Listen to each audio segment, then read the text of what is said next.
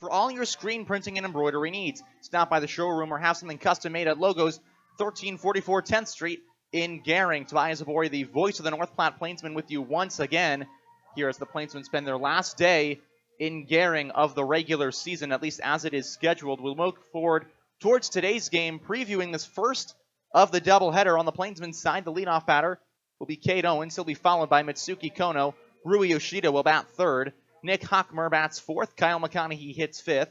Major Maiden will be batting sixth. Sam Bond hits seventh. Noah Prince is batting eighth. And Zach Knowlton rounds out the Plainsmen lineup.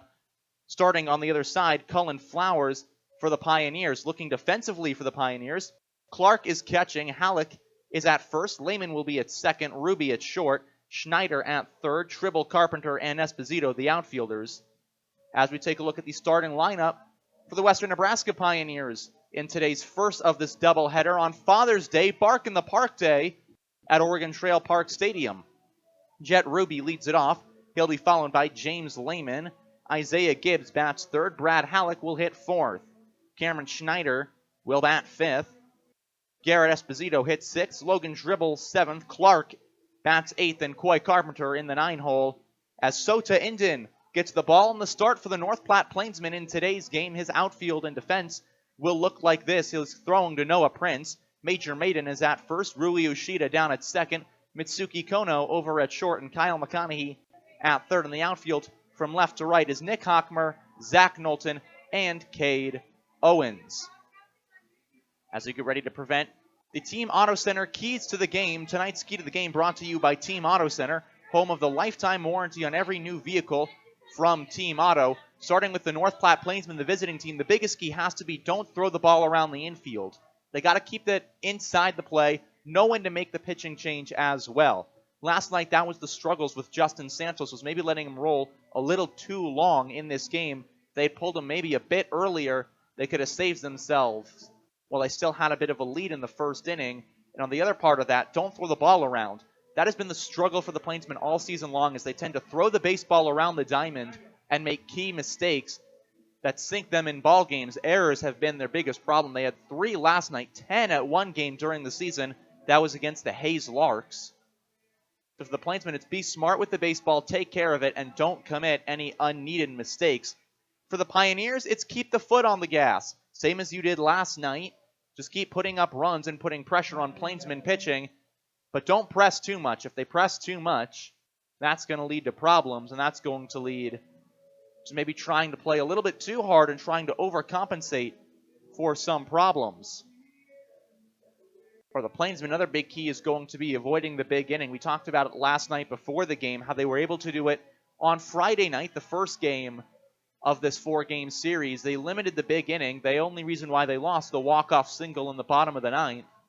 However, the North Platte looked really good other than that, and especially it was because they got out of jams. Last night, they were unable to get out of jams, especially when it came to the first and the 8th inning. The first, they allowed 5. The 8th, they allowed 6 runs, and even allowed the Pioneers to bat around that frame. So for North Platte, it is limiting the mistakes and not allowing the big inning. On the Pioneer side, it's keeping up the aggression. As the team's ready to take the field, wetting the infield are the Pioneers. Today they will be wearing white pants, blue uniforms, and the red dad hats for Father's Day.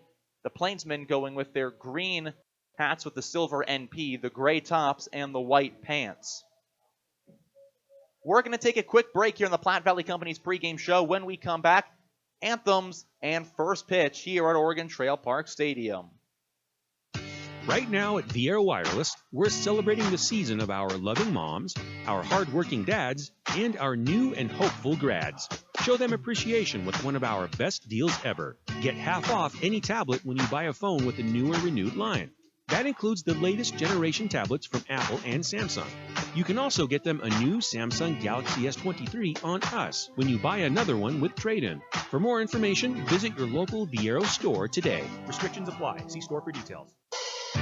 It takes a lot to run your business, and a lot has changed. What hasn't changed is the professional partnership with your business in E&H CPAs and Management Consultants. When you include our team, we will develop a plan to assist you with your accounting, tax planning, valuation services, and even litigation support and exit planning. Then you can focus on day-to-day responsibilities. Troy Hilliard will guide your business into the future. E&H CPAs and Management Consultants PC. Innovative, trusted, proven. 308-633-6800.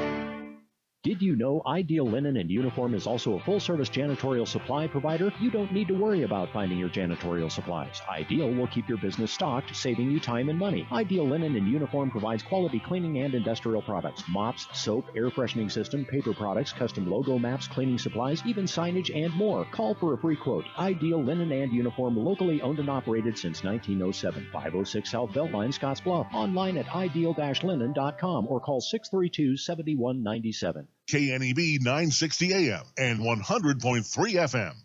Logos is your home for all your screen printing and embroidery needs. Stop by the showroom or have something custom made at Logos, 1344 10th Street in Gering. Welcome back to the Platte Valley Company's pregame show as we get ready for the first game of two between the North Platte Plainsmen and the Western Nebraska Pioneers in the Logos broadcast booth. I'm Tobias Zabori, the voice of the North Platte Plainsmen.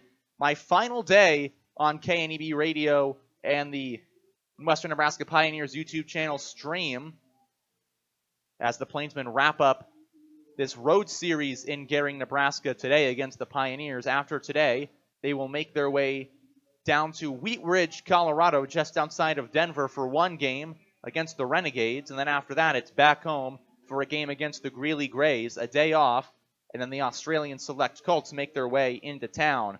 But before that, the Plainsmen will play two today against the Pioneers, and they have a chance to split this series still, despite the way the first two games have gone.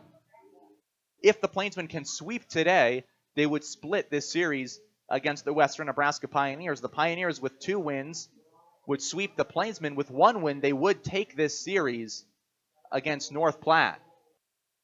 And for the Plainsmen in the first game, the man they have on the bump, Sota Inton, probably the man they want right now in this situation. Inton, probably their best starter. He has started in 2 games, made 3 appearances. He's pitched 13 2/3 innings coming into today. He allowed 13 hits, 9 earned runs, 5 walks, but he leads the team with 16 strikeouts on the mound. And you don't have to go far back to find his best outing. 5 innings, 1 hit allowed, 5 strikeouts on June the 1st against the Hayes Larks back at home. That was the Plainsmen' first home game that actually counts. They had that home game on the 29th against the Pioneers, but that game ended up not happening, or at least not being finished due to the weather delays. Today's game is a makeup from the 30th. May the 30th, the Plainsmen and the Pioneers were supposed to play a 1 game on that day, finishing out a home and home, but after the Plainsmen's home opener was rained out, they came back here, got ready to play 1 game against the Pioneers. We were about halfway through batting practice. The wind started up, the rain started to pour, and after that, it turned into a monsoon, essentially, and the Plainsmen left town pretty much immediately after batting practice. That game was postponed back to today. And looking on the other side on the mound for the Western Nebraska Pioneers, Cullen Flowers gets the start, the righty. He made his last appearance on June the 8th against the Game Day Angels, pitched 2 innings, allowed 1 run, 2 strikeouts in the 9 batters he faced. He struck out 6 on the 24th against the Plainsmen in 2 innings.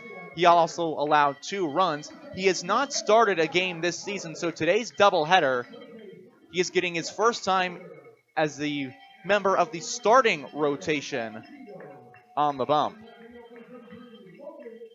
As the North Platte Plainsmen get ready, the Pioneers taking the field against them. Plainsmen trying to win their first game against the Pioneers since July of last year. The Plainsmen last won a game July 1st, 2022, 5-2. It was here at Oregon Trail Park Stadium. Since then, there have been 6 games played between the two. All have been losses for the Plainsmen. We're going to take a quick break for the national anthem. When we come back, first pitch as we listen in to the national anthem here on KNEB Radio.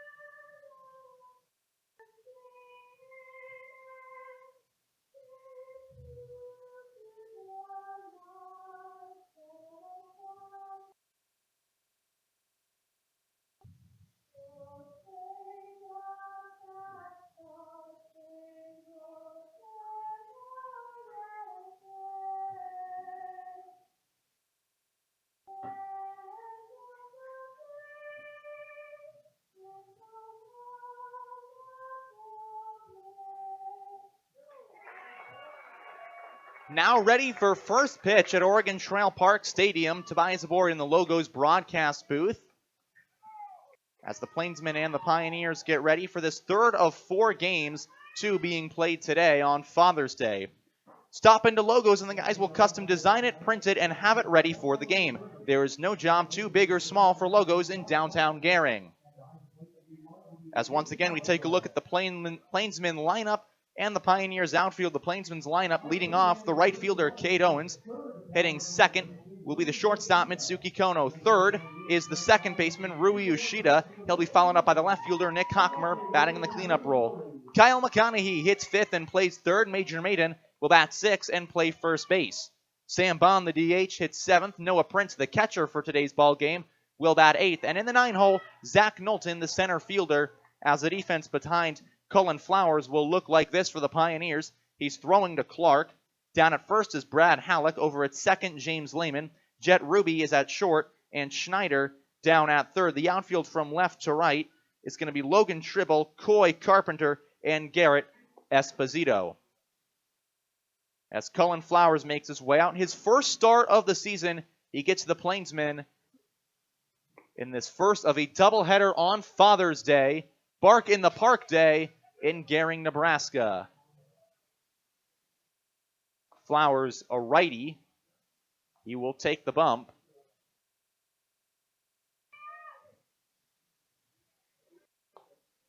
As the Pioneers defense is set, coming to the plate is Cade Owens. The opening pitch is brought to you by Papa Murphy's Pizza at 28-1 Avenue B in Scottsbluff.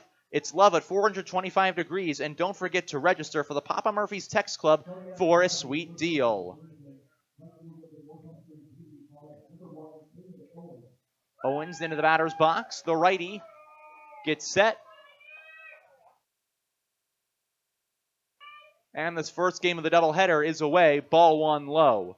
As coming in right in front of the press box and sitting down in the stands, Ryan Kelly and Kenneth Sugi. They will take in some of this ball game next to our bus driver, Kim, as the 1-0 pitch is in there. Count is 1-1. What?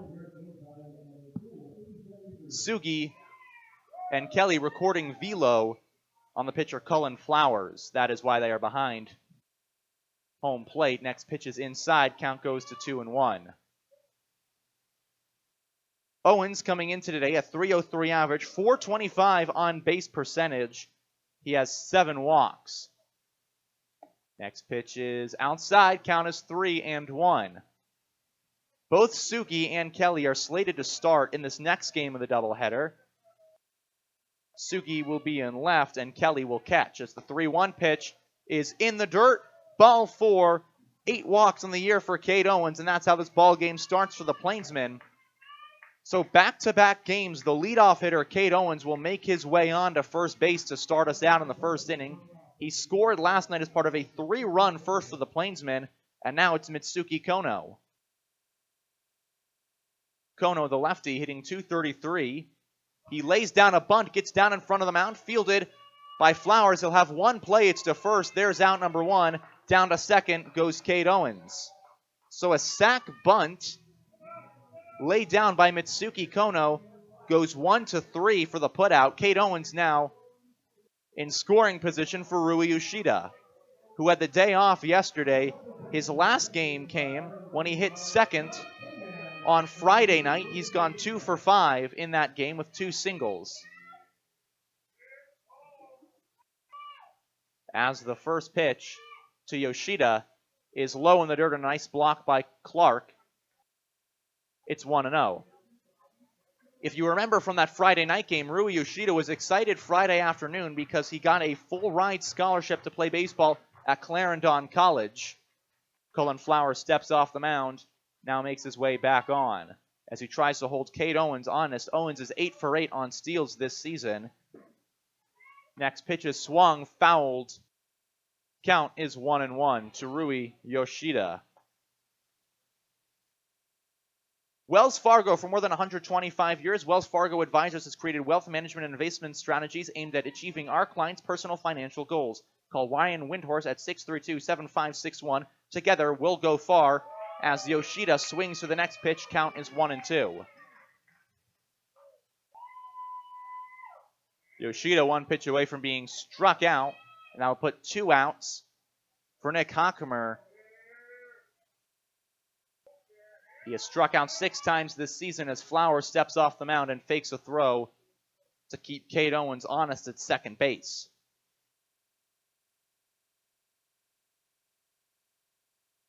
Here's the 1-2. Swinging a ground ball, foul just off the left side. A pitch that worked inside on Rui Yoshida, and he just pulls it foul in front of third base coach and the head coach for this Plainsman team, Jared Jones. Davin Conway, the assistant, is down in the first base coach's box. 1-2, 1 man out. Here's the next pitch. Swinging a high pop-up on the infield. Moving back is Halleck and Lehman. Lehman calling off Halleck. He's got it. There's out number 2. Lehman, the second baseman, reaches up, makes the grab, and now there are 2 outs for Nick Hockemer. Hockemer hitting .364 entering this first game of 2 on the season, and he has easily been the Plainsman most devastating, consistent hitter to this point. As the first pitch is swung on, lashed foul down the left field line. Hockemer took a hack at it and was just a little bit late. If the lefty had been earlier on it, that ball may have been deposited beyond the left field wall. As it is, the count is 0-1 to the left fielder in today's game. Takes the next pitch outside. It's 1 apiece.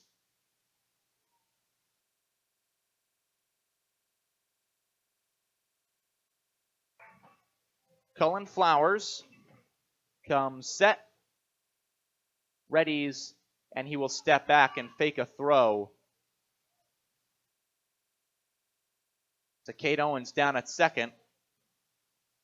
Just finished up his sophomore year at Galveston College.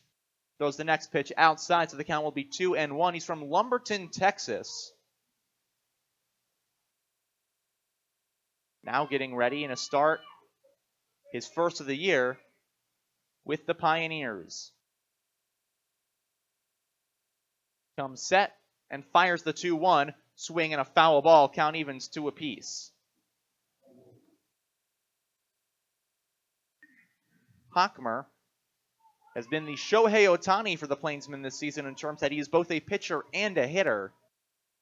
He's made a couple appearances on both sides, but has certainly done more damage with the bat. The 2-2 is outside, full count with 2 men out. Cade Owens is at second base. The Plainsmen hoping to extend this inning against the Pioneers.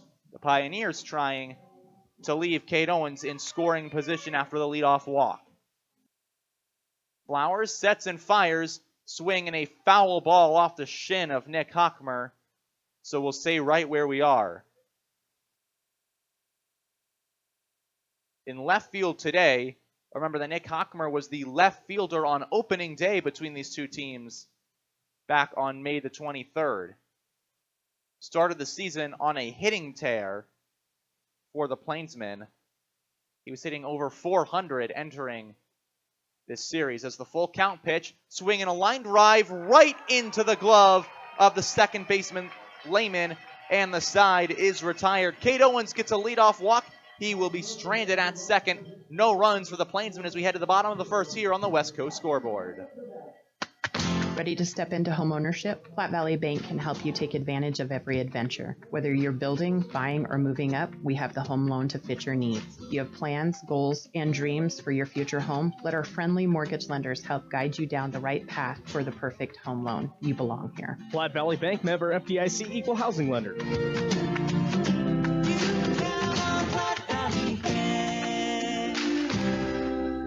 Community banking for you. Hurry up, dude. The game's about to start. Nothing beats spending the day watching the game with your buddies. Dude, I'm literally right here. Let's do this. Which is why a shelter insurance renter's policy is key to your winning game plan. It protects things your landlord's policy doesn't. Dude, where's your TV? What? Oh, no way, dude. Like that flat screen TV that just got stolen. Ask shelter agent Travis Hawk about a free personal protection review today.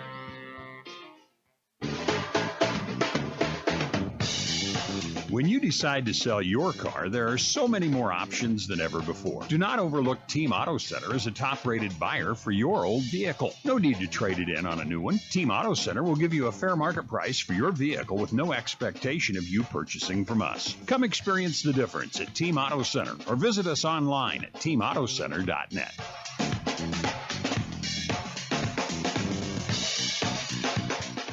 KNEB 960 AM and 100.3 FM.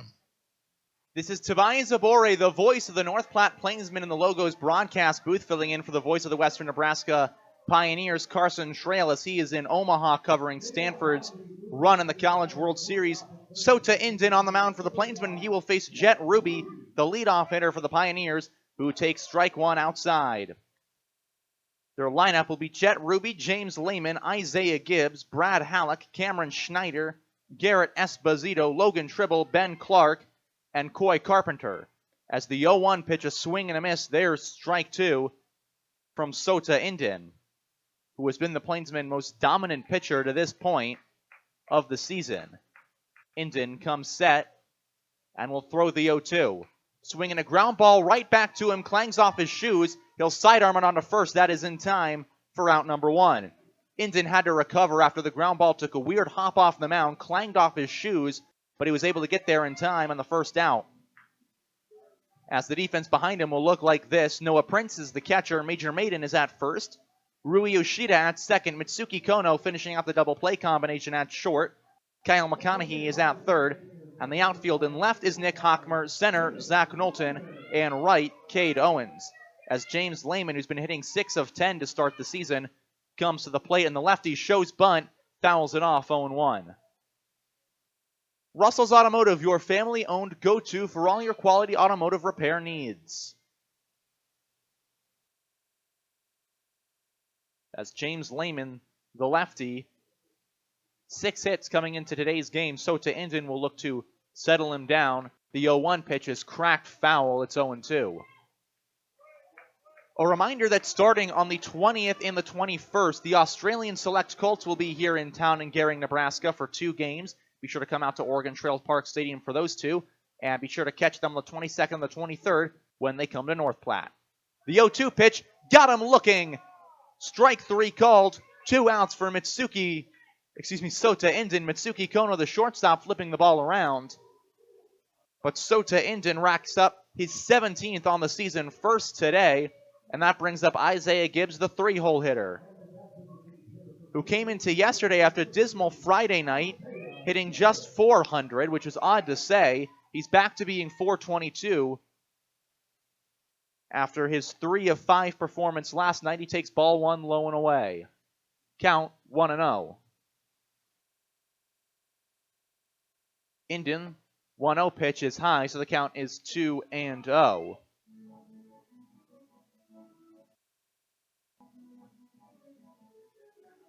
Indin comes set, and the sophomore from Sussex Community College will fire the next one in and that is strike one.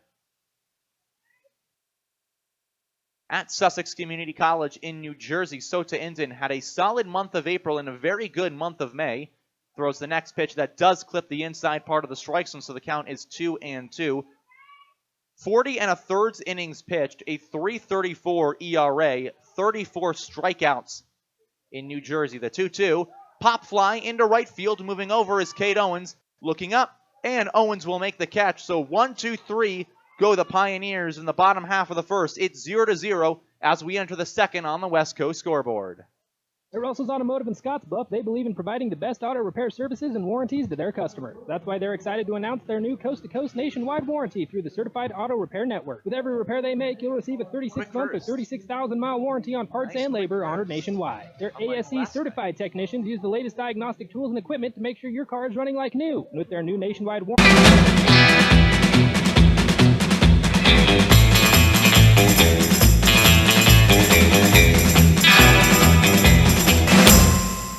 Who is Hydrotex? Hydrotex manufactures and distributes over 300 different high-performance lubricants, including fuel conditioners, hydraulic and transmission fluid, and more. We've been helping customers improve their operations for more than 80 years with products made in the USA. We sell directly to customers and can even deliver right to your door to offer excellent service and value.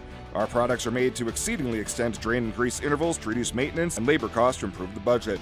Whether you're in a factory, farm fleet, or like to go fast, Hydrotex is here to help. Visit your local Hydrotex dealer in person or online today. Away, count is 1-1. McConaughey hitting .250 coming into today's game. He has had himself a good last few games. He was hitting .250 entering yesterday, went 1 of 4, so he stays at that mark as he fouls the next pitch off behind him. Count is 1-2.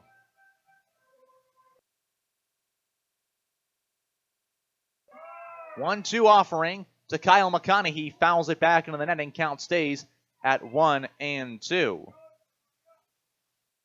As Ryan Kelly and Kenneth Suki, who are measuring velocity down by home plate, have been joined by Brandon Ward of the Pioneers.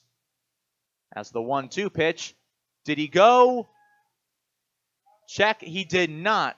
Kyle McConaughey able to hold up on his swing, so the count is now 2-2.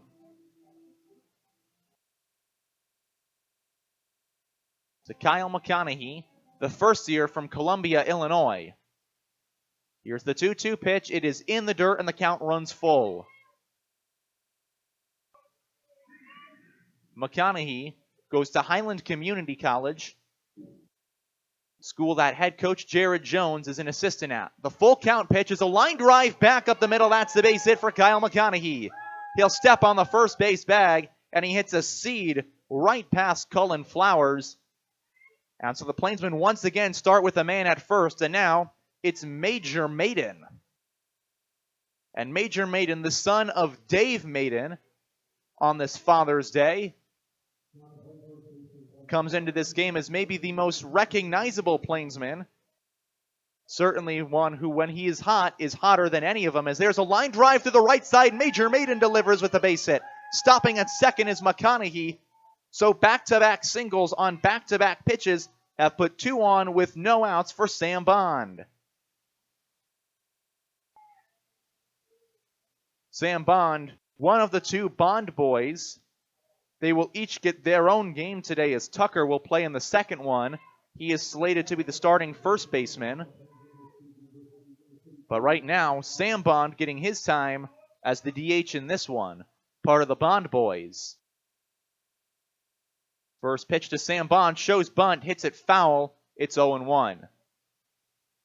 And Bond, Sam, the other Bond, he's the one you want bunting in this kind of situation as opposed to Tucker. Tucker's more of a power hitter.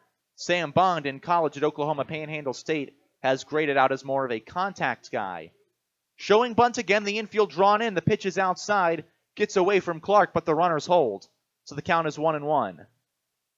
And a nice job by Sam to pull away on the bunt. He's hitting 125 entering today, 16 strikeouts, but if he can sacrifice the runners over, that would bring Noah Prince up with runners in scoring position. As the corners move in, showing bunt, that one will get down on the infield. It's fielded by Halleck.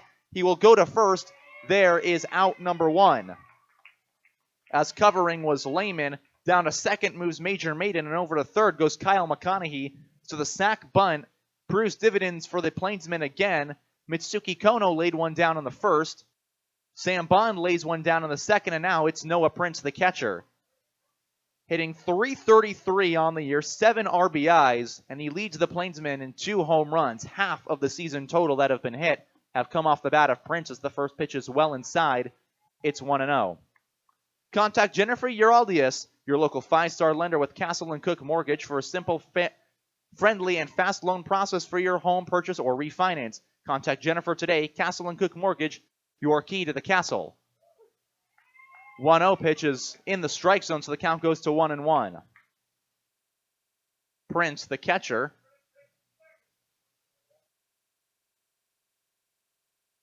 comes in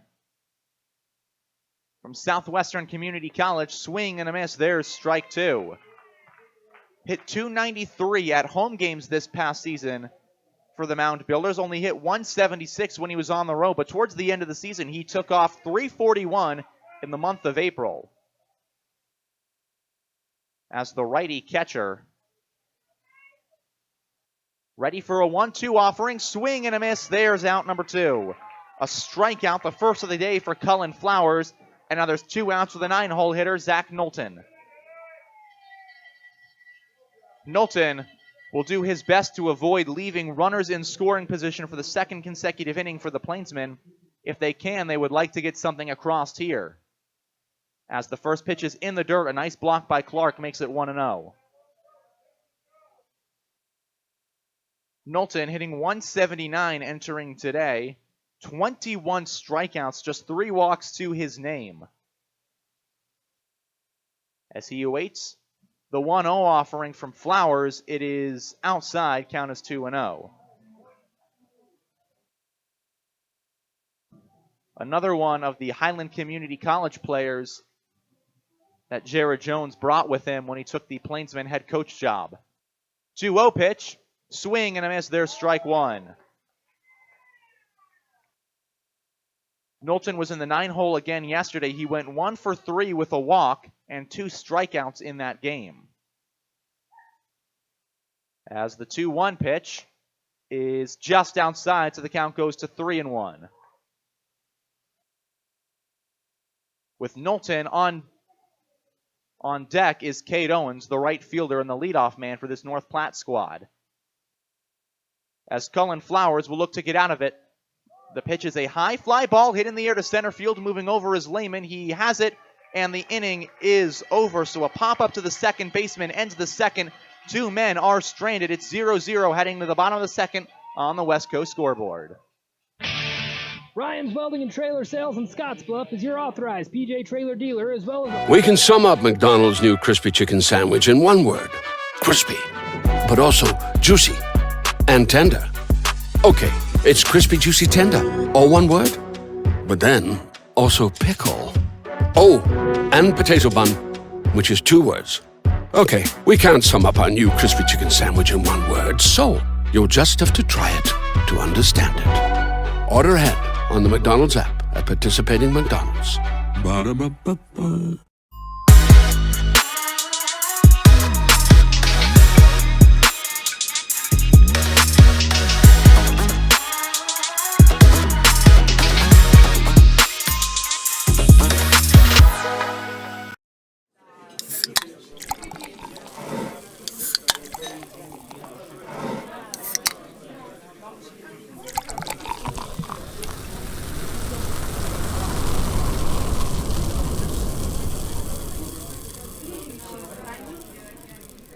All 9, you will find service departments with factory-trained technicians, fully stocked parts departments, and knowledgeable staff. So when you're on the road in Sydney, Cheyenne, Casper, Gillette, Rock Springs, Rapid City, Fort Pierre, or Belgrade, Montana, service and convenience are just ahead with Floyd's Truck Center. KNEB 960 AM and 100.3 FM. Tobias Abori in the Logos broadcast booth as we head to the bottom half of the second inning at Oregon Trail Park Stadium. It'll be 4, 5, and 6 for the Pioneers as Sota Inton set the first 3 down in order. Brad Halleck leading off the second, and he takes strike 1 outside. If you're watching this stream on YouTube and you're noticing Sota Indin's glove, and you don't know the significance and the importance behind the banana yellow glove, next pitch, swing and a miss. There's strike 2. Indin came on the broadcast with me a couple of days ago back in North Platte, and he talked about the yellow glove. His friend from Japan in high school had a yellow glove just like that one. When he came over to the States, he started to feel homesick. 0-2 pitch is inside, so the count is 1-2.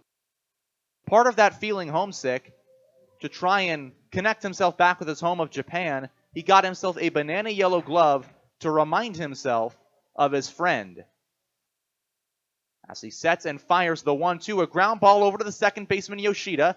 He gloves it, fires it onto Maiden. There's out number 1. As Sota Indin has already flashed the leather once in his game with that banana yellow glove, as now joining the small contingency of Plainsmen reading the radar on pitches is Hideyoshi Kawahara, one of their relievers. He will sit behind Ryan Kelly. As up to hit is Cameron Schneider. Schneider rips the ball foul. There's strike 1. Part of that group, at least Hideyoshi Kawahara filming this outing for Sota Indin. As the 0-1 pitch is in the dirt, the count is 1-1. 1-1 count.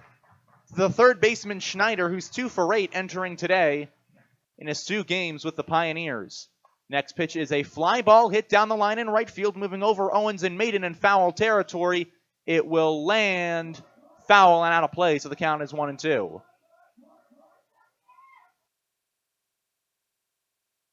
On Schneider, who has struck out twice, walked twice, coming into this game from Fresno State University, born in Fresno, California. The second member of this lineup who has that full going for him, Jet Ruby, was also born in Fresno and goes to Fresno State. The 1-2 is a foul ball off the right side, so we'll stay at 1-2. Indin coming set, ready to fire home the 1-2 offering to Schneider. It is in there, strike 3 called. Second K of the game for Sota Indin.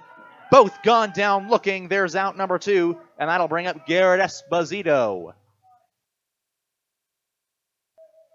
He'll come to the plate with a .333 batting average, 8 hits, 6 RBIs, and he had a home run last night that was absolutely crushed off Hideyoshi Kawahara, as Kawahara sits in the stands and watches his fellow pitcher Sota Indin throw strike 1 to Esposito. Indin, not the only Plainsman with a colorful glove. Bryce Butterfield, another one of the pitchers, has a baby blue glove, as the 0-1 pitch is hit down the line in right field, moving over towards the foul line, and will hit foul. So the count is 0-2. As Cade Owens will have to run back and pick his hat up off the ground. 0-2, 2 men out for Sota Indin against Garrett Esposito, the 6-hole hitter for the Pioneers. Here's the 0-2 pitch. Swing and a fly ball in the air, center field, moving over and back is Zach Knowlton. He will make the catch. There's out number 3. Plainsmen through 2 innings. It is 0-0 here on the West Coast scoreboard. Look like a team, work like a team with professional uniforms from Ideal Linen and Uniform. Shirts, pants, coveralls, lab coats, scrubs, cook shirts, aprons, and much more. Ideal also offers flame-retardant garments and feature the Ideal Connect tracking system. So when your uniforms are sent for laundry service, they will be tracked and returned professionally, cleaned and pressed. For a free quote and to see our entire line, go to ideallinen.com or stop by 506 South Beltline Highway in Scotts Bluff. Locally owned and operated for over 100 years. We We love our communities and want to high-five those who live in them with our 5 for 5 CD promotion. Right now, we are offering 5.00% APY on new money 5-month certificates of deposits. Stop in to any branch and talk with a personal banker for this five-tastic deal. We're local and we love our community. Riverstone Bank, member FDIC. The annual percentage yield is effective June 6, 2023 and is subject to change without notice. Penalties may apply for early withdrawal. A minimum $500 deposit is required to open. New money only. Interest compounded quarterly. Public and institutional funds are excluded. Will reprice upon renewal at the current 6-month CD rate. Fender bender, hailstorm, couldn't stop on the ice in time? After everyone is safe, Scottsbluff Body and Paint should be the first call you make. There isn't a better shop in the area. Our highly skilled team is experienced at performing all auto body repair and paint jobs. Stop by anytime and speak to one of our technicians, and we'll do a full inspection to show you just how little our repair services will cost you. Our work is not complete until your car is safe and you're on the road again. Call today, Scottsbluff Body and Paint, 225-6408. KNEB 960 AM and 100.3 FM. Tobias Zabori in the Logos broadcast booth, 0-0 as we head to the top of the third. Cade Owens will lead it off for the Plainsmen. He walked to start this game, and it's a ground ball on the third base side, fielded by Ruby. The shortstop fires it onto first, but it is well in front of the bag.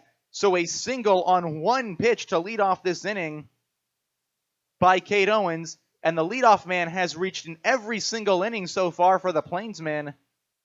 They have stranded 3 runners on base, and now it's Mitsuki Kono. He bunted Owens over to second back in the first, where he was left stranded. Schneider, the third baseman, is playing in about a step off the grass in case of the Kono bunt. He will hold the bat up, and he takes strike one. Floyd's Truck Center, your commercial farm and feed truck center representing Freightliner, Western Star, and HARSH. 322 South Beltline Highway East in Scottsbluff. As Kono takes ball one outside, the count is 1-1. Remember that the Australian Select Colts will be in town, playing the Pioneers the 20th and the 21st, and they will be in North Platte on the 22nd. As runner goes a line drive into right field, that's a base hit. Owens rounds, he will head to third, and he will stop. So runners at the corners, a steal and a single by Mitsuki Kono has put him at the corners with nobody out for Rui Yoshida. And since the last inning, a development in front, or at least behind the home plate netting, Hideyoshi Kawahara, who was back there, is now moved back to the dugout. So for the Plainsmen, it is just Ryan Kelly and Kenneth Sugi who are watching this game from the stands, along with a small contingency of Pioneer players. As the first pitch is low to Yoshida, ball one. Plainsmen stranded 3 entering this inning. In a 0-0 ball game, top of the third, only 7 innings to be played in both games today, as it is a doubleheader. Pitch is outside, and Mitsuki Kono thought about running, but he will stay down at first base, so the count is 2-0. Kono got a good lead off of first and had about 3 steps over to the second base bag, but then retreated after the throw. Next pitch in the dirt, skips away from Clark. Kono down to second, holding is Cade Owens, so they'll be at second and third with nobody out, and a 3-0 count to Rui Yoshida. Yoshida has walked 6 times entering today.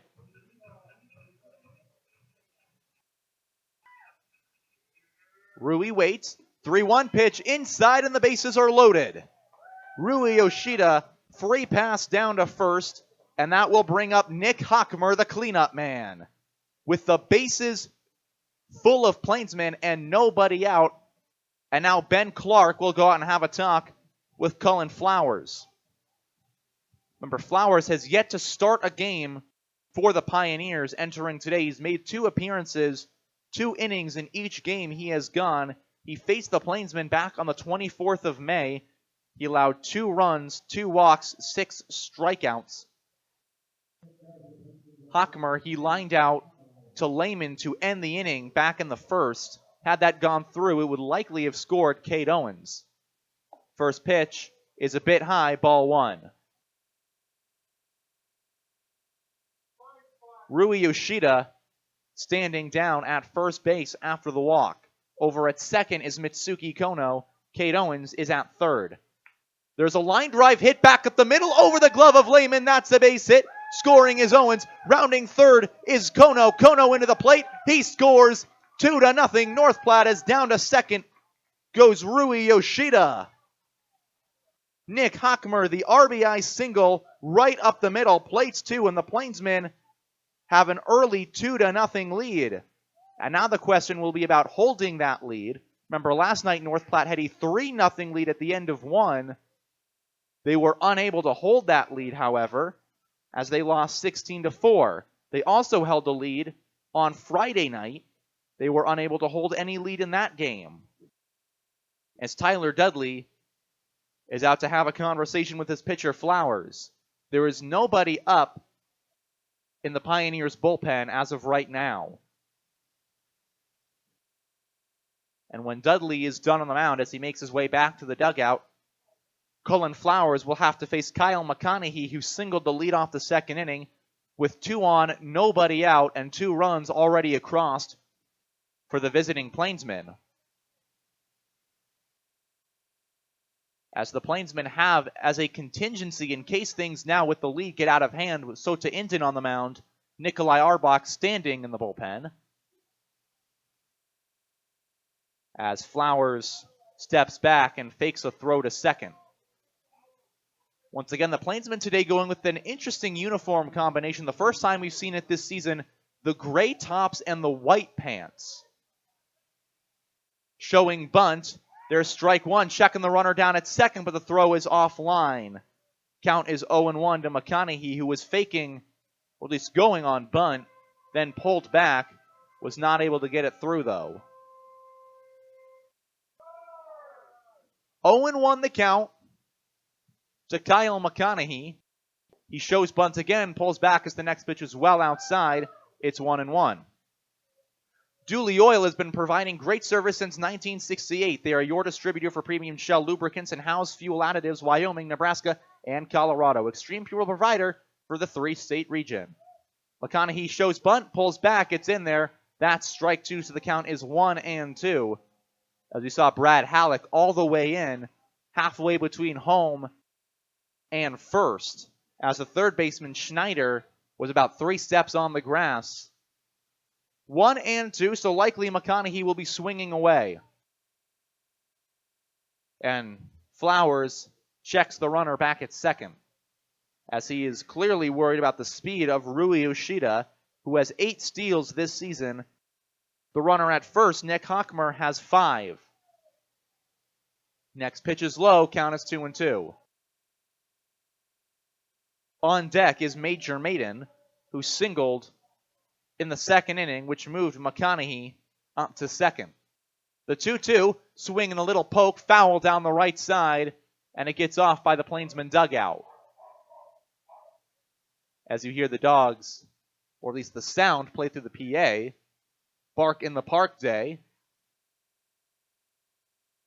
at Oregon Trail Park Stadium. 2 on, nobody out, and a 2-2 pitch to the 5-hole hitter, Kyle McConaughey.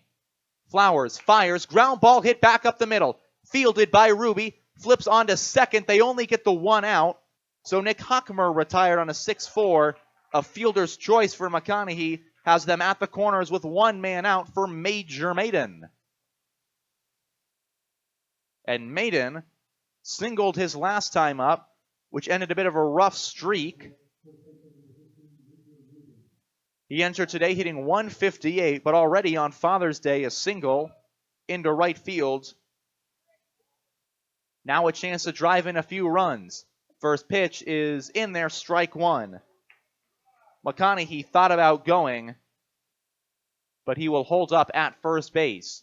He has 5 steals this season.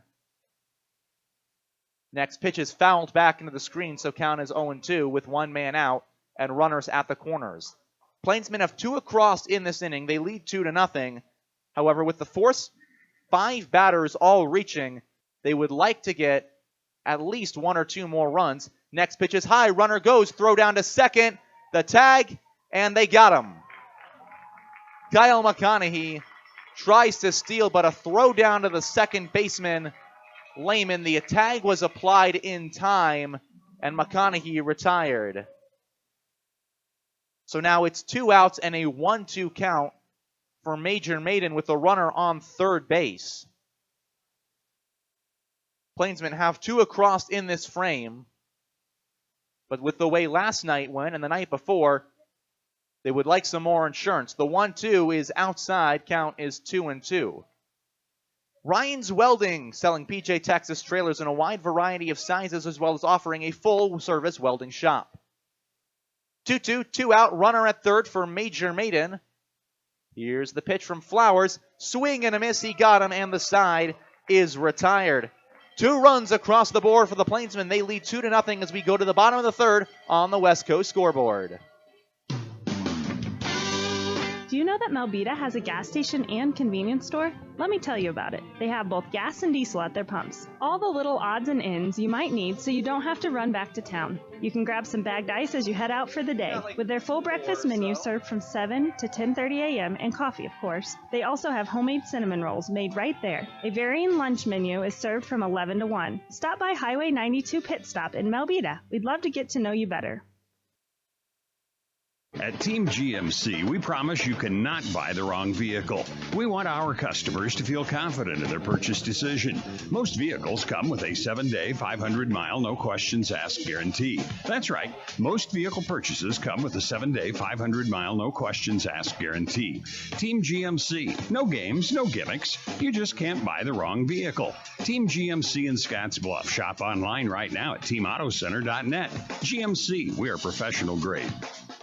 Life is crazy. Pain is stressful. How can anybody concentrate with these busy schedules? Now you can. This is Ben Moravec coming to you from Hydrozen, a float therapy business right here in Scottsbluff. I'm here today to let you know we now have memberships for $49 monthly. You can guarantee yourself at least 1 float per month. You know how floating keeps your muscles relaxed, your joints relieved, and your brain clear to think? Now you can float at a reduced rate each month. Inquire today at hydrozenfloat.com or call us at 308-63-FLOAT. Hydrozen. Unplug and recharge. KNEB 960 AM and 100.3 FM. Tobias Abori in the Logos broadcast booth, the voice of the North Platte Plainsmen. Here on this last day of a series between the Plainsmen and the Pioneers, we played 2 today. We go to the bottom of the third in this first of a doubleheader. Plainsmen lead 2-0 after they scored in the top of the third. Now up is 7, 8, and 9 for the Pioneers against Sota Indian. It's Logan Tribble. Tribble hits a high fly ball into center field. Zach Knowlton will take a few steps back. He'll move to his right, settle under it, out number 1. Back-to-back batters fly out to Zach Knowlton, and there's already 1 pitch in, 1 out here in the third, and that brings up the 8-hitter, Ben Clark. Clark catching 1 for 13 on the season. He was 1 of 9 entering the Plainsmen game on Friday night. He takes strike 1. Count is 0-1. He went 0 for 4 that day. Ground ball on the left side. It's fielded by McConaughey. McConaughey fires to first and is high of the bag. Pulls Major Maiden off. So the first base runner of the day for the Pioneers. We're going to wait and see how that is ruled. It is officially ruled a single. So the first hit comes in the third with 1 out, and now Coy Carpenter. McConaughey took a tough bounce off the infield and quickly threw it onto first, but his throw was high, and Major Maiden did a good job of elevating to haul it back in. But 1 out and a man on for Coy Carpenter, who is a dangerous 9-hole hitter, .321 entering today with 17 hits. And Carpenter lashes the first pitch foul just off the Pioneers' dugout. It's 0-1.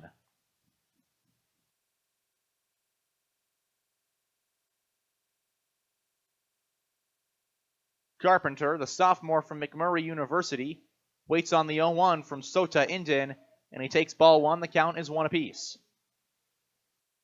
The son of Richie and Karen Carpenter, as we celebrate Father's Day on this 18th of June with a doubleheader. The 1-1 is in the dirt, skips away from Noah Prince. Holding down at first base is Ben Clark. So the count will be 2-1 with Clark staying at first. A good job by Prince walking Clark back to the bag. As Carpenter, the 9-hole hitter, looks to do what the Pioneers did after the Plainsmen took a lead last night, and that's answer right away. As the 2-1 pitch is low and in, 3-1. Coy Carpenter has walked 7 times this year. He has struck out 11. As Indian, the righty, fires line drive into the Pioneers dugout. So the count is full. To Coy Carpenter, a sophomore from Seguin, Texas, the hometown of Smokey Joe Williams, one of the oldest towns in the state of Texas. Here's the full count pitch, swing and a little line drive, base hit down the left field line. Cutting it off is Hockmer. Staying at second is Ben Clark. So a single that gets right down the line. And now it's 2 on with 1 out. Back to the top of the order in Jet Ruby.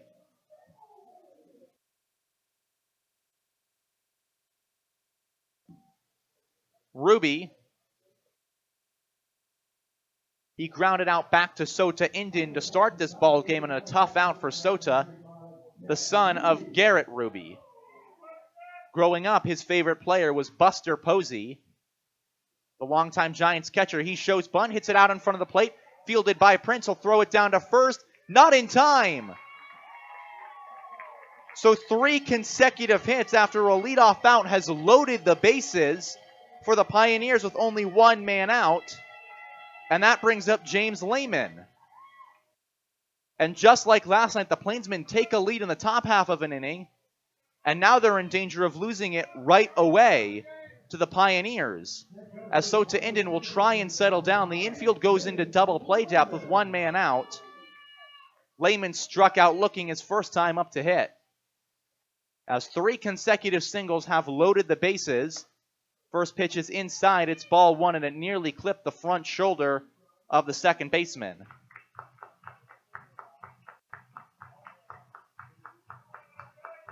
Lehman went to Wofford College this past year, the first year from Bluffton, South Carolina. The 1-0 from Indian is a ground ball chopped on the infield. It is gloved, bobbled by Yoshida. Everybody is safe. It's 2-1. Yoshida took a high ground ball, tried to catch it right at the base of the hop, kicks it off his glove. That is an error. A run scores, and it's 2-1 Plainsmen. So there's the error the Plainsmen have needed to limit this entire season, and now the 3-hitter, Isaiah Gibbs, in a tie game, in a 1-run game, with the tying run 90 feet away. First pitch is strike 1 off the inside part of the plate.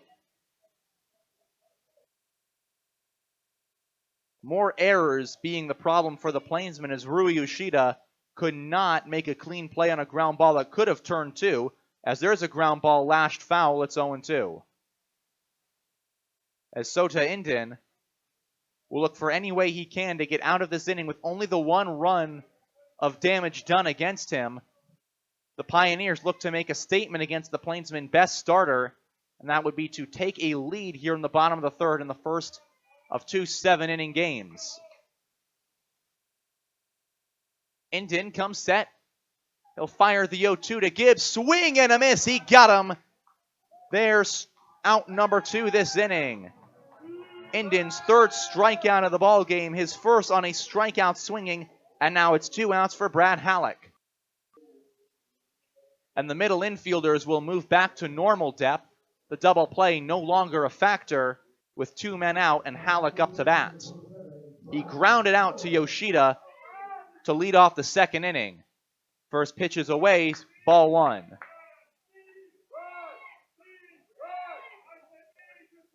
Sota Indian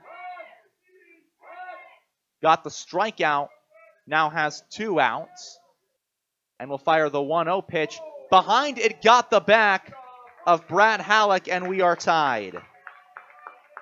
A hit by pitch that plates Coy Carpenter, and it's 2-2. Sota Indian lost control of a fastball that ran in and hit between the 2 and the 7 on the blue uniform of Brad Halleck. So the bases are loaded once again for Cameron Schneider.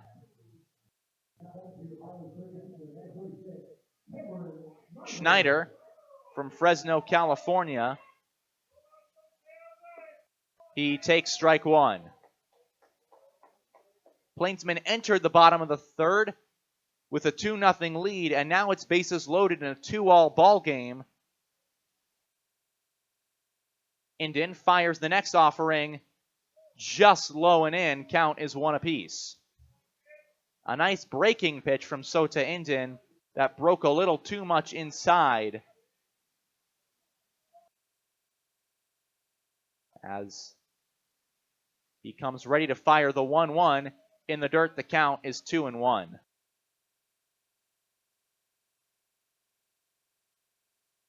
Schneider struck out looking to be the second out of the second inning, his third strikeout of this season. He has 2 hits coming into this ball game. The 2-1 is in there, strike 2, and we're all even 2 apiece.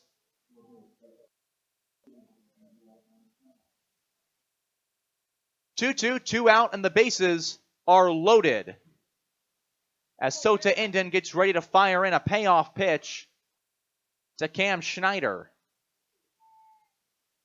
Here it is. It is outside, we're filled. Full count, 2 outs, the bases loaded in a tie ball game. A strike ends the inning. A ball gives the Pioneers the lead and keeps the bases loaded for what would be the 9th batter of this inning. Indian sets.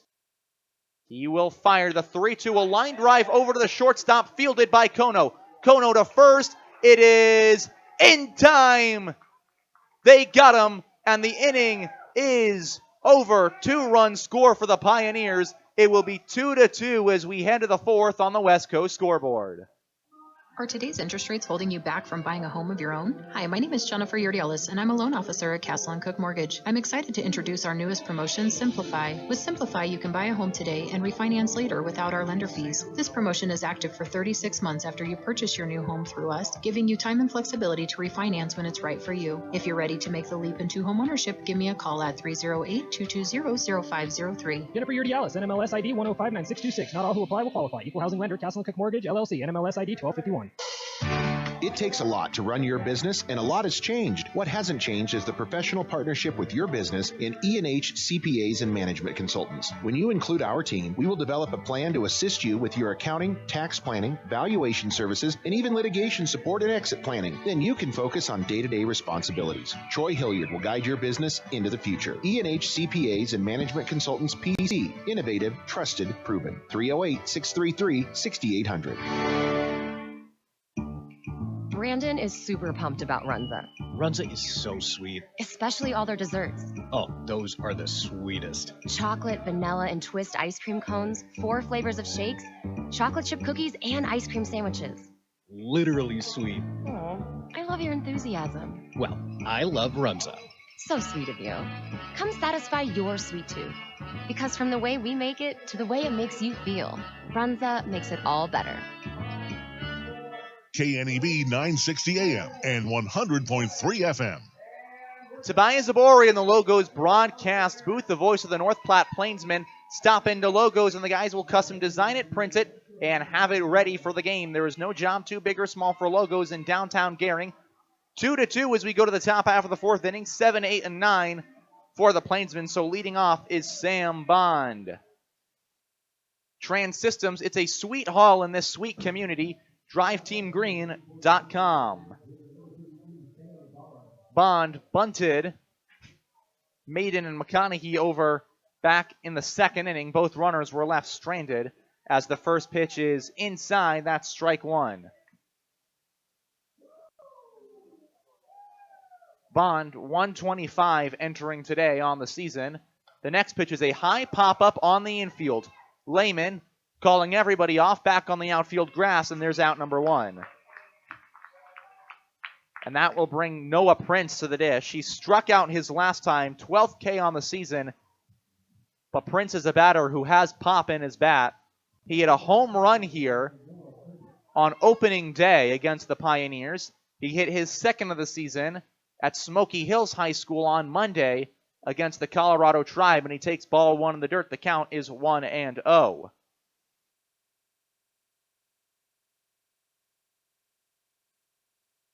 Cullen Flowers still on the mound after his 3 innings of work. The next pitch is a high fly ball that will turn foul, so the count goes to 1-1. Prince under that pitch and a little bit early. Just missed. Some good contact as he had a nice swing.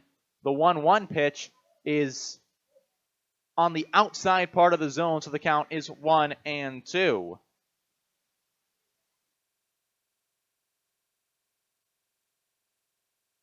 Prince, the catcher from Southwestern Community College, will wait on a 1-2, swing and a foul back to the padding behind home plate on the backstop, so it stays at 1-2.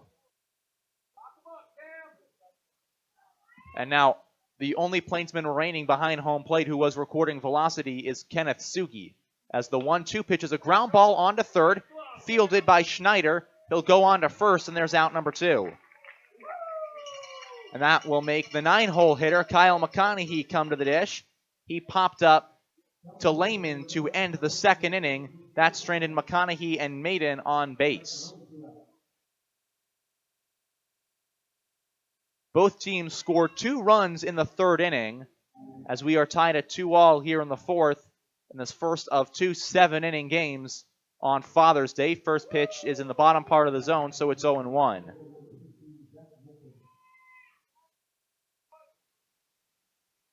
Knowlton, already on the 0-1, takes ball 1 away, so the count is 1 apiece. Viera Wireless, hometown roots, global reach. Viera Wireless, Scottsbluff.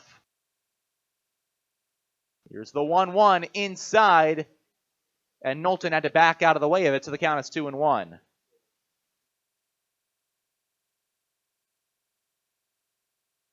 The 2-1 to the righty Knowlton is strike 2.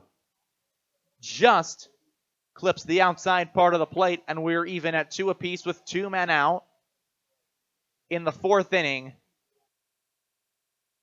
against Zach Knowlton. Cullen Flowers has settled down after a rough second and third innings. Here's the 2-2, foul ball right side, just off. So we'll stay right where we are. A reminder that on the 20th and the 21st, the Australian Select Colts come to Gering, Nebraska for 2 games. After that, they come to North Platte for 2. As the 2-2 pitch is just high of the strike zone, so the count is filled. With Cade Owens on deck, who has gotten on base both times he's come to the dish. Full count pitch in the dirt, and Zach Knowlton will walk his way on to first with Cade Owens coming up. He led off last inning with a single to left field, ended up scoring the first run of this ball game. He also walked back in the first. Cade Owens, the only non-catcher for the Plainsmen who has hit a home run this season. As a check on the runner at first, he's back underneath the tag. He hit one to left field against the Colorado Tribe last Monday in Aurora. As the Plainsmen will play once again in the Denver region tomorrow. The first pitch is in there, strike 1. That game will be played at Wheat Ridge High School. Check on the runner at first, but he's back in plenty of time once again. Knowlton has 4 steals this season for the Plainsmen.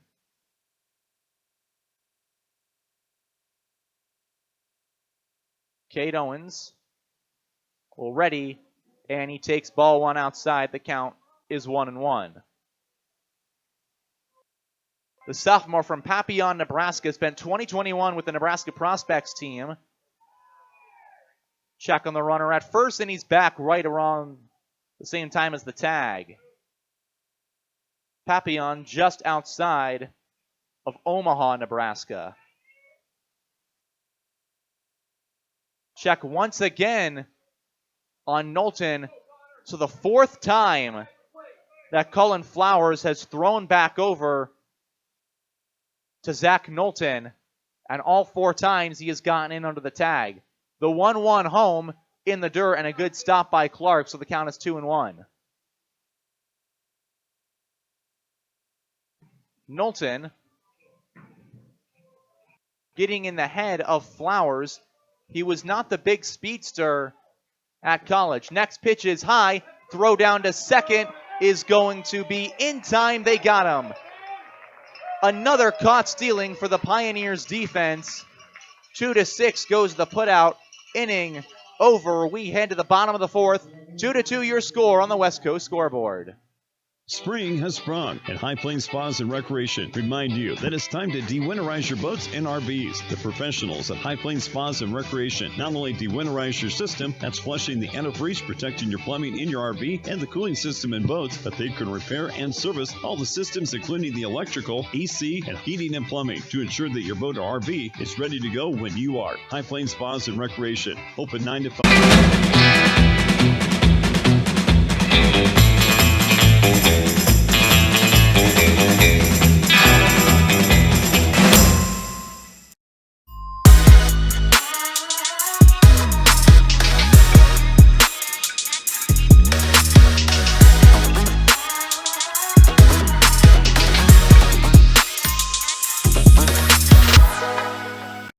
NEB 960 AM and 100.3 FM.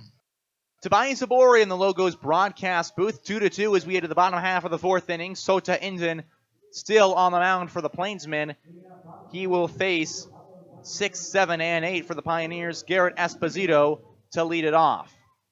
Inden faced 8 batters in the last inning, allowed 2 runs, but worked out of a bases-loaded jam as he throws the first pitch high. It's 1-0. Both teams have someone warming up in the bullpen. For the Plainsmen, Nikolai Arbach is getting loose as the 1-0 pitch, swing and a miss there, is strike 1.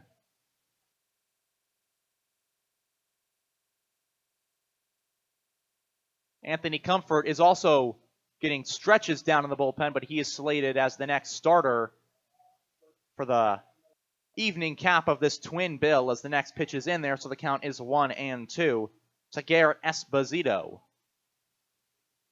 Here's the pitch. Swinging a high fly ball, center field, moving Knowlton back.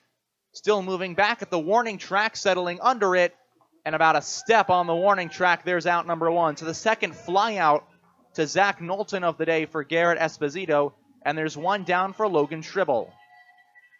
Tribble led off the last inning with a fly out to Knowlton, and then after that came 3 consecutive singles and an error, which plated runs and made it 2-2.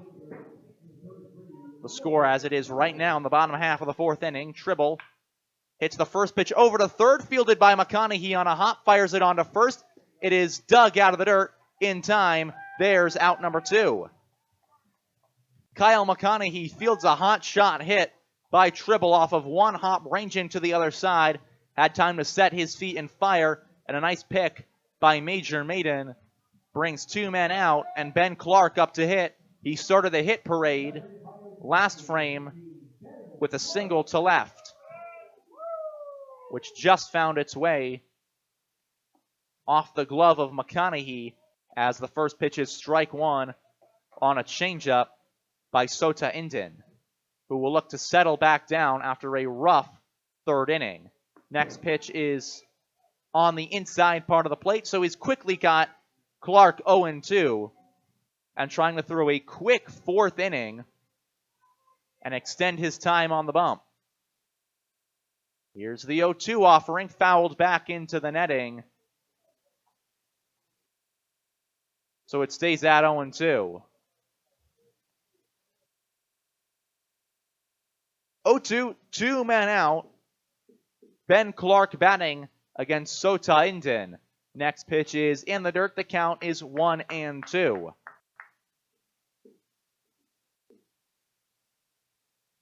Clark, the first year, about to be at Oakland University from Albany, Ohio. As Inden throws the 1-2, foul back into the netting again, so we'll stay right where we are. A reminder that the 20th and the 21st, the Australian Select Colts make their way to Gehrig, Nebraska for 2 games as part of their tour across the country. They will then play in North Platte on the 22nd and the 23rd. Next pitch is in there, and it got him on the elbow guard, so a hit by pitch against Clark extends the inning, and now it's Coy Carpenter. The Plainsmen would have liked to pitch to him to lead off an inning, but now he will have a man on first with 2 outs in a 2-2 ball game.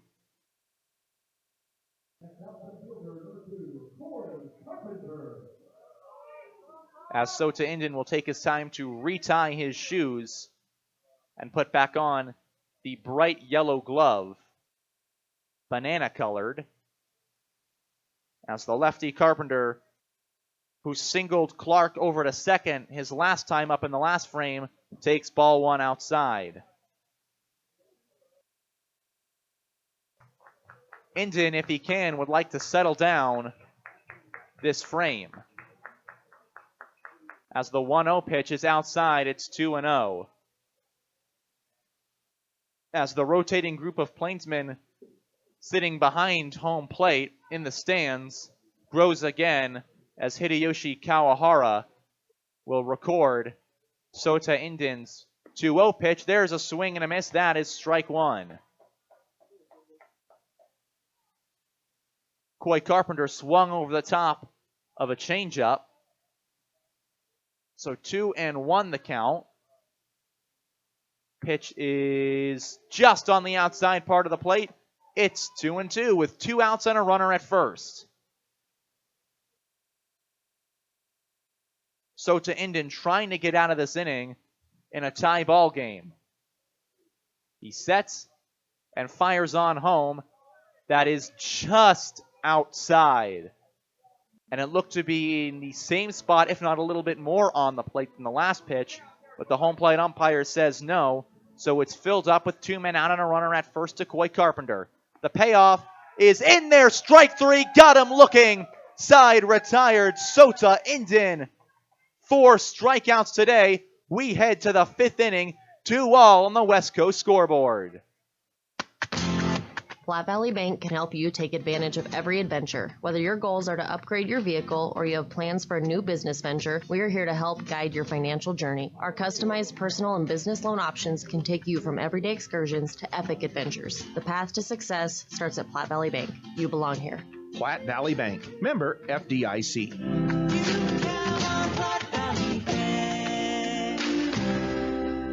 Community banking for you.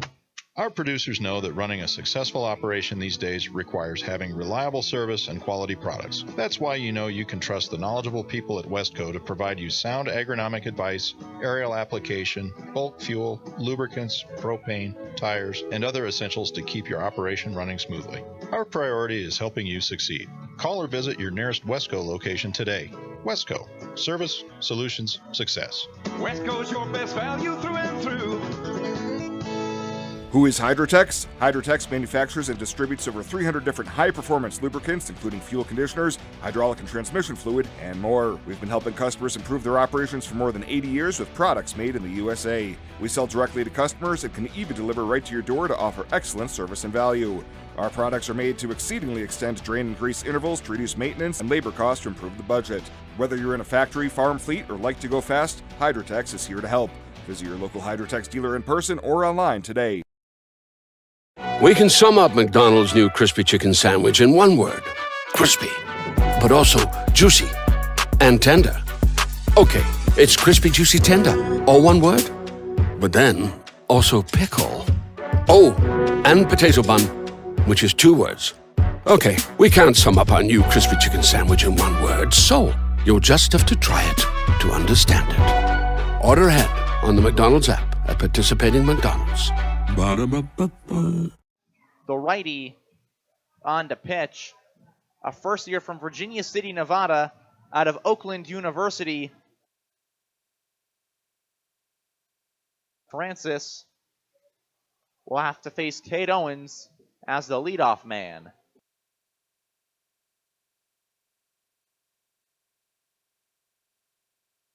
Francis from Bridgeport, Ohio. One of a couple of these Pioneers pitchers from Oakland University. He appeared in 3 games for Oakland University, a perfect game grade of 8 coming out of high school. As his first pitch to Cade Owens is in there for strike 1. He has pitched 6 innings for the Pioneers this season. He had 5 against the Cage Rats, 1 against the BJs, and he's allowed 6 total runs. As the next pitch is low, so the count is 1-1. All 6 runs came on May 26th against the Cage Rats at home. That was the 15-8 loss the Pioneers endured. As his 1-1 pitch is high and tight and nearly catches Cade Owens on the helmet, but he's able to back out in time, so it's 2-1.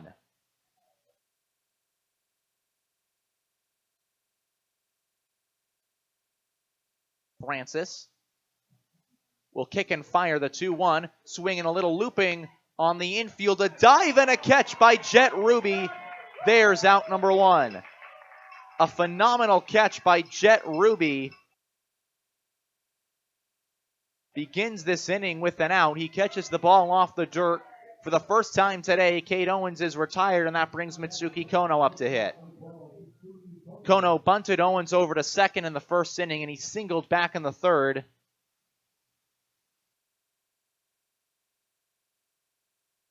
As the next pitch is in the dirt, that will be ball 1.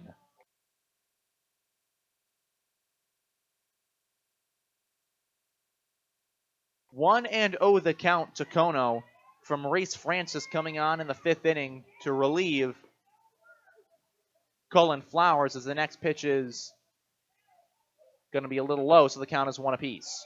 With 1 out to Mitsuki Kono. Here's the 1-1 offering. Lashed foul, it's 1-2. Kono hits the ball into the Pioneers bullpen, so he will stay in the left-handed batter's box to face a 1-2 count with 1 man out after an incredible catch by Ruby. The pitch is in the dirt, even at 2.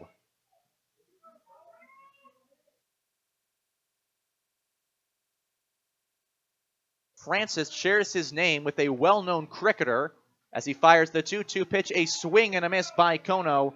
There's out number 2 in this 5th inning. As Rui Yoshida will come to the plate. And not only does Reese Francis share his name with the cricketer, he shares his hometown of Bridgeport, Ohio, with the well-known ornithologist John Todd Zimmer, along with pitcher Bill White. Ornithology is something that is very close to myself, as Cornell University, just across town from my school, Ithaca College, most well-known for its ornithology program. As the next pitch is inside, the count is 1-0. Their ornithology lab just outside of Ithaca, in I think Dryden, New York, it's quite extensive and has quite the number of wild birds on it. As the next pitch is low, the count is 1-1 to Rui Yoshida. Francis fires the 1-1 well inside, so the count is 2-1 against Rui Yoshida. As fans continuing to come into Oregon Trail Park Stadium during this first game of 2 between the Plainsmen and the Pioneers. Bark in the Park Day, a couple of dogs we have in attendance. As the 2-1 pitch is high and tight, 3-1 to the second baseman.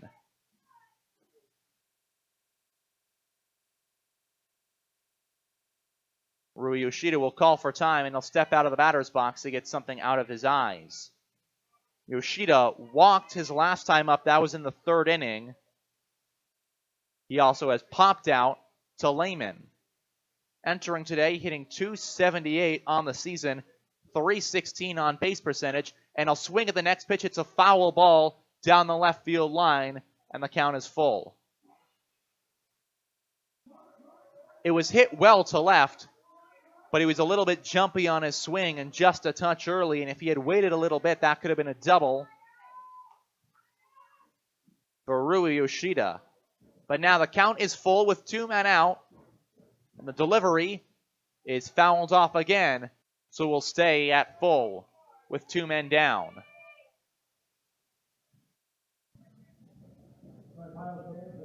Francis comes set. Full count, 2 men out in a 2-2 game, top half of the 5th. Here's the delivery. Swing and a miss. He got him, and the side is retired. We will go to the bottom of the 5th inning. 2-2 your score on the West Coast scoreboard.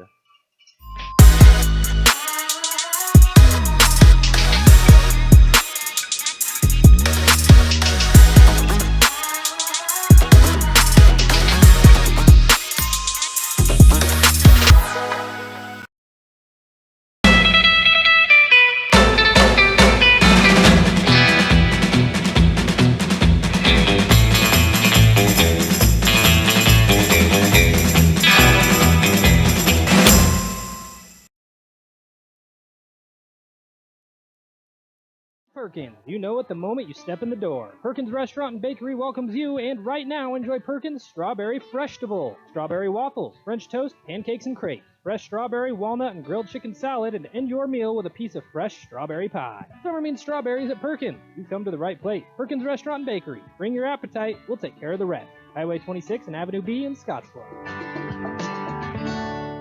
KNEB 960 AM and 100.3 FM. Tobias Zabori in the Logos broadcast booth. Stop into Logos and the guys will custom design it, print it, and have it ready for the game. There is no job too big or small for Logos in downtown Gering. Bottom of the 6th inning, 2-2 your score as Sota Inton look for his 5th inning, starting on the bump and leading off Jet Ruby. He has singled and grounded out to start the game. First pitch is just a bit outside. Count is 1-0. Sota Inton, with 1 inning of work here, would match his longest outing of the season. He throws that pitch well high, so the count is 2-0. That was the 5 innings he worked, or 5.2 innings was his longest outing, but his most consistent outing was 5 innings against the Larks of no runs allowed. Next pitch is in there, strike 1. Remember today, the first of a doubleheader, so the Plainsmen would like to use as few arms as they can in the opener. As the 2-1 pitch is a ground ball hit on the infield. Going over to field, it is McConaughey. He'll throw it to first, and there's out number 1. The infield playing really slow this series between the two teams as the grass has grown quite tall. Kyle McConaughey had to charge, but knowing the way the infield was playing certainly helped him, and he fielded it just behind the pitcher's mound and flipped it on to first, and there's 1 out for James Lehman, who reached on an error by Rui Yoshida that scored a run in the 3rd inning. That made it a 1-run game. The hit by pitch to Brad Halleck tied it at 2, and now Lehman takes strike 1.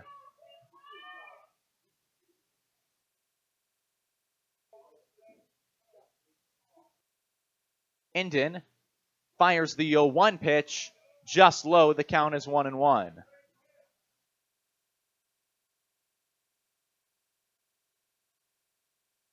Lehman's dad played tennis at Western Carolina. His brother played football at Mars Hill University and is currently an offensive assistant at the University of Massachusetts Amherst. 2-1 pitch outside.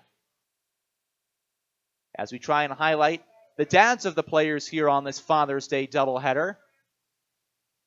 Lehman waiting on the 2-1 will swing and hit a ground ball foul. Count is even 2-2.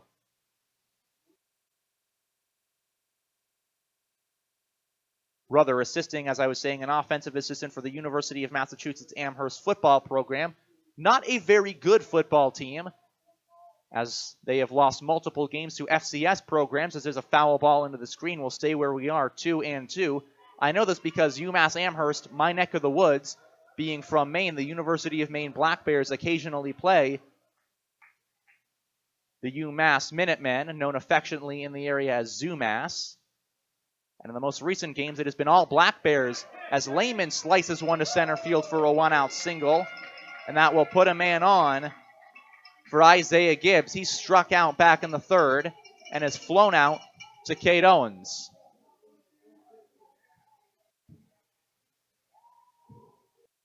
Remember, Gibbs hitting .422 coming into today's game.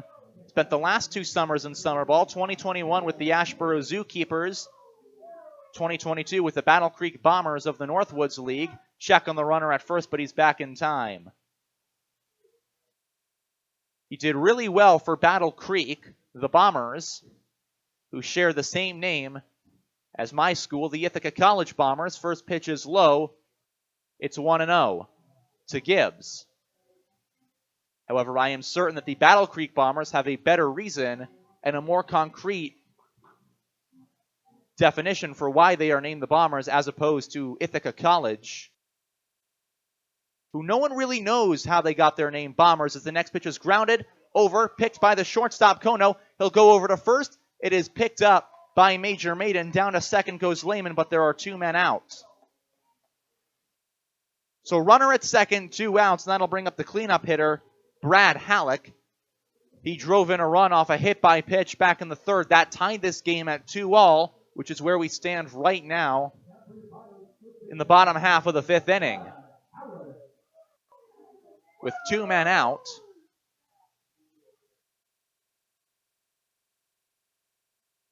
Halleck 0 for 1 on the day, including that hit for pitch. He grounded out to Rui Yoshida. Now he hits a ground ball on the left side, fielded by Kono. Kono takes a step, fires it on to first in time. The inning over. Lehman stranded in scoring position. We will go to the 6th inning of the 7-inning series. 2-2 all on the West Coast scoreboard. Why not show it off? You take pride in your business, your team, your customers. Why not show it with help from Scottsbluff Screen Printing and Embroidery? Custom banners and flags are tremendous promotional tools, but they can also help you out with pins, magnets, koozies, and just about anything you can think of. If you have it in mind, Scottsbluff Screen Printing has many great options. They also build custom trophies, plaques, medals, and more.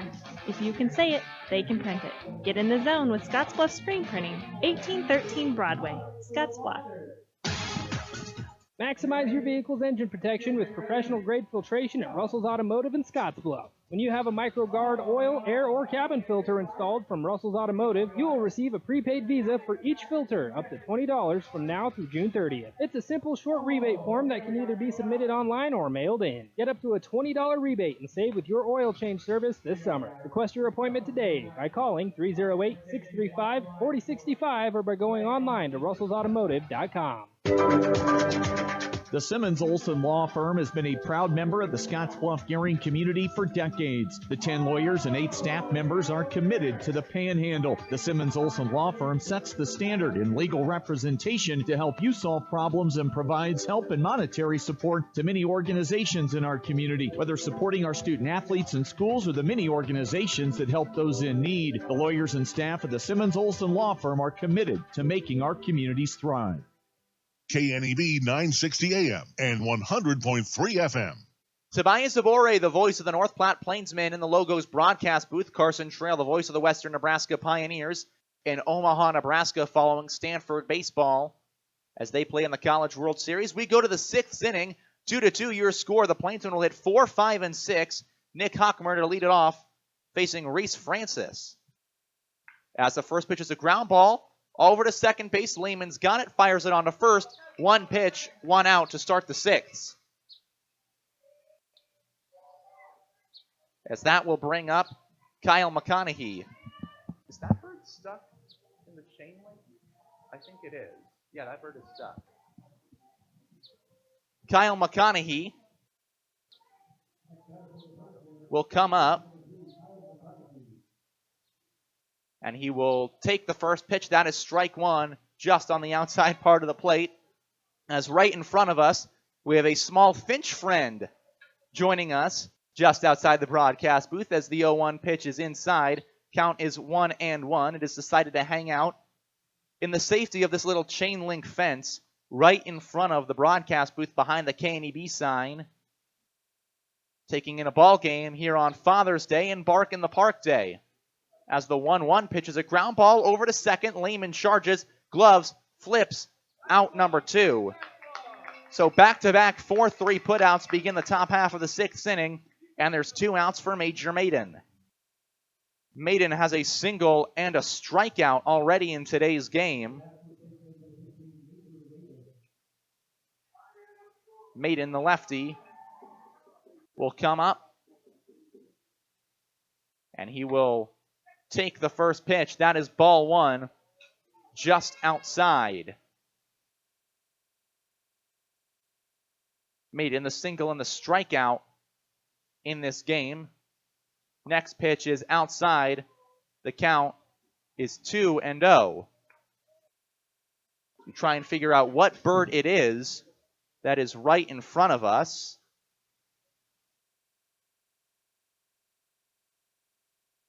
Maiden. On the next pitch, it's a ground ball on the third base side. It's fielded by Schneider. He takes 2 steps, fires over to first. 3 groundouts here in the 6th inning. We go to the bottom of the 6th. 2-2, your score on the West Coast scoreboard. Right now at Viera Wireless, we're celebrating the season of our loving moms, our hardworking dads, and our new and hopeful grads. Show them appreciation with one of our best deals ever. Get half off any tablet when you buy a phone with a new or renewed line. That includes the latest generation tablets from Apple and Samsung. You can also get them a new Samsung Galaxy S23 on us when you buy another one with trade-in. For more information, visit your local Viero store today. Restrictions apply. See store for details. Be the envy of the neighborhood with the new Green Mountain Grill from High Plains Spas and Recreation. In addition to Green Mountain Grills, High Plains Spas and Recreation also has the pellets, cooking spices, rib racks, smoking shelves, covers, and other accessories, as well as replacement parts. If they don't have what you need, they could get it. Yep, get a Green Mountain Grill and be that neighbor that's always admired for the wonderful, yummy barbecue smells. High Plains Spas and Recreation, open 9 to 5, Monday through Friday, 1725 East Overland in Scotts Bluff. Your husband is pretty handy to have around. He makes the world's best mac and cheese. He's in the Tickle Monster Hall of Fame.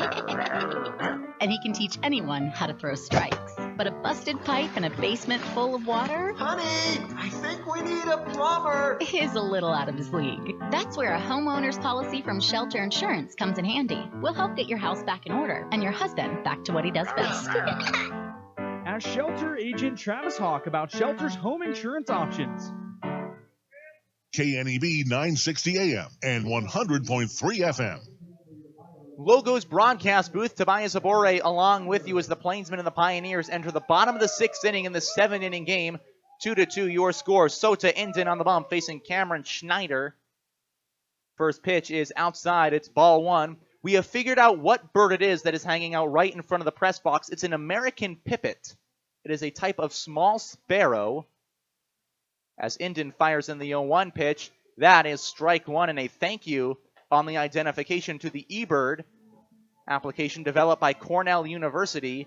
As much as I like to rag on our crosstown rivals at Ithaca, as the 1-1 pitch fouled off right side, moving back Major Maiden into foul territory. Kate Owens will cover, but drops harmless. Count is 1-2. Again, as much as I like to poke fun at Cornell University, them being across the town on the East Hill as Ithaca College on the South Hill of Ithaca, New York, their ornithology program is quite helpful at times. That is about the best compliment you will ever hear me give to Cornell University. As Sota Indon will ready to pitch to Cameron Schneider, the righty who is 0 for 2 today. Indon, a 1-2 pitch, outside, count is 2-2. I guess I will give one other compliment to Cornell University.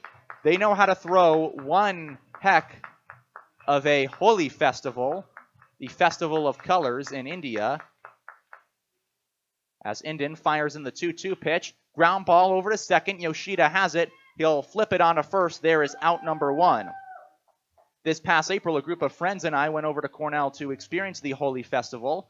One of our friends from India and wanted to have a Holi while at school. And I will say Cornell does it right. A lot of colors. In fact, the pants I had on to begin this series, the green ones, not the ones I'm wearing today, there is still a fleck of pink powder on multiple parts of it. And that stuff gets everywhere. There was purple in my ears for weeks. There was purple in my nose for a couple of days. First pitch to Garrett Esposito is strike one. The shirt that I wore that day, I intentionally wore a white shirt knowing it would get dirty, now permanently pink with splotches of really concentrated color. As the 0-1 pitch is lined right to Mitsuki Kono, Out number 2. Mitsuki Kono had to move maybe a step to his right, but gloves it. And now 2 down. That will bring up Logan Tribble. So I guess holy and ornithology. Those are the 2 things, and I guess architecture as well, as their campus does look a little bit nicer than the brutalist 50s architecture of Ithaca College. But those are the only 3 compliments I will ever give Cornell, as Tribble hits a ball that's back off the glove of Sota Inden. He tries to recover, but can't pick the ball up out of the grass, and so Tribble, with 2 outs in the 6th inning and a tie game at 2-all, works his way on with a hit. An infield single that bounced off the glove of Sota Inden, and now 2 outs for Ben Clark. Clark comes to the dish. He entered today 1 of 13. He has a single and a hit by pitch. He scored a run back in the 3rd inning, with Tribble leading the bag off of first. Here's the first pitch well inside, nearly catches Clark, so the count is 1-0. As we see the Pipit still hanging out in the chain link fence right in front of us, enjoying a ball game here on Father's Day. Next pitch is just a bit outside. The count is 2-0. Pioneers and the Plainsmen tied at 2 in the 6th inning. This is a 7-inning game. So the Plainsmen would like to come up in the top of the 7th. Tied. Next pitch. Does he go around? He does. Strike 1. Count is 2-1. That pitch was in the dirt, but Clark could not hang up against Sota Inden, who has now matched his season high for longest outing, which was 5 2/3 against the Cage Rats his last time up. Swing and a miss. There is strike 2, and so it is 2-2 with 2 men out. To Ben Clark, bottom of the 6th inning, tied at 2. Swing and a foul ball into the netting, as we have 2s all around. A man on. 2-2 count, 2 out in a 2-2 game. This first of 2 games being played today between the Plainsmen and the Pioneers. Inden will set and fire. Swing and a ground ball back on the middle. Kono has it. He'll go the short way and take it to second himself. Inning over. We head to the 7th inning, the final frame of work. It is 2-2 on the West Coast scoreboard. Bottom of the 6th, we had no runs, 1 hit, no errors. The score still tied with 2 innings. Now, fans, it's time to join Pioneer Nation, our staff and fans. Sing along with Sweet Caroline. Whoa!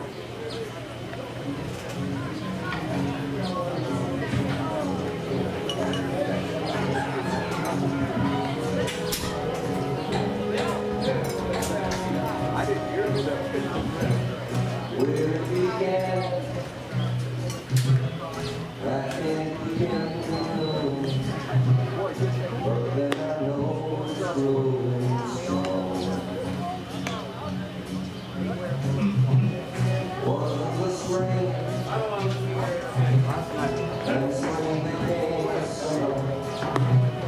Who would believe it come along?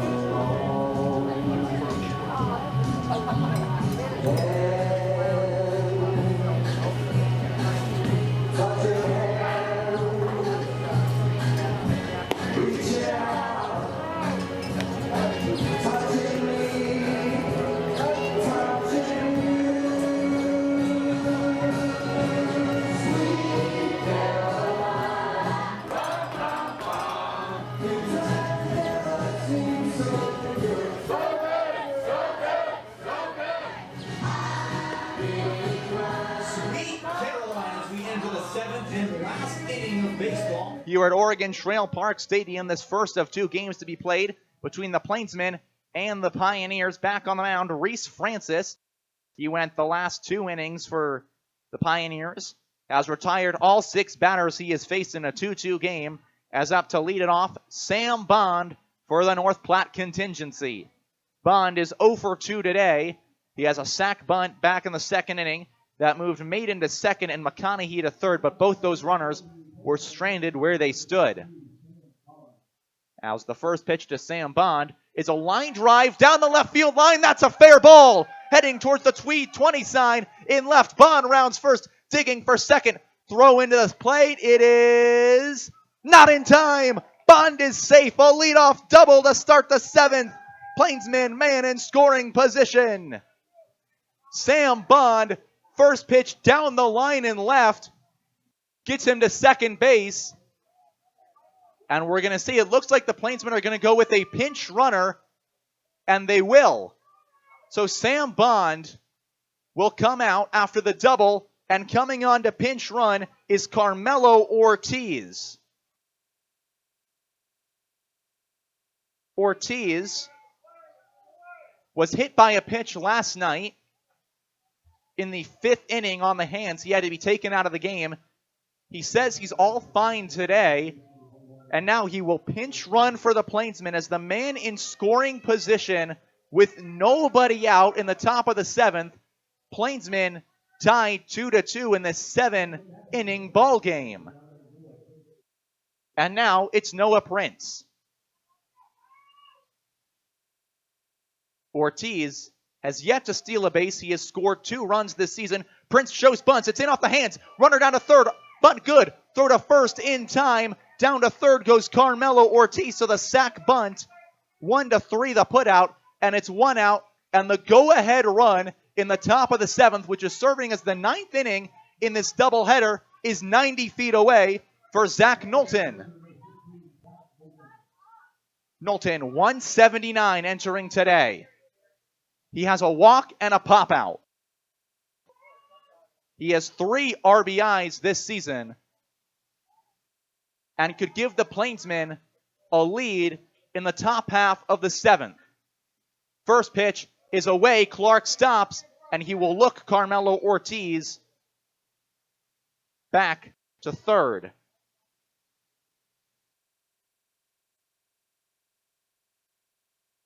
Francis comes set.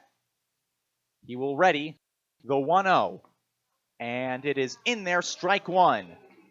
1-1 with 1 man out to the 9-hole hitter, Zach Knowlton, who started the season hitting under 100, but has since then climbed back to a 179 average. Swinging a ground ball on the infield. Ortiz breaks for home. Ball skips off the shortstop. Zach Knowlton is into first base safely. The Plainsmen lead 3-2 in the top of the seventh. An error ruled against Ruby, and the Plainsmen will have 3 defensive outs for their second win, and now a chance to increase the lead.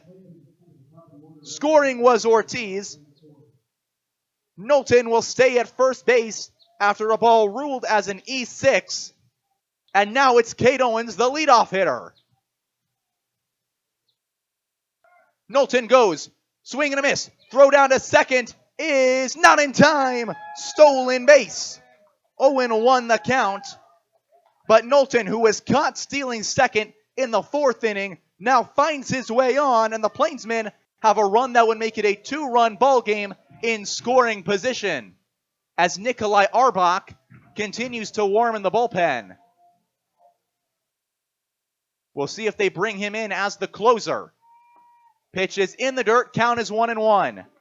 Owens has walked, singled, and popped out in this game. He has no RBIs to his name tonight. He has 2 RBIs on the season.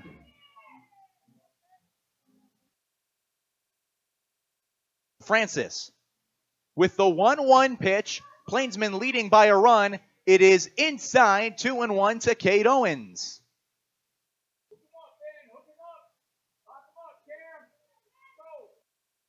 Carmelo Ortiz came in as the pinch runner after the double by Sam Bond. He scored. At second after the steal is Knowlton. Swing and a miss. There is strike 2. 2-2 with 1 man out. Down at second is Knowlton, who drove in Ortiz and reached on the error committed by Jet Ruby. Francis sets. The 2-2 pitch. It is high, and the count is full. Cade Owens has walked 8 times this year. He has struck out 9. As the Plainsmen look to extend a lead in the top of the 7th in this first of 2 7-inning games. Pitch from Francis is away. He walks Cade Owens, and it's 2 on, 1 man out. Runners at first and second, and Mitsuki Kono the batter. Kono, a single to right field, a strikeout, and a ground ball. That ground out was on a sac bunt back in the first. He has 5 strikeouts coming into today, 5 walks, just 3 RBIs. He has a run in scoring position that would double the Plainsmen lead in the 7th. Francis fires the first pitch. It is in there, strike 1.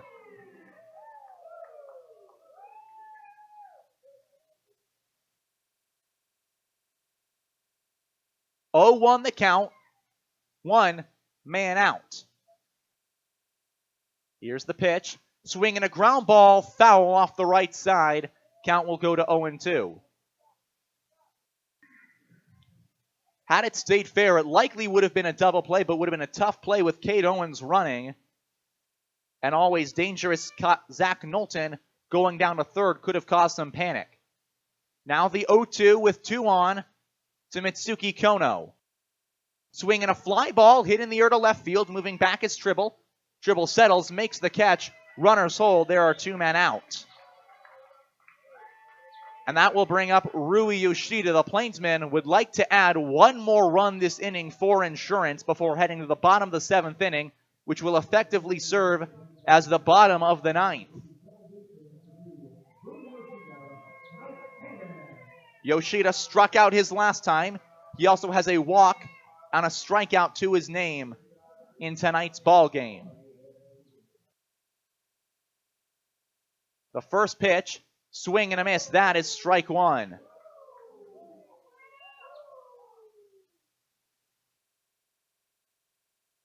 Oh and 1 the count to Rui Yoshida. At second is Zach Knowlton. The pitch is ground ball back up the middle, kicks off the glove of Francis. He will try and cover. He is not in time. Bases loaded with 2 men out.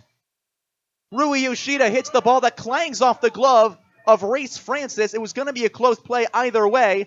He singles. Down to second is Owens. Down to third is Knowlton. And they're all loaded up for Nick Hockmer. He singled in 2 runs in the 3rd inning. Until this inning, those were the only runs the Plainsmen had. Now, he could increase their lead.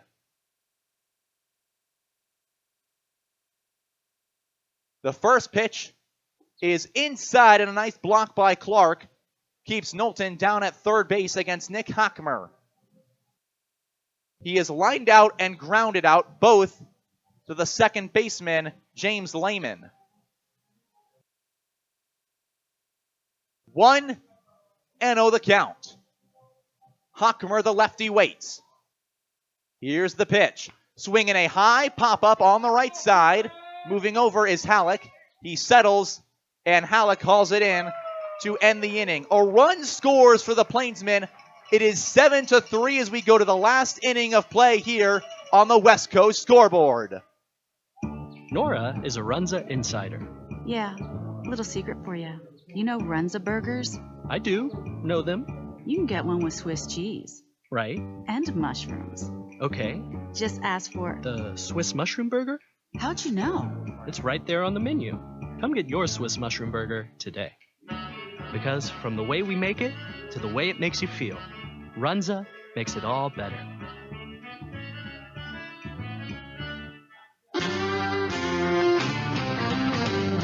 Want a mower that's tough enough to break all the rules? Want performance at an unbeaten value? Then you need a Bad Boy mower. They're packed with power, durability, simplicity, and comfort to get you the best cut for your money. And it's that time of year. It's your time. You deserve a Bad Boy mower. Stop by Aulick Truck Shop at 709 South Beltline in Scotts Bluff to look at available inventory of Bad Boy mowers. Ready to help you have the nicest yard in the neighborhood. Visit online at aulick.com or call 308-632-6197. Exceptional medical care from renowned specialists is available to you at Morrill County Community Hospital in Bridgeport. Melody Licey, behavioral health nurse practitioner, is here to support you through difficult times. Recovery from mental health struggles is difficult and meaningful. At times it is frustrating and enlightening impossible. Melody Licey can provide services that will be helpful along the way. Schedule your visit now. Call 308-262-7133. Learn more about all our specialty clinics, providers, services, and more at morrillcountyhospital.com. Morrill County Community Hospital. Exceptional care right here at home. KNEB 960 AM and 100.3 FM. Sota Indian will pitch the bottom of the 7th inning. The Plainsmen lead 3-2 this first game of a doubleheader as the Plainsmen look for their first win over the Western Nebraska Pioneers since July 1st of 2022. Tobias Abore from the Logos broadcast booth as it'll go 9-1-2. Coy Carpenter, who has been a thorn in the side of the Plainsmen all season, leads it off and he fouls one hack to left field. It's 0-1. Nikolai Arbach still warming up in the Plainsmen bullpen in case any trouble comes the North Platte way. As Indian looks for a complete game, throws that one inside, count as 1 apiece.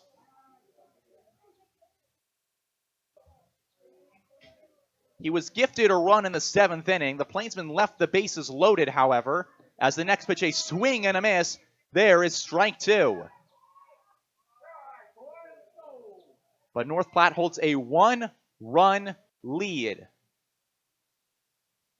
as they enter the bottom of the 7th inning. Remember, this is the first of 2 doubleheaders, of a doubleheader today, first of 2 games to be played today. The 1-2 pitch is just outside. Carpenter takes ball 2.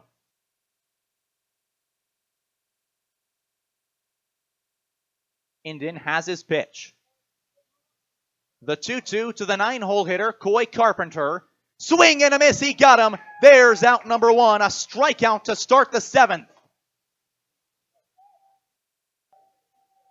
The 5th K of the night for Sota Indian, and now it's back to the top of the order in Jet Ruby. And it's not going to be an easy 3 batters for Sota Indian in this game. Ruby 1 for 3 today. He singled back in the 3rd inning. First pitch is just outside. Count is 1-0. That was the inning where the Pioneers tied it at 2 apiece, which stayed until the top of the 7th as the next pitch is in the dirt, so the count is 2-0 from Indian to Ruby.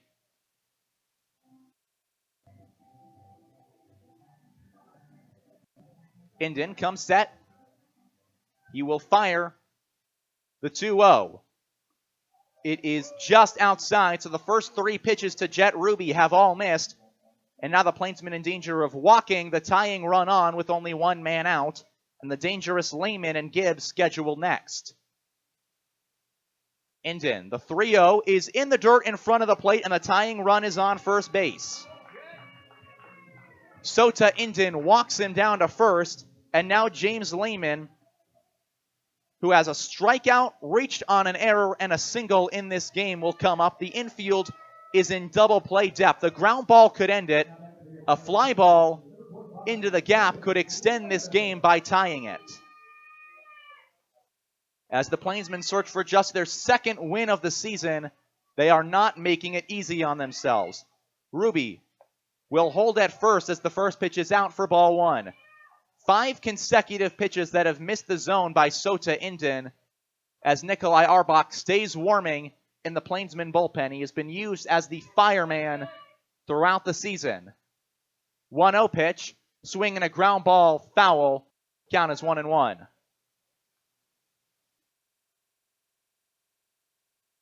Indian would like to take care of business himself, save Arbach for any potential situation in Game 2. That will be coming up 30 minutes after the conclusion of this one. The 1-1 pitch is just outside, so it's 2-1. So Sota Inden, who has struggled a bit to find the strike zone in this frame, is down in the count 2-1 with a man on and one out. The infield in double play depth. The third baseman McConaughey playing in on the lefty. Major Maiden holding the runner on. Pitch, swing, and a foul back to the netting. We are even at 2 apiece with one out. On deck is Isaiah Gibbs. The toughest part of the Pioneers order for Sota Inden and the Plainsmen pitching staff here in the bottom of the 7th. Next offering, outside, full count again. He worked Coy Carpenter full. Ruby walked on 4 straight pitches, and Inden in danger of walking the tying run into scoring position. He will quickly check the runner at first, but he's back in time as he tried to surprise Jet Ruby, who represents the tying run, a 3-2 Plainsman lead in the top half, the bottom half of the 7th after they took the lead in the top half. Checks the runner again, but he's back underneath the tag. Inden would surely like a pickoff out. And that would make the next 3-2 pitch a lot less stressful.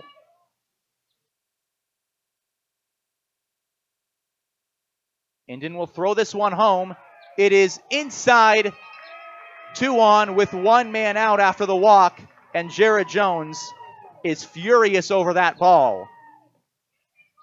As Jones, considering coming out of the dugout, he will stay where he is. Davin Conway will make his way out to the mound. And we'll wait and see whether or not that is it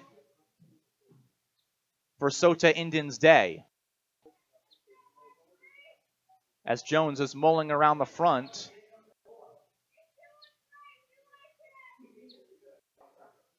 He has walked the last 2 batters to put the tying run in scoring position with one man out, and that will be the evening for Sota Inden.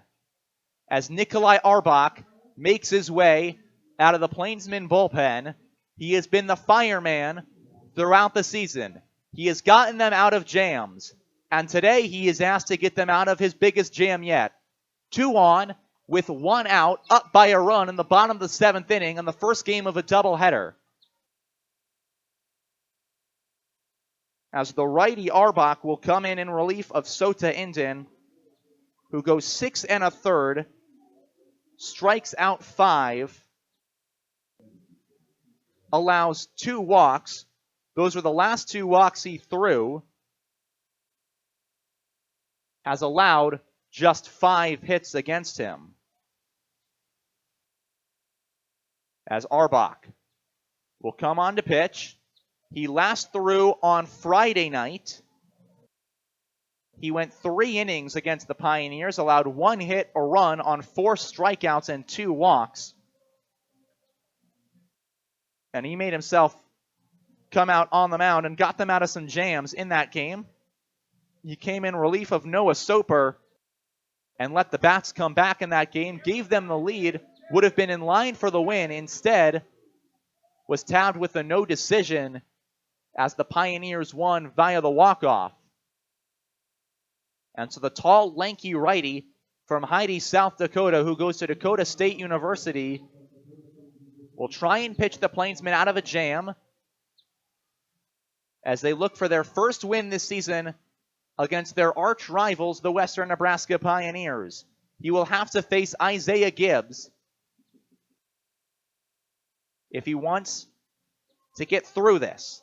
The infield will likely be put back into double play depth, so anything on the ground could end the game. Gibbs' last at-bat, he hit a 6-3 ground out against Inden in the 5th inning.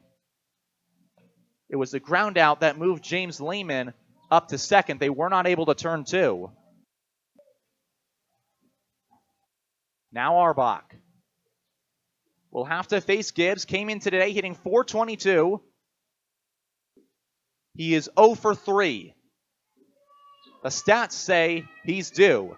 Nikolai Arbach will try and prove the numbers wrong. At first is Lehman. At second is Jet Ruby. Coy Carpenter led the inning off with a strikeout. Nikolai Arbach will step off the mound before throwing his first pitch. The tying run is in scoring position.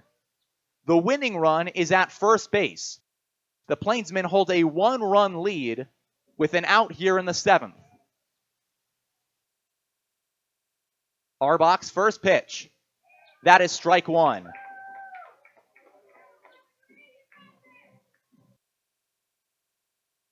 He threw a fastball that catches the outside part of the plate. Waits for his sign. He's got it. Looking back at the runner at second, and the 0-1 pitch is fouled off the catcher Prince, so it's 0-2.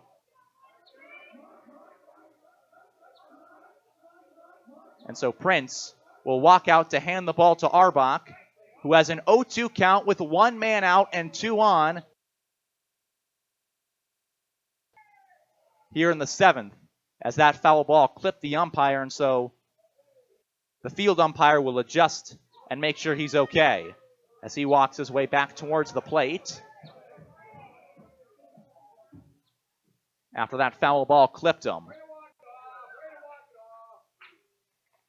So he will go back behind the plate. The count is 0-2 with 1 out to Isaiah Gibbs.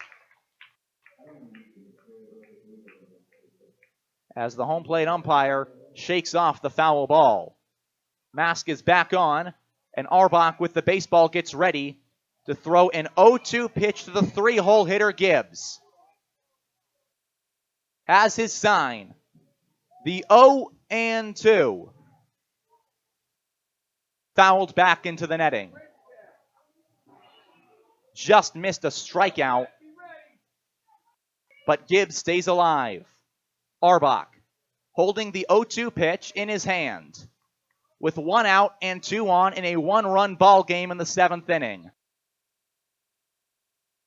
He will fire the next one in. It is inside and it hits the back of Gibbs, so the bases are loaded with 1 man out. Arbach had him in an 0-2 count, and now they're all filled up for Brad Halleck.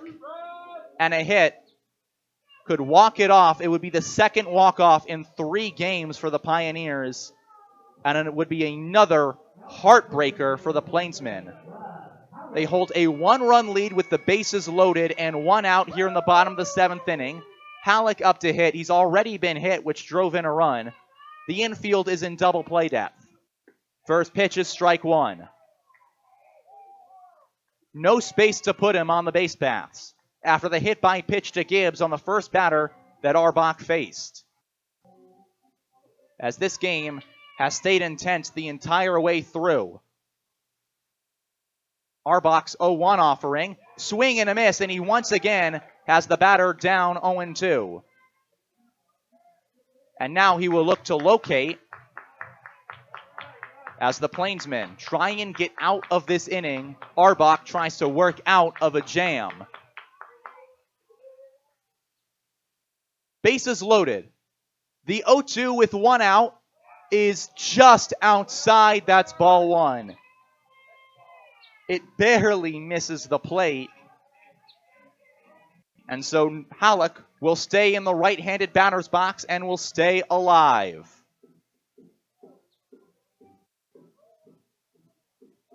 Arbach comes set, fires the 1-2, foul ball. And Halleck keeping himself in this at-bat.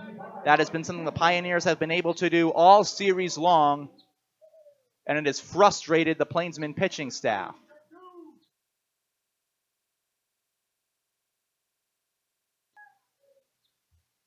Arbach with the 1-2 inside, and it nearly ties the game, but Prince slides over, and so the count is 2-2.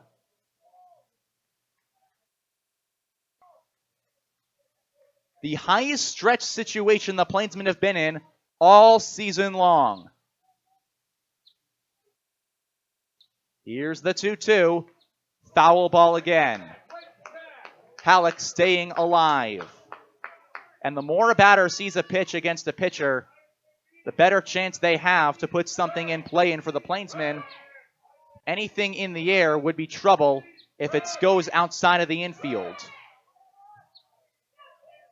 Arbach with the 2-2. Inside, the count is full, and they are one pitch away from a strikeout, one pitch away from a tie game. There was a full count to Lehman. He walked. There was a full count to Gibbs. He was hit in the back. Arbach with the ultimate payoff pitch. Swing and a miss. He got him. 2 outs. The Plainsmen 1 out away from their second win. The tying run is still 90 feet away, and it's Cameron Schneider down to the last out for the Pioneers. So it will be bases loaded and 2 outs for the third baseman, as Arbach got him to swing through a fastball. He will come set. Here's the first pitch. Strike one looking. Nikolai Arbach settled himself down with a strikeout and will look to keep it going right here. Plainsmen 1 out away from a win in this first of the doubleheader. Arbach with the 0-1 pitch. 2 outs and the bases loaded. Pop up. Right side. Dangerous territory. Cade Owens moving over. It drops fair. 1 run scores. The second run scores. And another painful loss for the Plainsmen. 1 out away from their second win of the season. A single down the right field line. 4-3, your final score in this first game of the doubleheader. Pioneers take it against the Plainsmen. We're going to take a quick break. When we come back, the Run's the postgame show in between the two here. 4-3, your final on the West Coast scoreboard. Why bank at a local community bank? When you choose a local community bank, you keep money in our local economy. That money helps support local jobs, schools, and businesses. Money that helps fund a stronger and prosperous community for us all to enjoy and live in. At Platte Valley Bank, we are here to help build and support the community we love being a part of. We believe that together, we can make great things happen. Platte Valley Bank.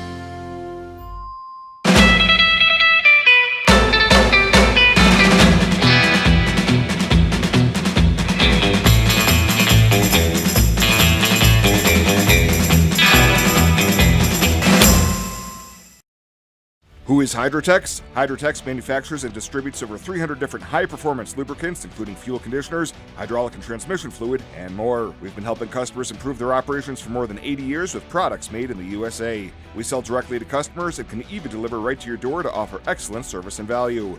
Our products are made to exceedingly extend drain and grease intervals to reduce maintenance and labor costs to improve the budget. Whether you're in a factory, farm fleet, or like to go fast, Hydrotex is here to help. Visit your local Hydrotex dealer in person or online today. We can sum up McDonald's new crispy chicken sandwich in one word. Crispy. But also juicy and tender. Okay, it's crispy, juicy, tender. All one word. But then, also pickle. Oh, and potato bun, which is 2 words. Okay, we can't sum up our new crispy chicken sandwich in one word, so you'll just have to try it to understand it. Order ahead on the McDonald's app at participating McDonald's. Ba-da-ba-ba-ba.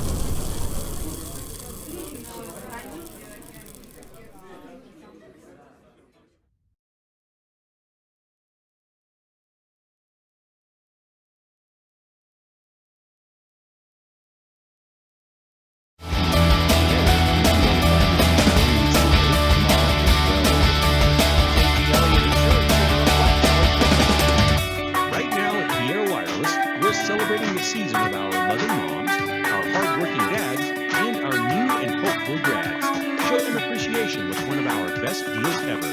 Get half off any tablet when you buy a phone with the new Relief line. That includes the latest generation tablets from Apple and Samsung. You can also get them the new Samsung Galaxy S23 Pro Plus when you buy another one with trade-in. For more information, visit the local Apple store today.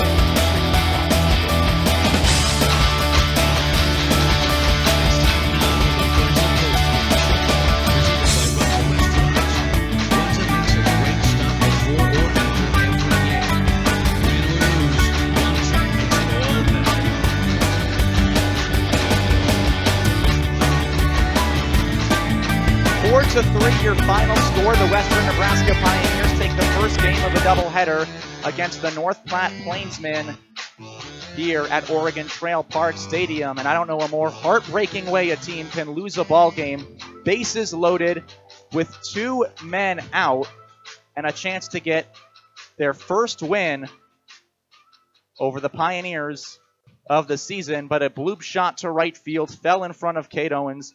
Scored Jet Ruby and James Lehman, and Cameron Schneider walks the Plainsmen off as the Pioneers, their second walk-off in 3 games over North Platte.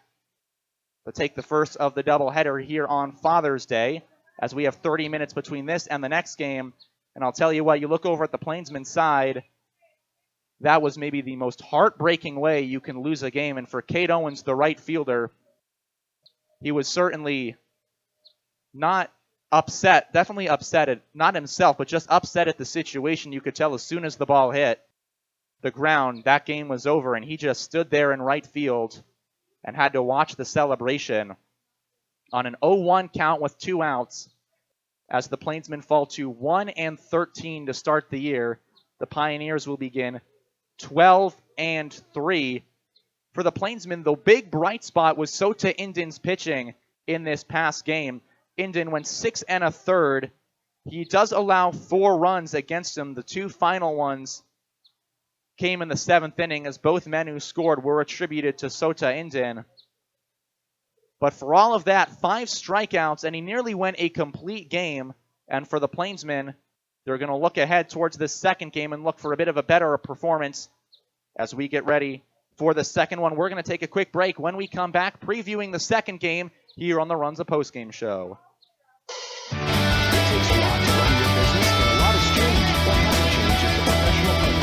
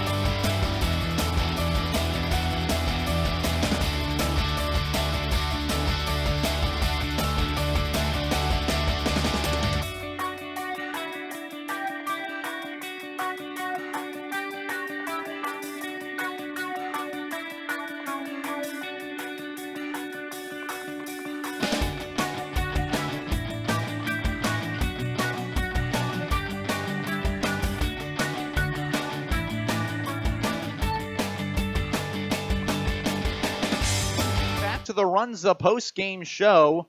The North Platte Plainsmen lose game 1 of a doubleheader 4-3 on a walk-off bloop single hit by Cameron Schneider, the 5-hole hitter, with 2 outs in the 9th inning. The Plainsmen had a 1-run lead, and for the second time in 3 days have their hearts broken in the final inning as we get ready for this second game of the doubleheader. Before we move on towards that, we will look back over the Plainsmen in this past game and take a look at some of the performances past just Sota Indin, who had an absolutely phenomenal performance on the mound. 6 1/3 innings, 5 hits, 4 earned runs. 2 walks, and 5 strikeouts to his name. You look at the hitting side, Kay Owens went 1 for 2 with a single to left field and 2 walks. He scored once in that game. And Sam Bond had the double to lead off the top of the 7th inning, was replaced by Carmelo Ortiz, who came around to score what at the time was a go-ahead run and would have been the winning run had the Plainsmen held on to win the game. He was scored on the error that Zach Knowlton hit off the glove of Jet Ruby. On the other side of it as well, Kyle McConaughey had a fairly solid day. 1 for 3 with a single, and Major Maiden went 1 for 3 as well, as the Plainsmen spend this first part of Father's Day hitting the ball fairly well, just struggling. They left 7 batters on base, including the bases loaded in the 7th inning, and I mentioned it at the time, but it was a dangerous predicament to leave the bases loaded going into the bottom of the inning. You always want at least 2 runs of cushion, and right there, its 1 run was not enough, as 2 runs scored to win the game for the Pioneers on that side. Besides Cameron Schneider, whose walk-off single ended the game, he went 1 for 4. James Lehman, he came up to the dish, went 1 of 3 with an error, a walk, and a strikeout along with his single. He scored to win the game in the 7th. He also had an RBI back in the 3rd. Jet Ruby had a fairly solid day, 1 of 3 with a single to left field and a walk that plated a run in the 7th inning. Schneider, we already mentioned him. Logan Tribble went 1 of 3 with a single back up the middle, and Coy Carpenter's day made it dangerous on the Plainsmen all throughout. And you look at the pitching side, Reese Francis was able to settle himself down, and despite allowing the 1 run, he will be given the win, as the tough loss will be attributed to Sota Indin, as the runners that scored will be counted against him. However, Indin does not deserve the loss in this game, as he pitched arguably the finest performance of anyone on the Plainsmen to this point this season. As we get ready for the second game here on the Runza post-game show, before we go into pregame coverage, we're going to take a look at the lineups and starting rotations on each side. The Plainsmen will once again lead off with Kate Owens, followed by Mitsuki Kono and Rui Yoshida. So the top 3 are going to all be the same from games 1 to 2, and those top 3 were pretty productive in game 1. It's just about getting game 2 them back up to speed. Ryan Kelly will hit 4th. He will be the new catcher. Kyle McConaughey will bat 5th, and he will be over at 3rd. Tucker Bond will replace Major Maiden at first base, and he will be batting 6th. And the 7th through 9 batters are Kenneth Sugi, Braden Zirkle, and Zach Knowlton. On the other side for the Pioneers, Austin Burkhoff will be their leadoff man. Jet Ruby will bat 2nd, playing 2nd base. Brad Halleck will bat 3rd in right field. Garrett Esposito will clean up in left. Garrett Fisher will be behind the plate. Michael Asensio at 1st. Griffin Robinson at 3rd. Jacob Mead will pull double duty between being the starting pitcher and the designated hitter. And Hunter McCullum will be in center field. And that brings us to our pitching matchup of the day. We're going to start with the visiting North Platte Plainsmen, as on the mound, Anthony Comfort, the lefty, will get the start in game 2 of this doubleheader. Comfort's last outing came in the 15-5 loss the Plainsmen endured on the 11th to the Cage Rats. He went 3 1/3, allowed 8 earned runs over 10 hits, 4 strikeouts, and no walks. He also came in on opening day against the Pioneers. He pitched an inning, allowed 1 run, but it was not an earned run against him, had a walk and no strikeouts. He will still look for his best outing of the season, and it will come in his 2nd start. He also made a start against the Hayes Larks back on June the 4th. That was the 10-inning debacle the Plainsmen had. He went 4 1/3, allowed 12 runs, but only 7 of those were earned. Again, that was a 10-error game that the Plainsmen had. On the other side, the starting pitcher will be Jacob Mead. He will also be the DH. Mead, his last game, 3 2/3 against the Liberal BJs, walked 7, struck out 5, did not allow a run. He hasn't allowed a run since May the 26th against the Cage Rats, when he put up 4 in 1 inning of pitching. Runza doesn't like to think of themselves as just another restaurant in town. They like to think of themselves as part of the community. Runza with locations in Scottsbluff, Gering, Chardon, and Alliance. We're going to take a break here on the postgame show. When we come back, some more in this doubleheader action between the Plainsmen and the Pioneers on KNEB Radio.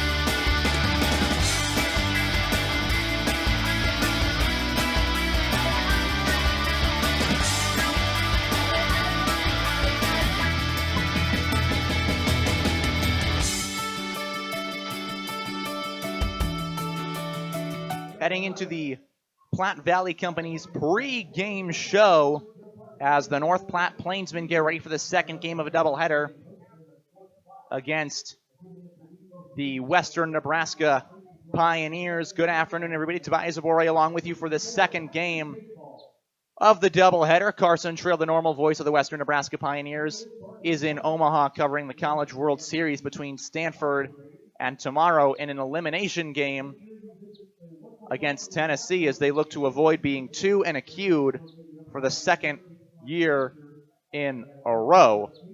And the last game was arguably the most painful it could possibly go for the Plainsmen. They had one out to start the 7th inning. They had a 1-run lead, and it finally felt like the second win of the year was going to come for the Plainsmen. Then a walk for Jet Ruby, a walk for James Lehman.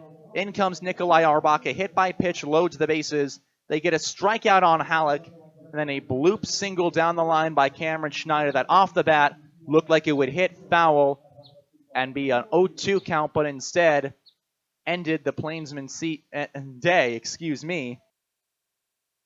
as they get ready to face off in this second game of the doubleheader between the two squads as we get set for this game. Already gone over lineups for the two. The Plainsmen still making those switching outs between Bond and Major Maiden. So Tucker Bond gets the start today at first base after Major Maiden had a fairly solid day at the bag in his last game. He went 1 for 3 with a single. He also had some really nice defensive plays that settled him down quite well and were able to keep some runs off the board for the Pioneers. However, not enough, as the only run that really matters is the final one scored by Lehman off the single by Schneider that won the ball game. Schneider will not be in the lineup for this second game, nor will Lehman, as the Pioneers make a lot more changes to their lineup card than the Plainsmen. The first three in North Platte will all be the same, with Owens, Kono, and Yoshida coming up to hit. And it seems like that's going to be the middle infield going forward, and the outfield partly for the Plainsmen going forward in the season. Owens, the leadoff man, Kono, the two-hitter, and Rui Yoshida, the three-hitter. The one man the Plainsmen are missing in today's game, they've been missing him all series long, has been Jovan Suarez. Suarez normally plays at third base, and he has had a couple of days off on vacation, skydiving in Hawaii. He will make his way back to North Platte as he got on a plane from Hawaii today. So he will head back to Platte and join the team when they're back in town against the Greeley Grays on Tuesday.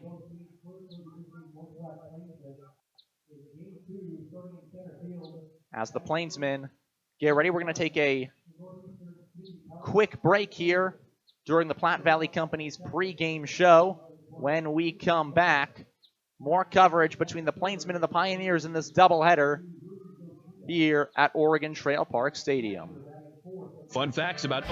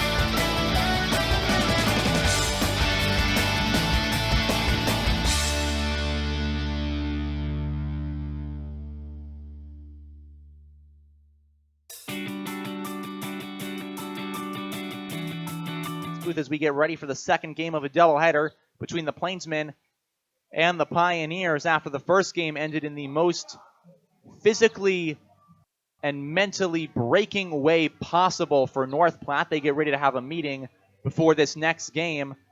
Remember, they were walked off the first game between these two teams, and it felt like going into the next one, North Platte was going to have some momentum.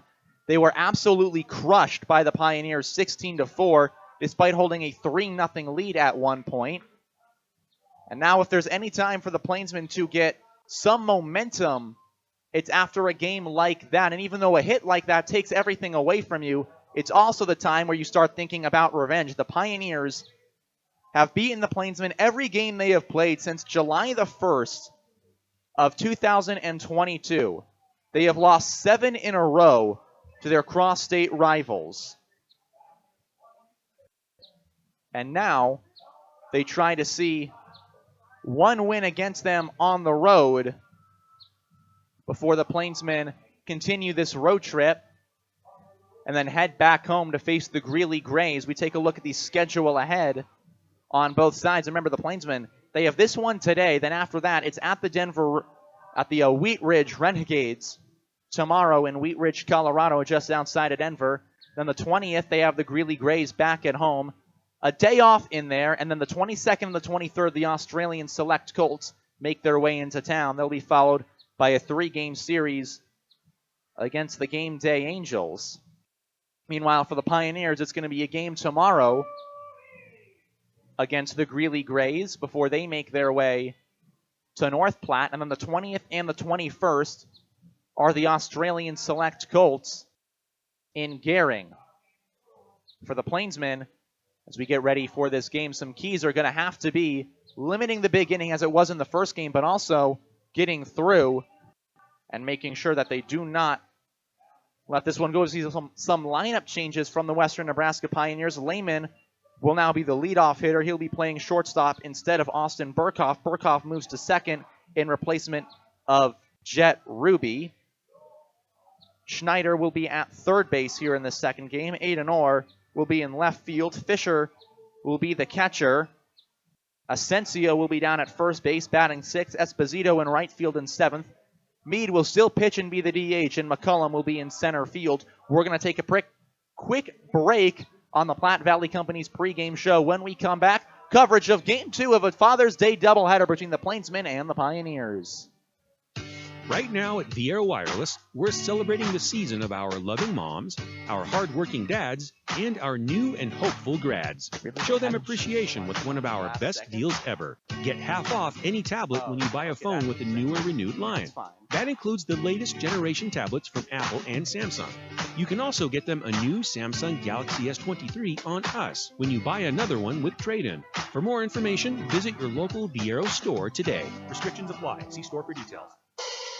It takes a lot to run your business, and a lot has changed. What hasn't changed is the professional partnership with your business in E&H CPAs and Management Consultants. When you include our team, we will develop a plan to assist you with your accounting, tax planning, valuation services, and even litigation support and exit planning. Then you can focus on day-to-day responsibilities. Troy Hilliard will guide your business into the future. E&H CPAs and Management Consultants PC. Innovative, trusted, proven. 308-633-6800.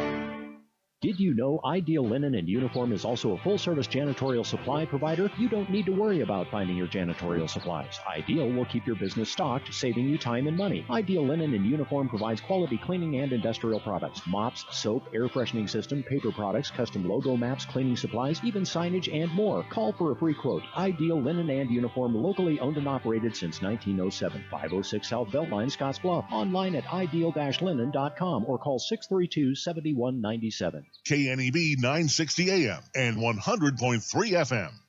Welcome back to the Logos broadcast booth. Tobias Abore filling in for Carson Trail for the final time. Second game of a doubleheader between the two squads, the Plainsmen and the Pioneers. The first one ended on the walk-off single that dashed the Plainsmen hopes. And now they get ready for game 2. Once again, some lineup changes on the Pioneers side. They're trying to fill out my new scorecard with all the changes after the last game. As we get ready for the second game of the doubleheader, we're going to bring you the keys to the game brought to you by Team Auto Center, home of the lifetime warranty on every new vehicle from Team Auto. For the Plainsmen, don't let that last game get to you. They did everything right besides that, especially Sota Indin, who pitched his best outing as a Plainsman. The bats were there. They just need not to let the downing of that game get to them. And also the other part of it is going to be play with some conviction. After that kind of loss, you want to go out there and show that you've got fight left in you. And before they go back home for a homestand, they would like to play with some power in their bats and not leave as many men stranded. The Plainsmen had the bases loaded in the top of the 7th inning, and if any of those runs score, we might be talking about a different ball game. The Plainsmen might be a 2-win team entering the second game of the doubleheader. As it stands, they're on the precipice of being swept by the Pioneers. And for the other side, the Pioneers, do what you did right in that game and don't give up late. They got to hold on, come back in those situations like they did right there and then don't give up on those opportunities because they have the Plainsmen pitching, it seems, all figured out in this game. As both sides get ready to start this game, the Plainsmen batters getting set in their dugout. Cade Owens will be the leadoff hitter for North Platte. He'll be followed by Mitsuki Kono and Rui Yoshida. Again, the same 1-2-3 as it was in Game 1. The big thing, especially for Cade Owens, is to bounce back as quickly as he can. We saw after the walk-off single dropped in front of him, he stood on the right field line for a good few minutes, just staring at the ground, definitely dejected after watching a hit like that fall in front of him and end the ball game. So for him, it's to get on and break out of a funk immediately. For Mitsuki Kono, it's just going to be continue what he was doing, and for all these batters, it's going to be break out of that funk. You can't let that last game get to you as we once again now go over the rest of the lineup. Ryan Kelly will be back behind the plate. Carmelo Ortiz not given the ball in the field in today's game, still recovering from his hand injury he suffered last night. He was the pinch runner for Sam Bond that scored at what was the time the go-ahead run and looked like until the very last second would be the winning run, until the Pioneers had something else to say about it, as we have the mound meeting between Jared Jones and Tyler Dudley that now breaks up.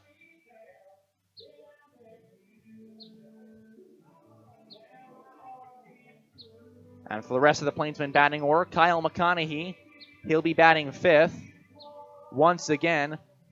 The first baseman will be batting sixth again. However, instead of it being Major Maiden, it's going to be Tucker Bond, as Kenneth Sugi will play out in left field and bat seventh. Braden Zirkle will move to DH, bat eighth, and Zach Knowlton stays in the lineup. He moves from center to right field, and he will bat ninth as Cade Owens appears out of the dugout ready to hit in this ball game. He will be the leadoff batter, and he will be facing Jacob Mead, the starter on the Pioneer side. As we take a look at the Pioneers field, catching Mead is going to be Fisher. At first is Asensio. At second is Burkhoff. Third is Schneider. Short will be Lehman. The outfield from left to right will be Orr, McCullum, and Esposito.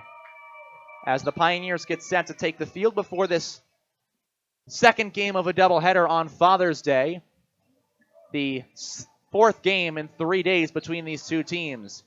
As we take the time between the game on Father's Day, I would like to give a little bit of a Father's Day thank you and shout out to my own dad, Mike Zabore, and my own stepdad, Richard Keene. A thank you for all the work you have done, all the support you give to me, both of you, and for supporting me coming all the way out to Nebraska from Maine and interning with this baseball team, and for all the help of me being at Ithaca College away as the Pioneers take the field here on Father's Day. And another special Father's Day shout out to the North Platte Plainsmen' own starting pitcher, Bryce Butterfield, number 19 on the roster. Butterfield will be having his child in July. So a special Father's Day for Bryce Butterfield, the soon-to-be dad on the North Platte Plainsmen staff. As Meade takes the field, he'll get ready to pitch. The big lefty on the bump. The 1-2-3 men he will face will be Owens, Kono, and Yoshida. As the Plainsmen will look to avoid being swept by the Pioneers try and close this one out, finish off a sweep. It would be their 8th win in a row. The Plainsmen have already fallen into a losing streak after starting 0-10. They have lost each of their last 3 baseball games, and now in danger of losing a 4th against Meade and the Pioneers. As we get ready for the second game of a doubleheader,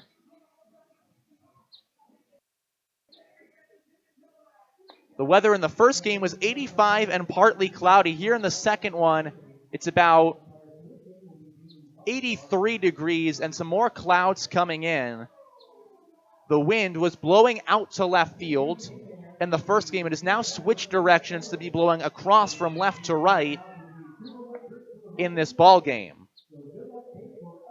Cade Owens will be the leadoff hitter. He will come up to start this second game of a doubleheader.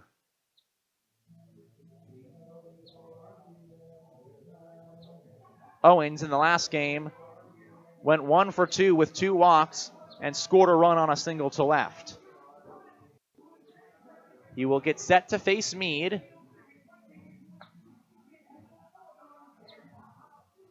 As he readies to step on the left side of the batter's box. The opening pitch is brought to you by Papa Murphy's Pizza at 2801 Avenue B in Scottsbluff. It's love at 425 degrees, and don't forget to register for the Papa Murphy's Text Club for a sweet deal. First pitch of game 2 is outside, ball 1 to Cade Owens. Cade Owens leading off the second game in a row. He will wait on the 1-0 pitch, and he takes strike 1, count 1 apiece. To Owens, who has moved over from right to center field in game 2. The 1-1 is a little bit high, so the count is now 2-1 to Cade Owens. Fisher does a nice job receiving it and throwing it back. Meade, who is also serving as the DH today, throws the next pitch low, so it's 3-1 to the leadoff man, the center fielder, Cade Owens.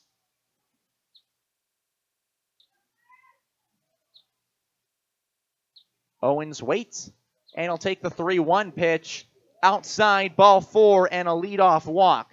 So the Plainsmen start game 1 with the leadoff walk by Cade Owens. They start game 2 with a leadoff walk by Cade Owens. And now that will bring up Mitsuki Kono. Kono from Sierra College in the last game went 1 for 3 with a single back up the middle. He scored a run, also had a strikeout, and he swings to the first pitch. Count is 0-1. The shortstop in today's game again, so he takes over the same position he had in the first game. As the 0-1 pitch is a line drive foul, count is 0-2.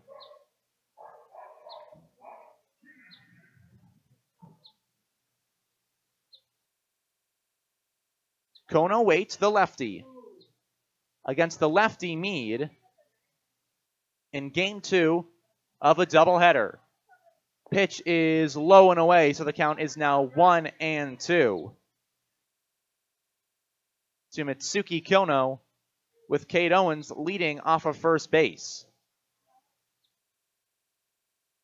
Kono hit 160 at Sierra this past season, the sophomore from Japan. It's a high fly ball tailing into right field. Moving in is Esposito. Hat comes off, slides, and he will make the catch. There's out number 1.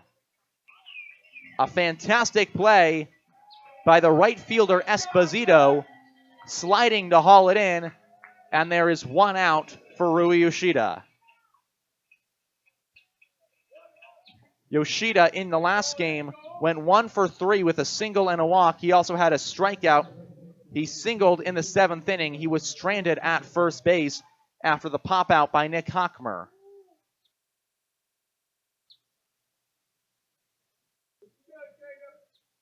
As Meade, who is also serving as the designated hitter in today's game, will come set and fire the first pitch in the dirt. It's ball 1. Cade Owens looked back to first. This is the first time this season we've seen the pitcher also double as the DH in a game that the Plainsmen have played in against. As Meade comes set, fires the next pitch well outside, so it's 2-0. Meade spent last summer with the Rochester Honkers of the Northwoods League, and he spent much more time as a hitter than a pitcher while at St. Thomas down in Texas. Swing and a miss. There's strike 1. He has had 252 at-bats at Finlandia College, where he transferred from, compared to just 36 2/3 innings pitched on the mound. Next pitch fouled off the right side. Count is 2-2. Last summer in Rochester, Minnesota, he pitched 12 innings and had a 6.57 ERA. 10 strikeouts to his name. As he comes set with the 2-2 pitch, 1 out, throws it in. A foul ball once again, so Yoshida stays alive. Rui Yoshida trying to get this going early for the Plainsmen, prove that they have life after a heartbreaking end to the last game. As the 2-2 pitch is a ground ball on the infield for the shortstop Lehman. He'll have one play at first, fires. That will be in time. That's out number 2. Down to second goes Cade Owens. So a 6-3 put out will bring up Ryan Kelly, the catcher. Kelly has had the last 2 days off. Remember, he played the first game of this series. He batted third, was hit by 2 pitches, scored a run in the top half of the third inning of their 5-6 loss. The Plainsmen losing that game on a walk-off. As Kelly waits for the first pitch from Meade. It's going to be strike 1 in there. Count is 0-1.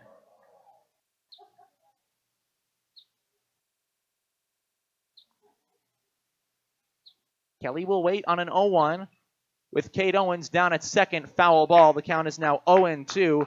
On deck is Kyle McConaughey. Kelly trying to extend this at-bat, extend this first inning for the Plainsmen. As coming set is Meade. He will fire the 0-2. Swing and a foul ball again, so Kelly stays alive.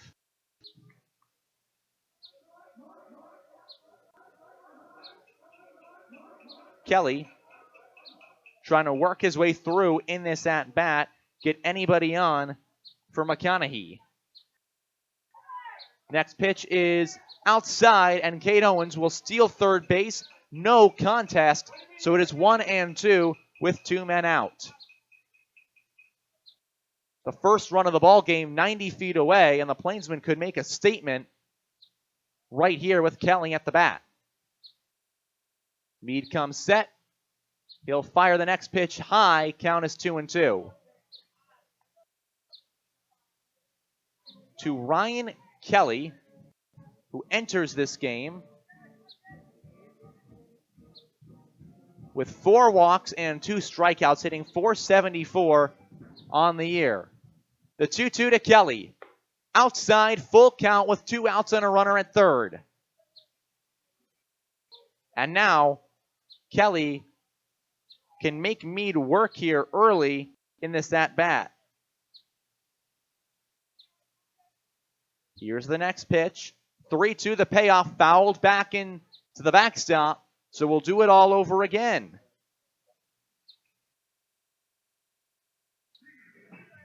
Kelly trying to stay alive in this at-bat and work it to Kyle McConaughey.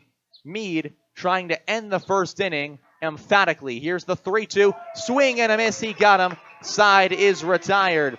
Cade Owens stranded at third. We head to the bottom of the first inning. 0-0 the score on the West Coast scoreboard.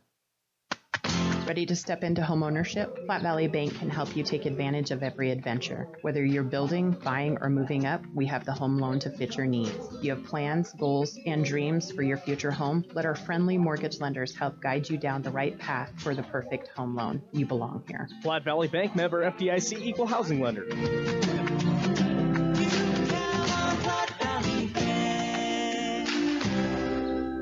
Community banking for you. Hurry up, dude. The game's about to start. Nothing beats spending the day watching the game with your buddies. Dude, I'm literally right here. Let's do this. Which is why a shelter insurance renter's policy is key to your winning game plan. It protects things your landlord's policy doesn't. Dude, where's your TV? What? No way, dude. Like that flat screen TV that just got stolen.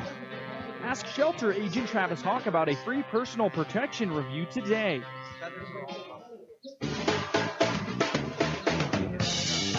When you decide to sell your car, there are so many more options than ever before. Do not overlook Team Auto Center as a top-rated buyer for your old vehicle. No need to trade it in on a new one. Team Auto Center will give you a fair market price for your vehicle with no expectation of you purchasing from us. Come experience the difference at Team Auto Center or visit us online at teamautocenter.net.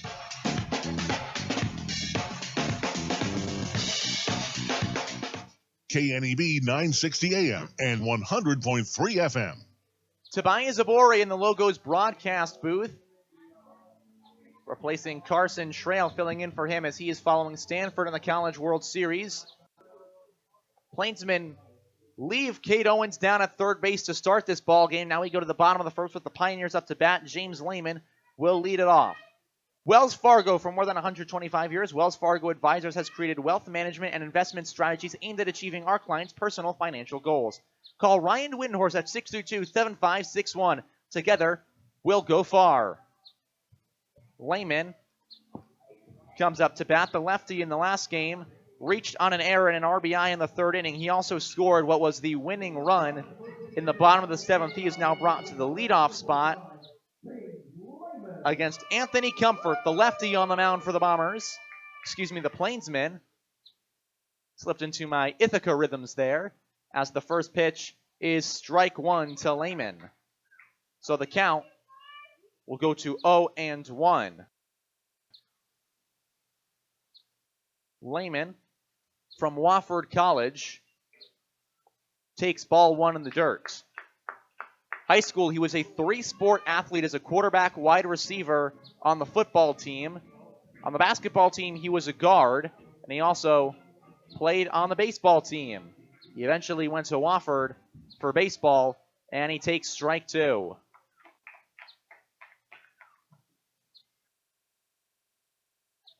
And coming out of his high school class, he was one of two players from May River High School to play college baseball. As the next pitch is line drive, foul down the left field line. Count stays 1-2.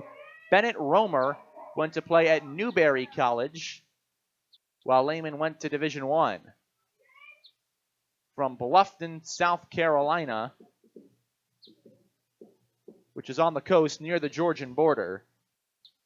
Here's the pitch in the dirt, count even 2-2 from Anthony Comfort.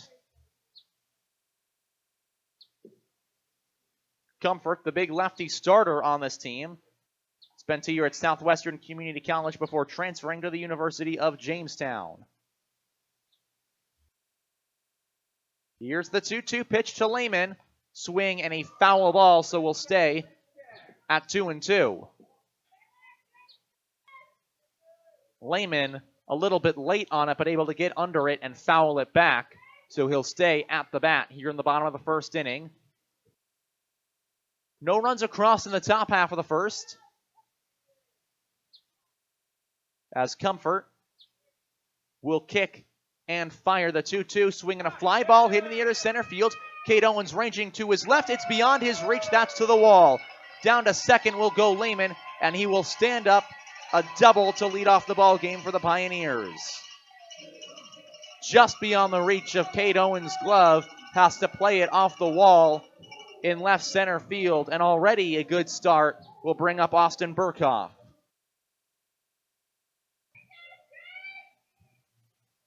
Burkhoff, the first year from the University of Dallas out of Plano, Texas, had 2 4-hit games at Dallas, and now he will face the lefty Comfort.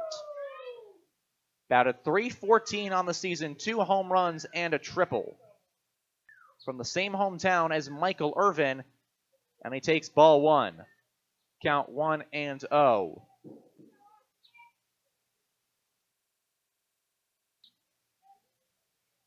With Lehman leading off of second, the leadoff double that starts this ball game. The second of a Father's Day doubleheader between the Plainsmen and the Pioneers. Comfort's next pitch is well outside, so it's 2-0. The lefty has struggled with his command at times this season. His last start, where he had a walk, he walked 2 against the Larks, but he's had a lot of long counts go against him As the next pitch, a swing and a miss at a ball in the dirt. The count is 2-1 as the Pipit, who is hanging out in the chain link fence. Pryor is now right in front of me in the press box window. Hey, little buddy. Certainly a young little fella. I'm sure you can hear him chirping over the crowd mic as the 2-1 pitch is a foul back to the screen, so it's 2-2. This is a very interesting moment. I've never had an animal interaction like this in the broadcast booth. I've had foul balls come up my way, doing both softball and baseball at Ithaca College, but I've never had a bird fly up into our press box. This is a new thing for me. I think the only animal interaction we've had is spotting some deer out by the road at the field hockey stadium as time is called by the batter, Burkhoff. And now taking what appears to be a bit of a nap is this bird right in front of me. I want to be honest right now, this is pretty riveting stuff. As Comfort comes ready to pitch a 2-2 with nobody out after the leadoff double by Lehman.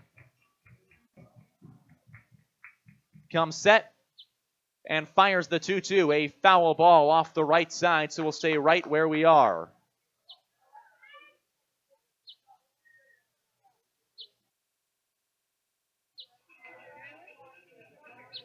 I'm tempted to move the crowd mic closer to the bird, but I don't want to disturb it, so I'm just going to leave it right where it is. 2-2 the count to the second hitter, Burkhoff, after the leadoff double by James Lehman. Here's the pitch. Swinging a line drive. It is past the glove of Kyle McConaughey into left field. Lehman rounds 30, slips by the bag. They're going to throw it back to McConaughey. They're not able to recover in time, so back to third is Lehman. Down to first is Burkhoff. That'll be ruled a single to left field, but it does not score a run as Lehman has to hold up at third after slipping over the bag. So at the corners with nobody out for Cameron Schneider.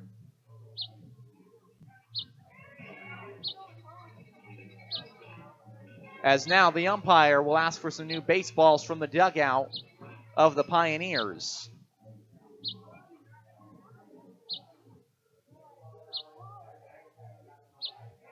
As Burkhoff stands down at first, Schneider will come up to hit. He hit the walk-off single that ended the Plainsmen night yesterday in the last game.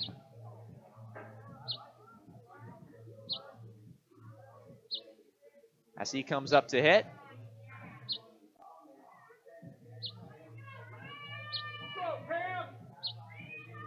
As Schneider, from Fresno, California, out of Fresno State University, same hometown, same school as Aaron Judge.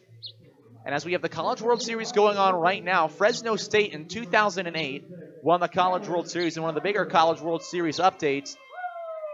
Tonight we have Oral Roberts playing in a winner's bracket game. If they were able to make it through, that would certainly probably trump that game as one of the biggest upsets ever to happen in Omaha. First pitch is low, count is 1-0. To Schneider, who's playing over at third right now in today's second game of the doubleheader. The 1-0 pitch from Comfort to Schneider will have to wait as a check on the runner at first, but he's back in plenty of time. The count will stay 1-0. They're at the corners with nobody out after a double and a single by the first two hitters against the lefty Comfort. He'll check the runner at first, and he's back once again. Plenty of time.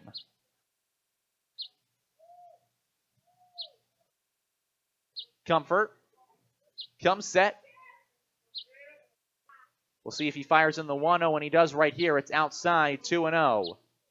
And Kelly will put his hands up as if to tell him to calm down and settle in this game.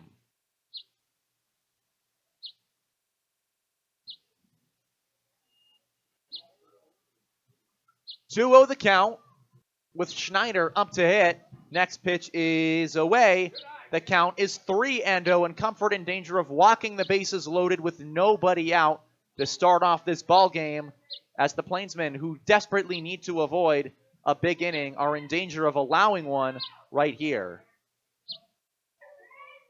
Here's the 3-0 pitch, and that's strike one. Comfort gets his first strike over of this at-bat. 3-1. Coming set is Comfort. Runner breaks from first early, throw down, now they've got him in a rundown. Pitch back in, runner breaks for home, throw to the plate is in time, they got him! A beautiful job by the Plainsmen middle infielders to read what was going on the field. Lehman broke for home. Burkhoff will have to hold at first. It's a beautiful strike by Tucker Bond to Ryan Kelly. First out of the evening. And now it's one runner on first, one out. And it's a 3-run count still to Schneider. Comfort comes set. He will fire in the 3-1, and that is outside, so he's walked that batter. So it's 2 on, 1 out instead of the bases loaded with nobody out for Aiden Orr. And as we take time between at-bats, some fun facts about the American Pipit, who is still hanging out right in front of me in the press box. They have a long hind toe called a hallux and a toenail, similar to longspurs, which helps them walking around in planes. Thanks to the Audubon Society for all of this information, and some of it thanks to Merlin, the Cornell Bird Database. As that pitch is in there, strike one, count is 0-1. Or, in the last game, did not play. He did play on Saturday night. He went 4 for 5. He scored 4 runs. As he takes the next pitch well inside, count is 1-1. In Asia, where the American Pipit also lives, they are known as the buff-bellied Pipit, which is easy to see from here. Its small roughage and somewhat round belly does give it a unique appearance. A bird that likes to live on the plains. As the 1-1 pitch is a liner back up the middle, that's into center field. Rounding third, coming in to score is Burkhoff. The throw down to third will not be in time. As over to third base goes Schneider. Over to first is Aiden Orr. 1-0 Pioneers. An RBI single drives in Burkhoff, moves Schneider to third, and the Pioneers have an early lead today. And for the first time this series, the Pioneers take a lead over the Plainsmen. In all 3 games entering this one, the Plainsmen had the lead. And that will bring up Garrett Fisher, who is catching today's game. Fisher, Northern Colorado University, last played on Saturday night. As Comfort gets ready to fire in, the first pitch is away, ball 1. Runners at the corners with 1 man out. At third is Schneider. At first is Orr after the RBI single.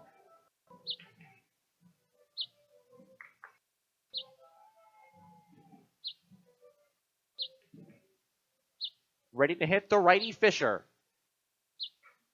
The 1-0 from Comfort is well outside, so it's 2-0. Anthony Comfort has struggled to find his command in today's game. He's already walked a batter and allowed a run after putting some strikes right in the hitting zone for the Pioneers batters. As he will check the runner at first, but he's back in standing, or not fazed by the pickoff. American Pipits, also previously known as the water pipit, species that occurred over most of North America. However, there are differences in their plumages and calls that led to the distinction between the 2 species.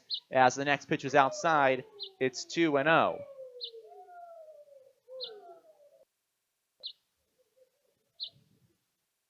Year-round, pipits kind of spend their time migrating between location to location. As the next pitch is in there, it's going to be a 3-1 count, with runners at the corner and 1 man out. Pipits A fun fact about them, I'm one of the very few species of songbirds that nest in both the tundra and alpine meadows. As the next pitch is away, so the bases are loaded. A walk allowed by Garrett Fisher, and that will bring up Asensio.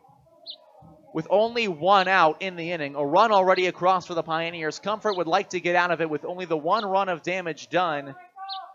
However, the Pioneers could strike here, and if they strike big here, they could really take a lead over the Plainsmen in this second game of a doubleheader on Father's Day. First pitch is in there, strike one.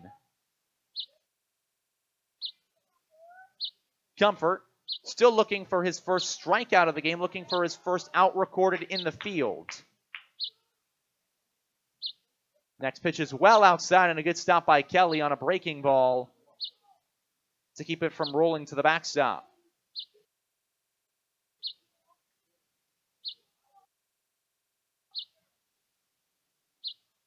Comfort has the sign. The 1-1 pitch is in there for strike two. Catches the outside part of the plate. Count will go to 1-2.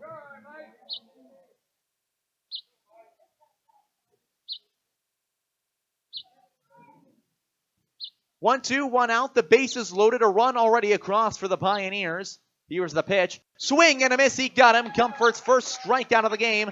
There are two outs. And that will bring up Garrett Esposito. Earlier on Friday, they back-to-back to the Garretts. Tonight, they spread the Garretts out by one batter. And so Esposito, who is playing right field in this second game, as he was in the first game, will come up to hit.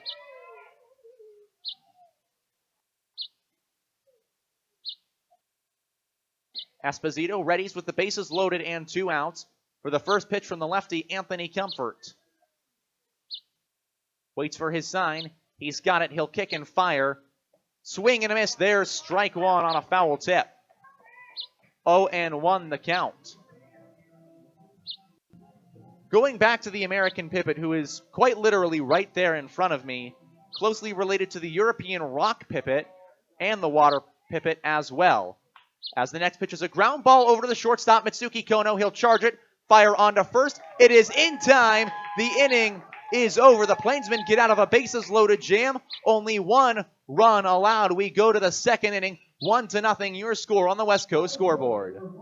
At Russell's Automotive in Scottsbluff, they believe in providing the best auto repair services and warranties to their customers. That's why they're excited to announce their new coast-to-coast nationwide warranty through the Certified Auto Repair Network. With every repair they make, you'll receive a 36-month or 36,000-mile warranty on parts and labor honored nationwide. Their ASE certified technicians use the latest diagnostic tools and equipment to make sure your car is running like new. With their new nationwide warranty, you can travel worry-free knowing that you're covered no matter where you go. Come on down to Russell's Automotive in Scottsbluff today and experience the best in auto repair services and warranty. Call them now to schedule your appointment. Our producers know that running a successful operation these days requires having reliable service and quality products. That's why you know you can trust the knowledgeable people at Westco to provide you sound agronomic advice, aerial application, bulk fuel, lubricants, propane, tires, and other essentials to keep your operation running smoothly. Our priority is helping you succeed. Call or visit your nearest Westco location today. Westco. Service, solutions, success. Westco's your best value through and through.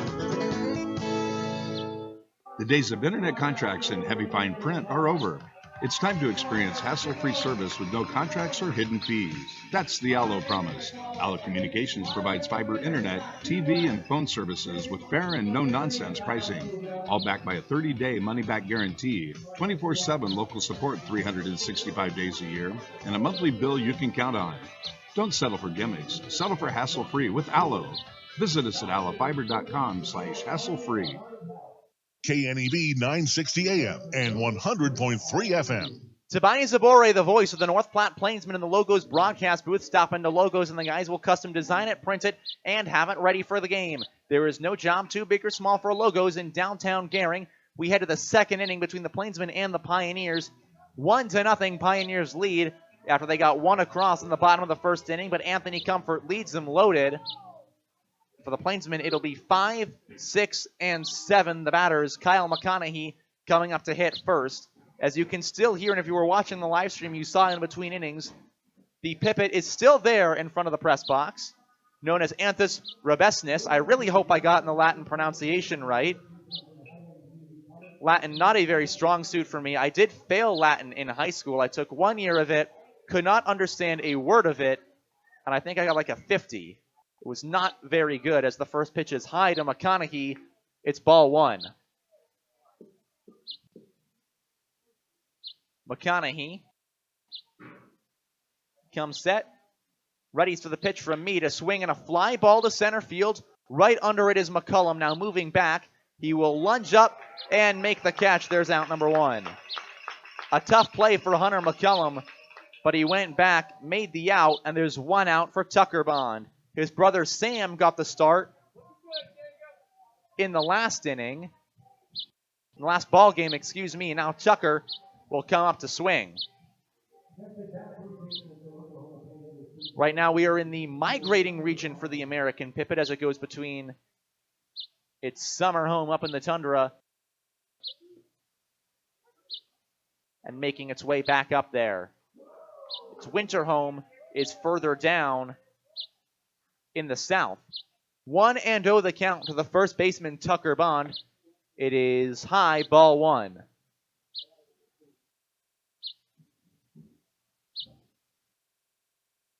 Bond readies. Here's the 1-1 pitch. It is low. Count is 2-1.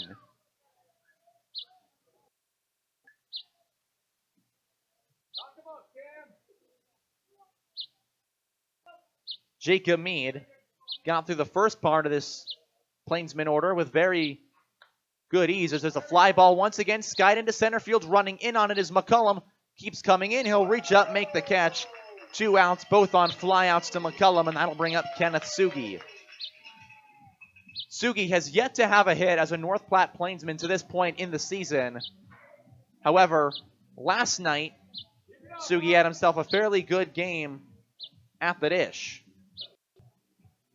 In his last time up, Sugi went 0 for 2.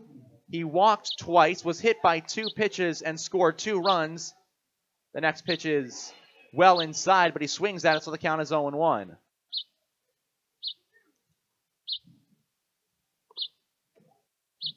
On the count to Kenneth Sugi. With 2 men out. Next pitch is well high, and Sugi has to duck out of the way. It is 1-1.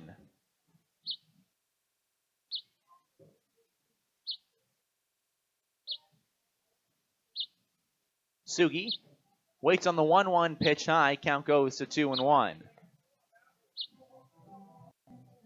I'm going to be honest with y'all out there. I don't know how much more I have on the American Pipit. I have gone through a lot of information. 2-1 pitch is high and behind Sugi, so it will be 3-1. However, I did find a new page on the Pipit that does perk my interest. It is from Colby College in Waterville, Maine. I myself am from down east Maine. Colby is a well-known institution to me, so a little bit more on the Pipit. We'll see what some Maine educators have on this bird. 3-1 pitch, swing and a miss, count runs full. 3-2 with 2 outs to the 7-hitter, Kenneth Sugi. Back in my home state of Maine, the Pipit, rarely seen unless it is in the fall. And even then, you got to go up Mount Katahdin. 3-2 pitch high, Kenneth Sugi walks. And that'll bring up Braden Zirkle, the 8-hitter. With Kenneth Sugi walking again to put himself on first base for Zirkle. Pipits in Maine only nest on the trails leading up to the Baxter State Park and the tablelands on the Baxter Peak at Mount Katahdin, the tallest point in the state of Maine. First pitch is fouled off the right side. Count is 0-1. Katahdin in Maine, just a little over 5,000 feet tall. So some geography and geology along with your birding lesson. As the 0-1 pitch is in the dirt, count goes to 1-1. That birding lesson also coming along with a Father's Day doubleheader baseball game and Bark in the Park, as we have dogs in the stands today at Oregon Trail Park Stadium in Gering, Nebraska. 1-1 with 2 outs. Kenneth Sugi leading off of first base after the walk. The pitch to Zirkle is inside, count is 2-1. Zirkle is playing DH in today's game.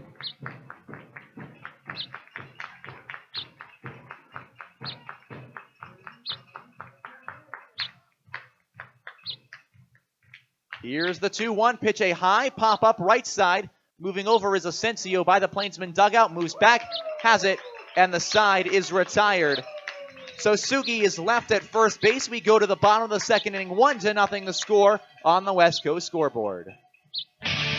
Ryan's Welding and Trailer Sales in Scottsbluff is your authorized PJ trailer dealer, as well as a full-service fabrication shop. As your PJ dealer, they have lots of options from dump trailers and bumper pull dumps to equipment tilts, super wides, car haulers, and utilities. These PJ trailers are built in Texas to hold up to the hard-working professional using them. Come see the quality for yourself. 1110 Avenue B in Scottsbluff, or call 308-575-0710 to find what you're looking for. If it's not in stock, they can get it for you. Ryan's Welding and Trailer Sales.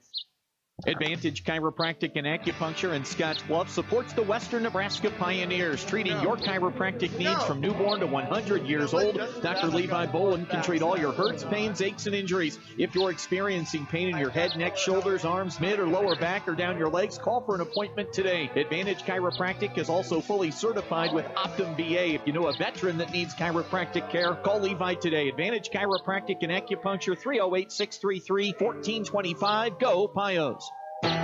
You know, Floyd's Truck Center began with a single operation in Scottsbluff. Today, the company serves the trucking industry with 9 locations, and at all 9, you will find service departments with factory-trained technicians, fully stocked parts departments, and knowledgeable staff. So when you're on the road in Sydney, Cheyenne, Casper, Gillette, Rock Springs, Rapid City, Fort Pierre, or Belgrade, Montana, service and convenience are just ahead with Floyd's Truck Center. KNEB 960 AM and 100.3 FM. Tobias Zabori in the Logos broadcast booth. Stop by Russell's Automotive, your family-owned go-to for all your quality automotive repair needs. We head to the bottom of the second inning, 1-0. Western Nebraska Pioneers over the North Platte Plainsmen. Will be the 8-9-1 hitter. And the pitcher also serving as the DH in today's game, Jacob Mead, will lead us off.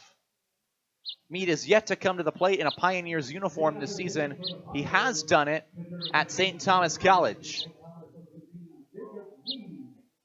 Comfort back out for his second inning of work there on the mound.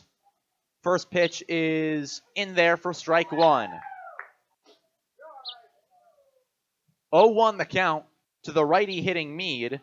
After him will be Hunter McCullum, and then back to the top of the order. The 0-1 pitch is skied in the air to right field. Knowlton moves over, settles under it. There's out number 1. So more facts about the American Pipit as it still sits right outside our window, now kind of leaning on the glass and chirping on away. And if for my Maine folks out there, you might want to pay attention to this so you don't have to hike all the way up Mount Katahdin and Baxter State Park to get a look at one. Come August, when they start to migrate, you'll be able to find them at Reed State Park on places like that around the beaches, as there's strike 1 on the outside to Hunter McCullum. They can also show up in agricultural fields, as the 0-1 pitch swung on through. It is 0-2. So, Mom, Richard, Dad, consider this a Father's Day present of how to spot a fairly uncommon Maine bird. As the 0-2 pitch is outside, count goes to 1-2. And again, that information thanks to Colby College from Waterville, Maine. As the 1-2 pitch, swing and a miss, he got him. There's out number 2, the second strikeout of today from Anthony Comfort. 2 down on the second. That brings up James Lehman in the top of the Pioneers order.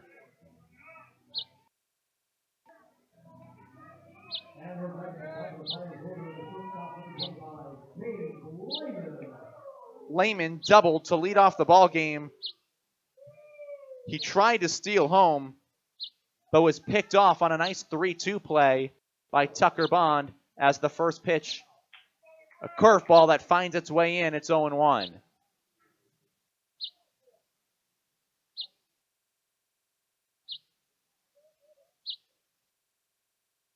The count to Lehman. in the bottom half of the second inning, the second game of a Father's Day doubleheader. Next pitch breaks its way in. The count is 0-2 to the shortstop, Lehman.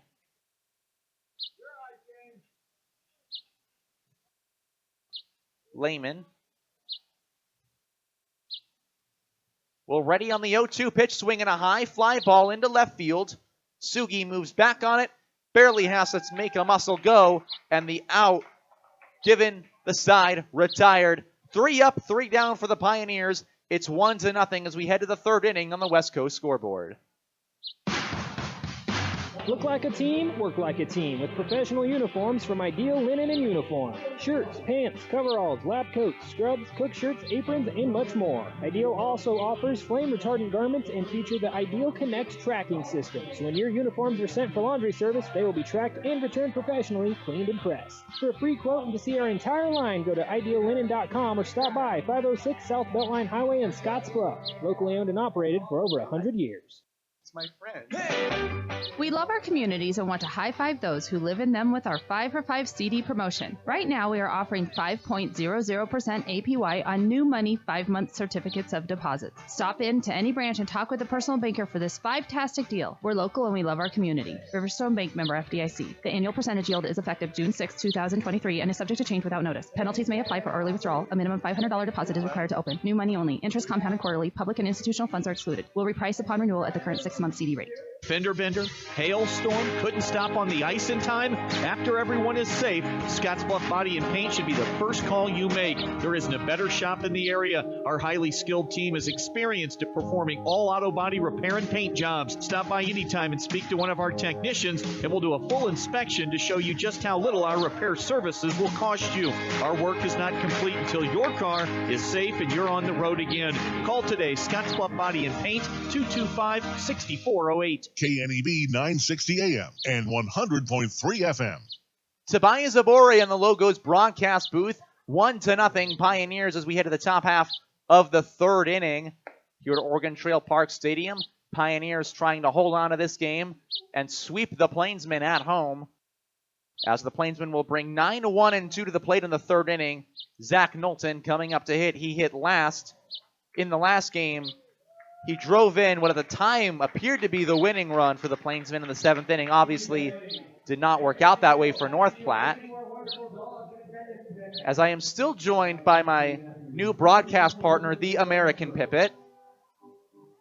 I've had many broadcast partners in my time. I've had the most Italian man you'll ever meet, Rocco Di Milo. I've had a lot of friends from Ithaca.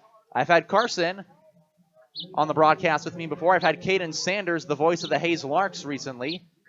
And yet, I feel like the American Pipit is already my favorite. First pitch in there, strike one to Zach Knowlton. He's got a very melodic voice, a very sweet little bird. I'm extremely happy to be joined by it right outside the broadcast booth as the 0-1 pitch fouled off the right side. Count goes to 0-2. We've been doing a thing in North Platte on our broadcast where during home games we bring players, interns, people up to the broadcast to do interviews and call an inning. I'm wondering if I can't get this Pipit to call an inning with me. Might be a bit tough. The 0-2 pitch to Knowlton. High. Count is 1-2.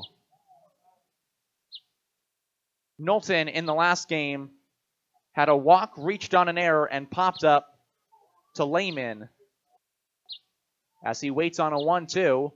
Outside, count is 2-2.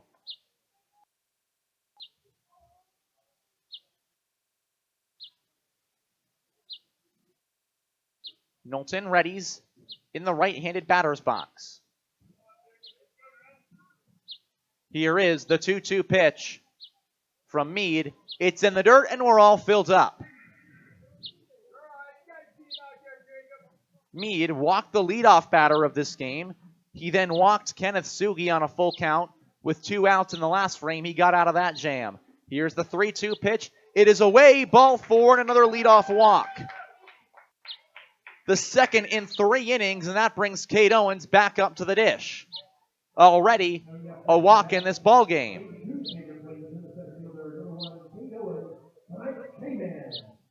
Owens comes ready in this one. He went 1 for 2 in the last game. As Meade fires the first pitch home. It's well away. Backdoor the runner at first, but he's back in time as Owens shows bunt and then pulls it back. So the count is 1-0.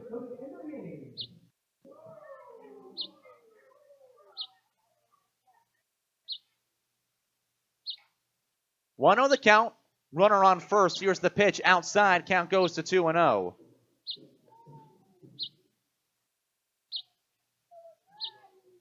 With Cade Owens in the right-handed batter's box.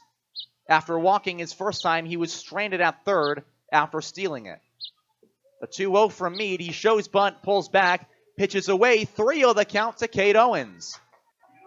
So Meade in danger of walking two men after the last 5 pitches have all missed the strike zone. That pitch is outside. Ball 4. Back-to-back walks down to second.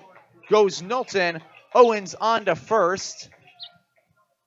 And Mitsuki Kono will hit with 2 on and nobody out.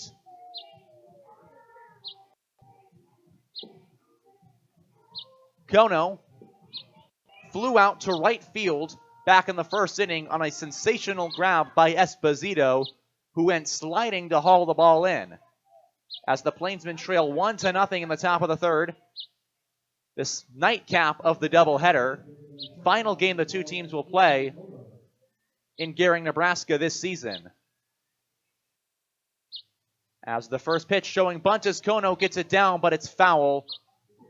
0-1 the count. They will play 3 games in 2 days in North Platte, Nebraska on July 2nd and 3rd. The second, the Plainsmen, the Pioneers, are going to finish the game they started on the 29th. That game will be resumed in the 4th inning and then play a 7-inning game. And then after that, they will play 1 on the 3rd.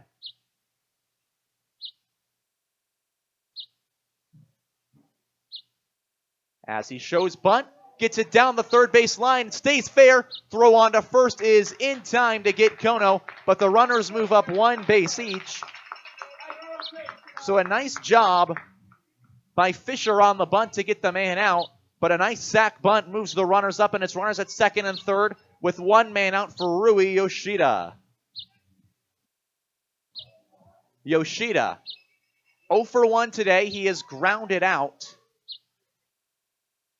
to the shortstop Lehman already.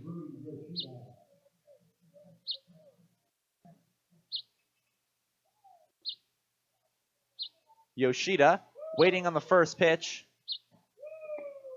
And he takes strike 1.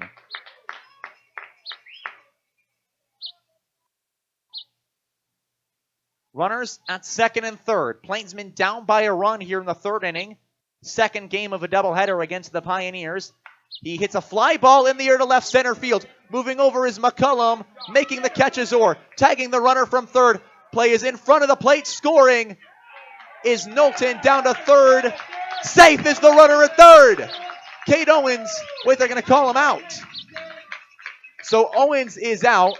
The run does score on the sac fly, so we are tied at 1. 1-1 the score as we go to the bottom of the 3rd inning on the West Coast scoreboard.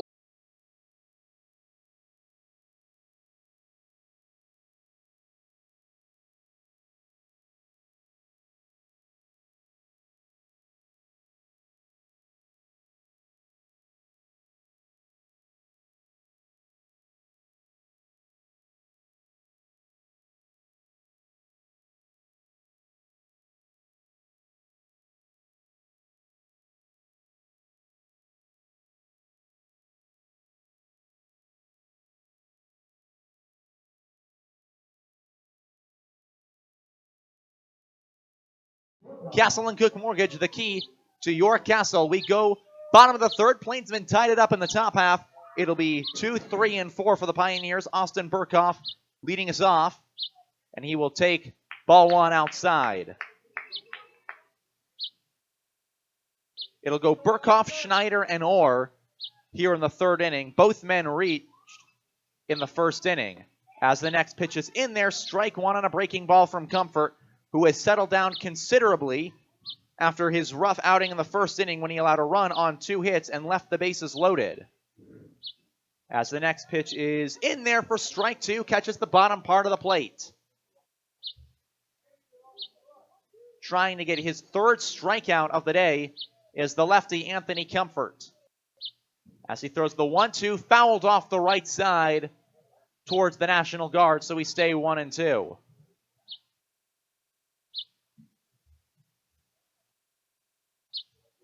Comfort sets, readies, and fires. 1-2, swing and a miss. He got him. There's out number 1, the 3rd strikeout of the day from Comfort, and there's 1 man out.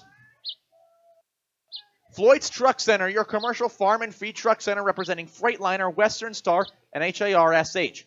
322 South Beltline Highway East in Scottsbluff.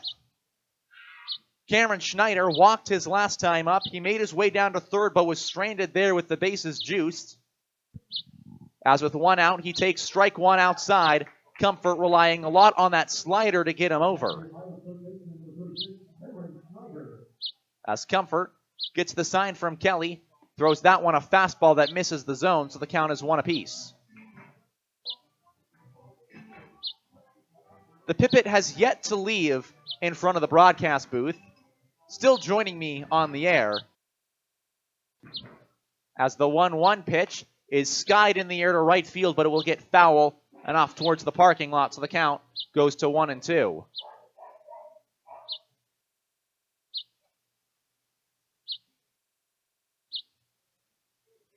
And if none of you knew how to identify an American Pipit's call before now, I'd assume you're all well-versed on the call of the American Pipit. As the next pitch is lined to left but foul, so we'll stay at 1-2. I hope that everybody out there now knows how to hear an American Pipit in the wild and identify what it is. It has been hanging out in front of the broadcast booth since pretty much the start of this game. It was in the fence since about the middle of the last one, as the next pitch is outside, so the count is 2-2.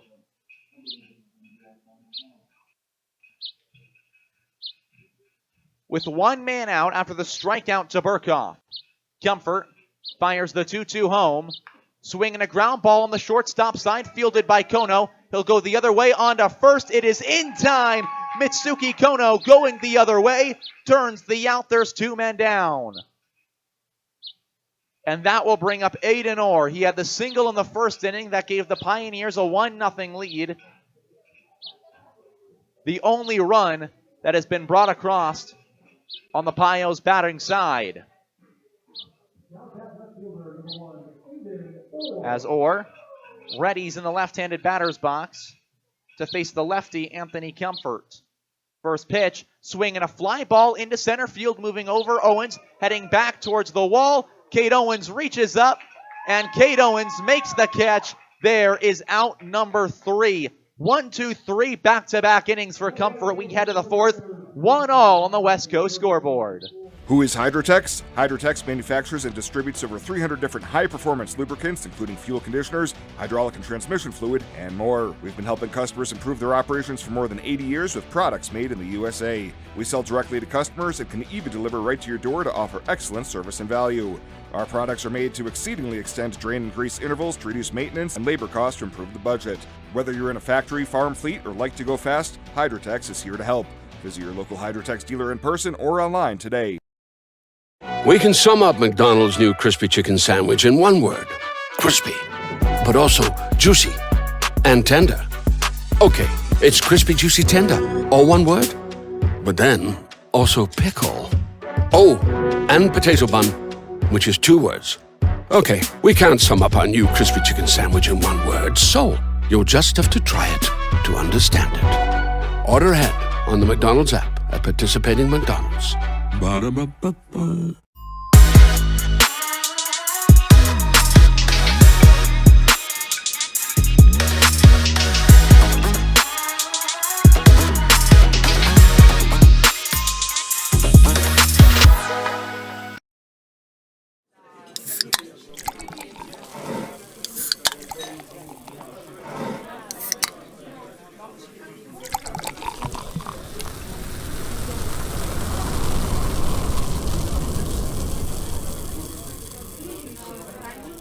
Tobias Abore and an American Pippet with you in the Logos broadcast booth. Filling in for Carson Schrail, the voice of the Western Nebraska Pioneers. Plainsmen coming up to hit.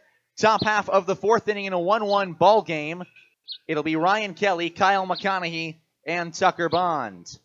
Dooley Oil has been providing great service since 1968. They are your distributor for premium Shell lubricants and house fuel additive, Wyoming, Nebraska, and Colorado. Extreme diesel fuel provider for the three-state region. Kelly struck out to end the first inning with Cade Owens stranded at third base. Kelly takes ball one outside. Count is 1-0.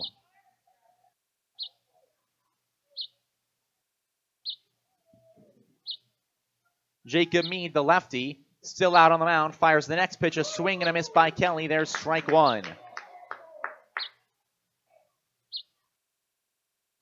Kelly will take his time, regroup, and step back into the batter's box. So a 1-1 count to lead off the fourth inning, a swing and a miss at a ball in the dirt. There is strike two.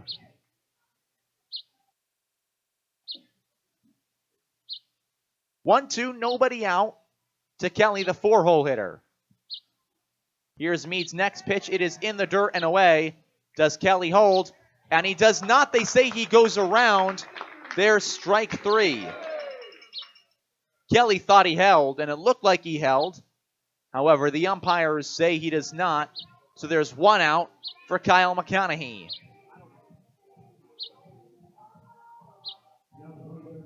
As he digs in on the right side with one out in a tie ball game, fourth inning. First pitch is low and away for strike one. Just finds its way into the bottom part of the strike zone. As the 0-1 pitch is right over the middle of the zone, down Broadway, so it's 0-2.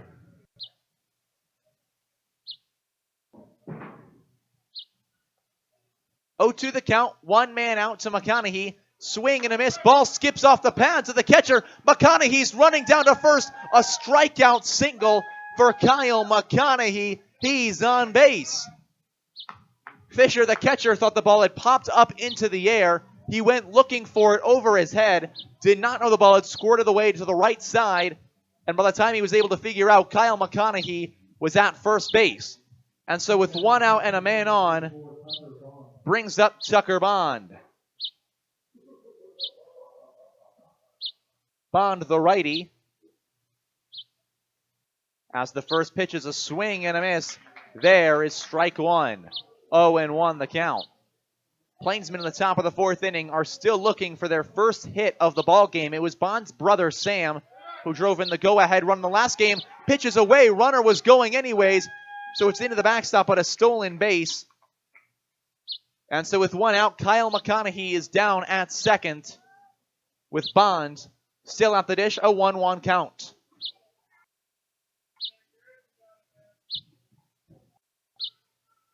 After Bond, it will be Kenneth Sugi for the Plainsmen. As the 1-1 pitch is in the dirt, that one is blocked by Fisher, so the count goes to 2-1.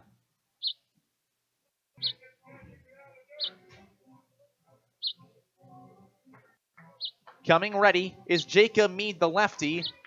There are two pitchers warming in the Pioneers bullpen, so some double barrel action down there.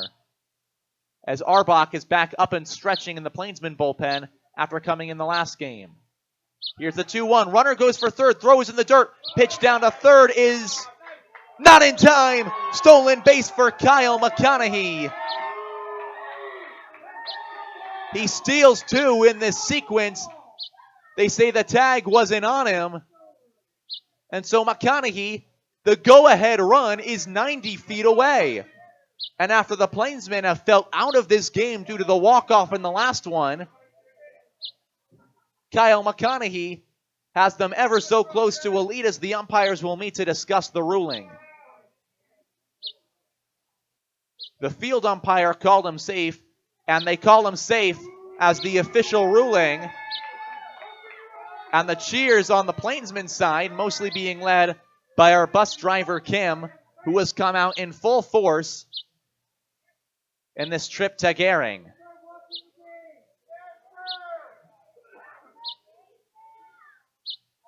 Infield playing in, trying to take away a ground ball to score a run at the plate. As there is a 2-1 count with McConaughey 90 feet away at third. All the infielders are playing on the lip of the grass. Meade, the lefty, fires it in. Ground ball, third base side, foul. It goes 2-2.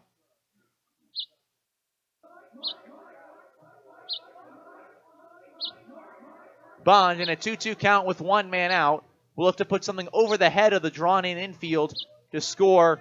McConaughey is the go-ahead run. They've left plenty of men stranded at third base in this series. Now Tucker Bond waits on the 2-2 and takes it high. Count runs full.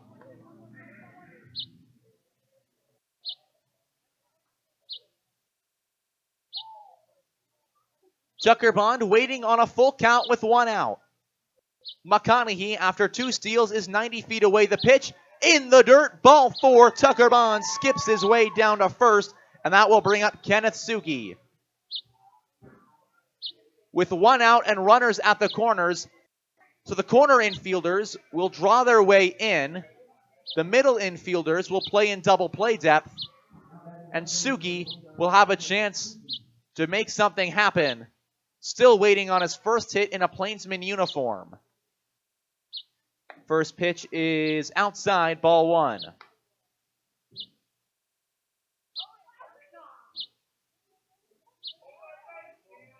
Sugi, the lefty, waits for the pitch from Meade, the lefty. Here it is, inside to Sugi, hold. They say he does, count is 2-0.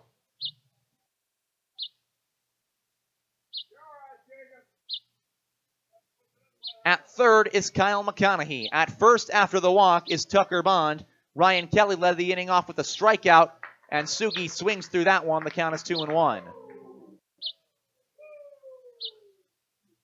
As the Plainsmen try and take this last game on the road before a 13-game homestand opens up on Tuesday. As the next pitch swung on through, that will be 2-2. Their final road game of this 4-day, 5-game road trip will be tomorrow in Wheat Ridge, Colorado. And goodbye to the American Pipit, who has flown away towards our right. As the 2-2 pitch is a line drive down the right field line, heading towards the pole. Fair ball, it'll hit off the wall. Scoring is McConaughey. Tucker Bond to third. Kenneth Sugi to second. What a time for your first hit as a North Platte Plainsman. Kenneth Sugi, 2-1, North Platte in the fourth. Sugi doubles it to right, scores McConaughey, and they have made their way back to lead it. And now it's Braden Zirkle who popped up to Asensio to end the second. So Kenneth Sugi's first hit in a North Platte Plainsman uniform is a double to right field that scores Kyle McConaughey and gives the Plainsmen a 2-1 lead in the top of the fourth inning in a 7-inning doubleheader against the Pioneers. And now Zirkle tries to extend it with two in scoring position and only one out. The first pitch is in there for strike one on a curveball.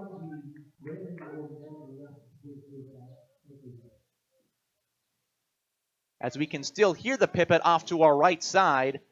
Next pitch is well away and a nice stop by Fisher. Keeps it from going to the backstop.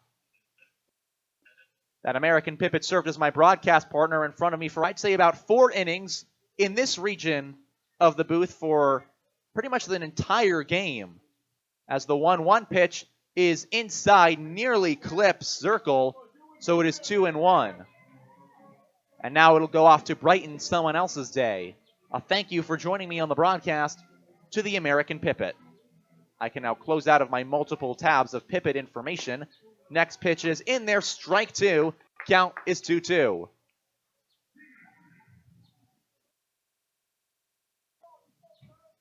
Two the count. One man out with runners at second and third for Braden Zirkle. He will wait. The pitch outside. The count is full. On deck, the 9-hole hitter, Zach Knowlton, who scored the Plainsmen' first run of this game. Meade, the lefty, to Zirkle, the righty. Payoff pitch. Outside, he walked, the bases loaded.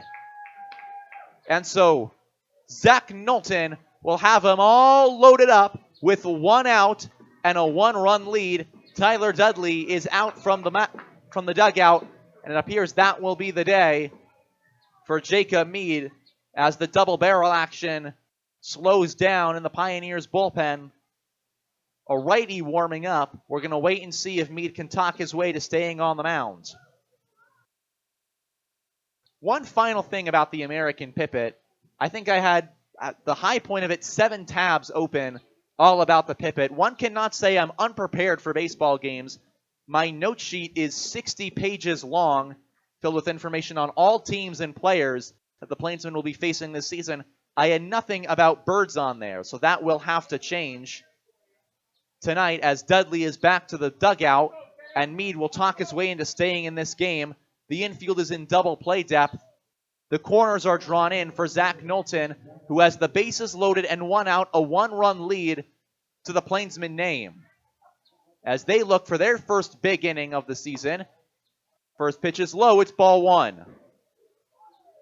Ryan Kelly started the inning with a strikeout. McConaughey struck out, but the ball rolled away from the catcher Fisher, and he stood on first base. 1-0 pitch, in there for strike 1. The count is 1-1.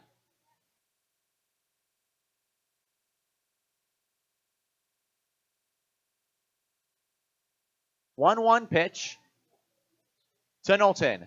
It is outside, ball 2. The strikeout single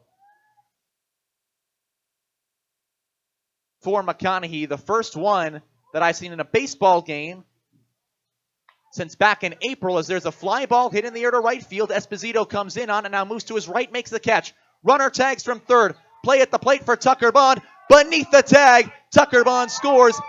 Down to third goes Kenneth Sugi. 4-2, Plainsmen in the 4th. And now you hear the North Platte dugout coming back to life.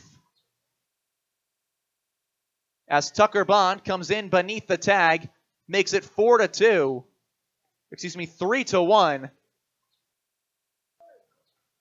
Here in the 4th.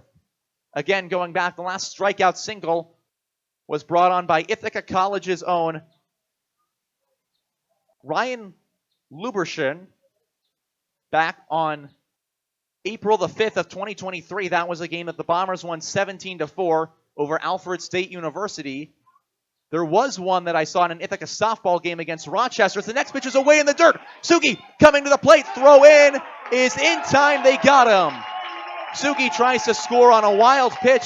He is out, but the Plainsmen, 2 runs in the inning. They hold a 3-1 lead on the West Coast scoreboard. Spring has sprung, and High Plains Spas and Recreation remind you that it's time to de-winterize your boats and RVs. The professionals at High Plains Spas and Recreation not only de-winterize your system, that's flushing the antifreeze, protecting your plumbing in your RV and the cooling system in boats, but they can repair and service all the systems, including the electrical, AC, and heating and plumbing, to ensure that your boat or RV is ready to go when you are. High Plains Spas and Recreation, open 9 to 5, Monday through Friday, 1725 East Overland, Scotts Bluff.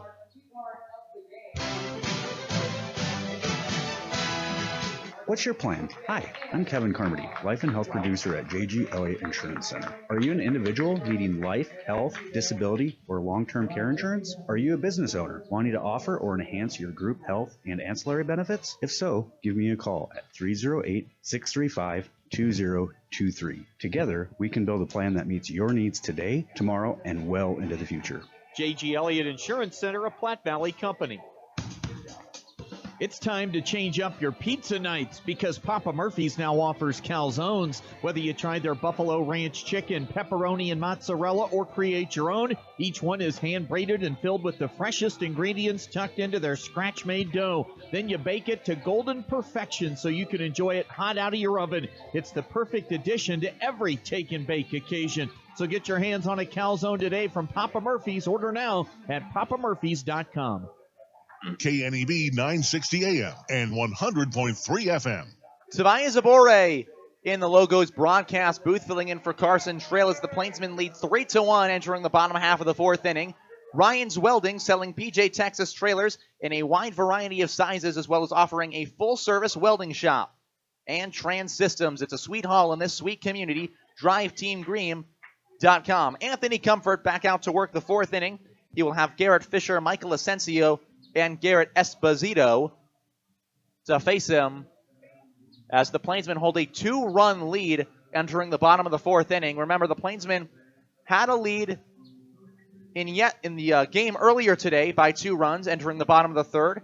That was whittled away to a tie game. They had a 1-run lead entering the bottom of the seventh until the walk-off.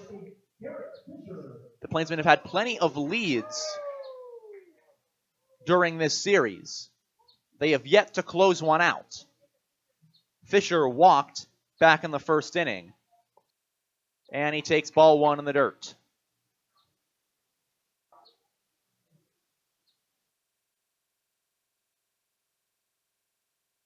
Fisher waits. And the next pitch is strike 1 in the bottom part of the strike zone. Count is 1-1. Fisher from Fort Collins, Colorado. Same hometown as Marco Gonzalez. At least the same town that Marco Gonzalez is in. As the next pitch is outside, it's 2-1. 2 on the count, nobody out. The leadoff man hears the pitch, swing and a miss. There is strike 2.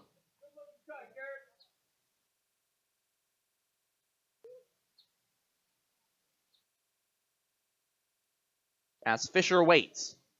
The 2-2 pitch from the lefty Comfort is just a bit high. Count runs full to the leadoff man. Fisher, who is behind the plate, was part of a nice out. They got Kenasugi trying to make it a 4-1 ball game in the top half of the fourth inning on what was a wild pitch by Meade, the lefty. As Comfort throws the next one in. Ground ball towards the right side, charging it is Yoshida. It kicks off of his shoes, and on is Garrett Fisher. A ground ball in E4 that kicks off of Yoshida's shoes and puts a leadoff man on for Michael Asensio. Asensio struck out back in the first inning.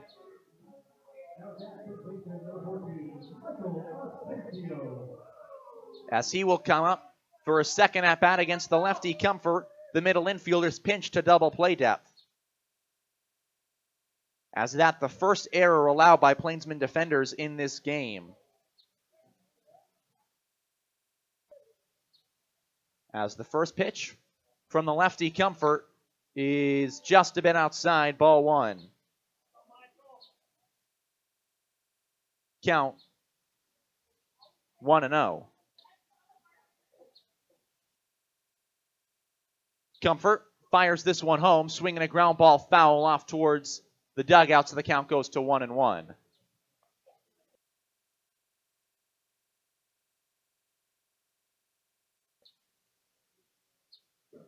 Asensio from Jaloy, Illinois, goes to Kaskaskia College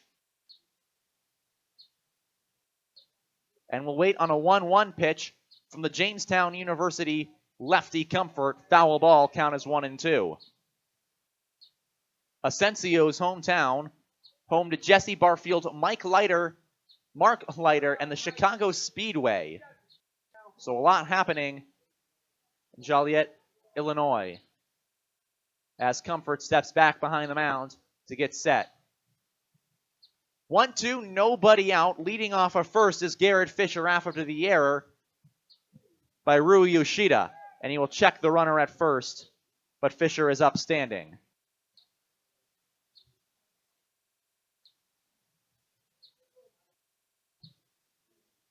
Comfort readies to fire a 1-2 home to the righty. Pitch is a foul ball off into the netting. Count is 1-2. Asensio trying to move Fisher over as the Pioneers trail by 2 runs in the bottom of the 4th inning, the second of a Father's Day doubleheader between the Plainsmen and the Pios. Once again, a happy Father's Day to my own dad, Mike Zabore, and my stepdad, Richard Keane, as the 1-2 pitch is outside, ball 2. Count is 2-2 to Asensio.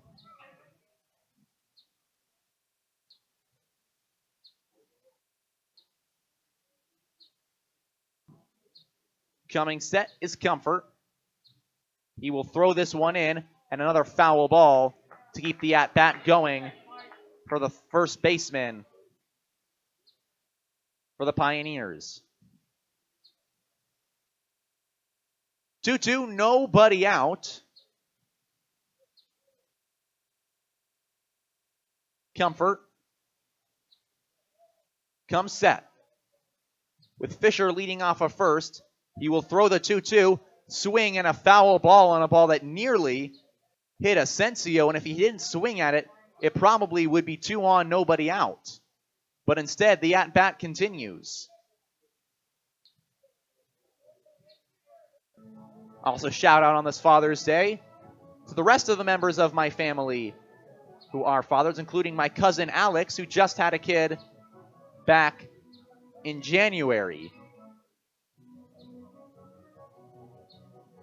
As Comfort comes on to the mound. Ready to throw the 2-2 pitch in there. Sets. And fires. Swing and a foul ball again. The at-bat extends to Michael Asensio, who has fouled off 3 straight pitches in a 2-2 count to keep seeing more from Anthony Comfort. He was the 13th ranked third baseman in the state of Illinois per perfect grade out of high school. And now he will wait on a 2-2 pitch from the lefty from Jamestown, Anthony Comfort. Pitch is a foul ball off towards the right side. Moving over is Zach Knowlton. He will make the catch. There's out number 1.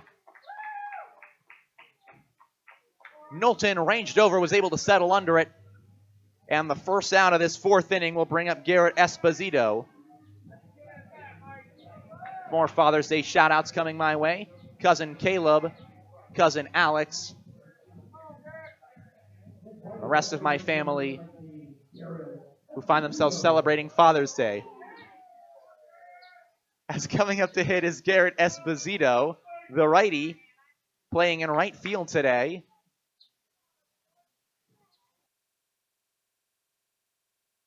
First pitch is outside, ball 1, and a good stop by Ryan Kelly. We'll keep Fisher down at first. Esposito grounded out to the shortstop his last time up. The sophomore from Indianapolis, who has found his way to Kaskaskia College, and will now wait on a 1-0 from Comfort. It is in the dirt, gets away from Kelly. Down to second goes Fisher on the wild pitch. So a runner in scoring position on a 2-0 count. For Esposito, playing right field in today's ball game. Esposito was the DH back on Friday night. Comfort sets. And now we'll look to settle down with this 2-0 pitch. It's in the dirt. It goes away from Kelly again.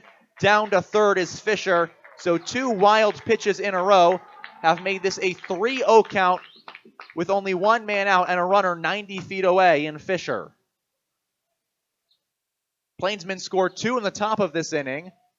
to take a 3-1 lead, now in danger of letting some of that lead go by, as the 3-0 from Comfort to Esposito is in there for strike one.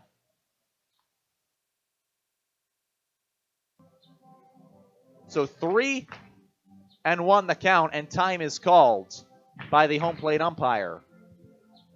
Trying to make sure the landing spot is okay for Anthony Comfort. And so he will come back behind the catcher, Kelly. 3-1, 1 out, runner 90 feet away, and Garrett Fisher in a 2-run ball game. Here's the pitch. It is outside, ball 4. An error started this inning. A fly out got the first out. 2 wild pitches and now a walk. Has him at the corners for Jacob Mead. Mead hitting as the DH, but also pitching in today's game. He flew out to the right fielder Knowlton to lead off the second. Infield in double play depth with the corners moved in. Mead, who throws lefty, bats righty, and he will take strike one. I've always thought that that combination is a little bit weird. If you're a left-handed thrower, it would make more sense to bat lefty. But Jacob Mead, just like my own dad, my own brother as well, both are lefties, except when they would play baseball, they'd bat righty. As the 0-1 pitch, swing and a miss on a curveball that nearly hit his back foot. It's 0-2. I myself am a true lefty. I can do very little with my right hand. It is basically useless. I write with my left hand. Everything that I do in my life, I do with my left hand. So I do find it slightly weird that both my brother and dad are switched that way, as the foul ball into the screen keeps it at 0-2. As Jared Jones will run to get the foul ball out behind the plate. At the corners, 0-2 with 1 man out. Comfort trying to get the 8-hole hitter before facing the 9-man Hunter McCullum.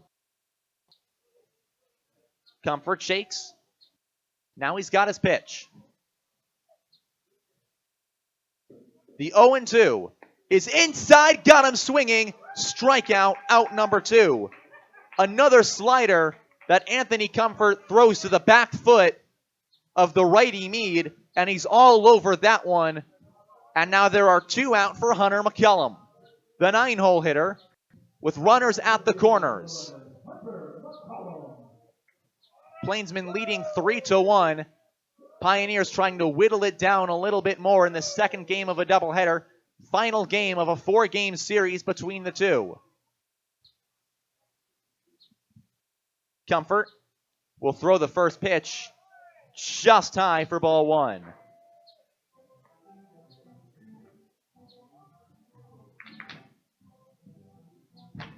McCullum, the hometown kid from Scottsbluff, Nebraska, goes to Western Nebraska Community College. Spent the last year in the summer with the Pioneers. And he takes strike 1. Count is 1-1.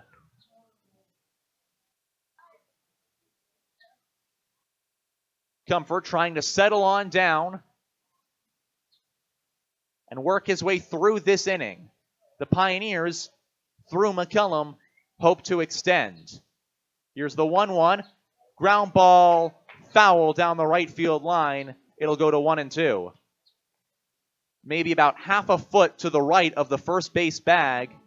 Sends that ball on a line that would have gone pretty much all the way to the wall with Zach Knowlton positioned the way he is against the right-handed hitting McCullum.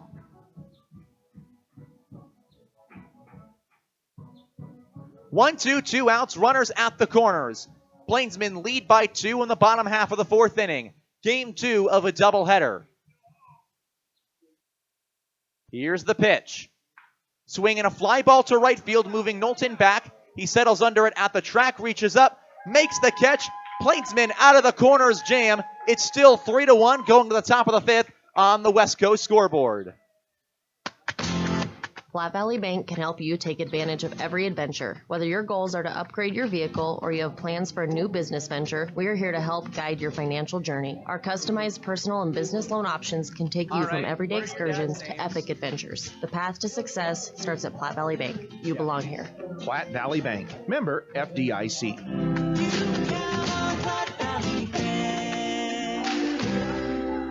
Community banking for you.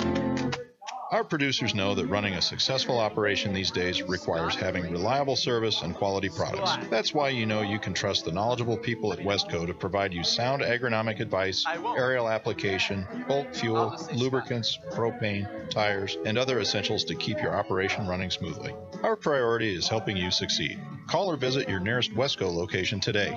Westco. Service, solutions, success. Westco's your best value through and through. Allo is here to give you the FYI. Are your shows buffering? We know why. Are your games lagging? Don't deny. Are your work calls dropping? Here's the FYI. Your old school internet company can't keep up. They give it a try. Their network isn't enough.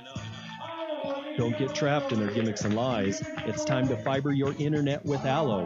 Honest, local, and hassle-free is what we stand by. Experience Allo Internet. Visit allofibers.com/FYI. KNEB 960 AM and 100.3 FM.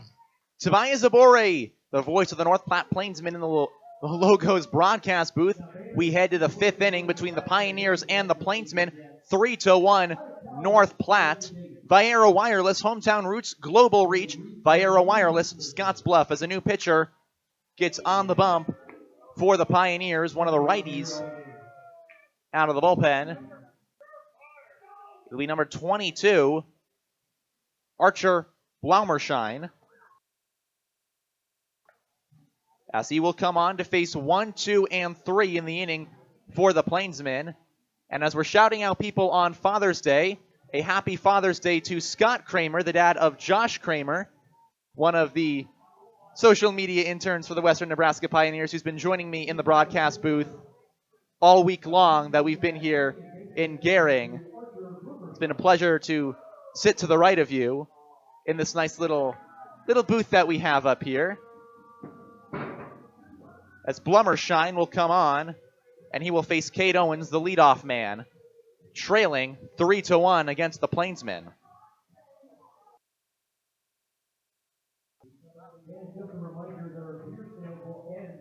Blummershine has pitched in 4 games. He faced the Plainsmen back on May the 24th, had 1 inning. He's only allowed 2 hits, 2 earned runs.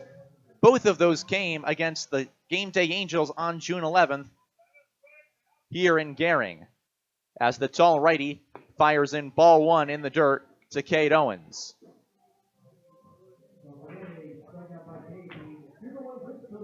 Blummershine, the only international player for the Pioneers, born in Sherwood Park, Alberta. He will throw the 1-0 pitch a little bit high for 2-0. He is joined by Dylan Graw of the Plainsmen as the 2 Canadians here in Gering. Sherwood Park borders Edmonton and has a lot of lineage of producing NHL players. As the 2-0 pitch swung through by Cade Owens, it's 2-1. Blummershine finds his way to the Pioneers from Western Nebraska College. As the 2-1 to Cade Owens is low and away, 3-1 to the center fielder leading off this inning, leading off the ball game as well. At Western Nebraska, he struggled with 12 strikeouts, 11 walks, keeping that ratio pretty close as the next pitch is swung on, fouled into the screen so the count goes full. He had 2 tough outings against Miles Community College and Trinidad State College. Well, at Western Nebraska College. Full count to the leadoff man in the 5th inning, Cade Owens. Plainsmen leading 3-1. Here's the payoff pitch, fouled off towards the right side. It gets off to the National Guard. Count will stay full.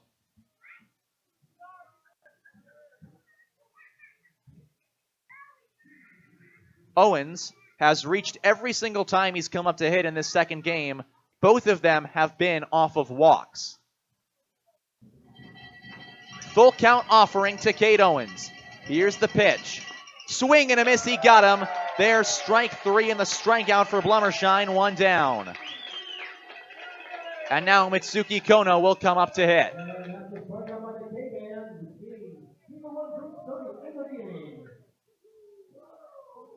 Kono, a fly out to the right fielder Esposito, and a sac bunt back in the third, which helped to bring Zach Knowlton home.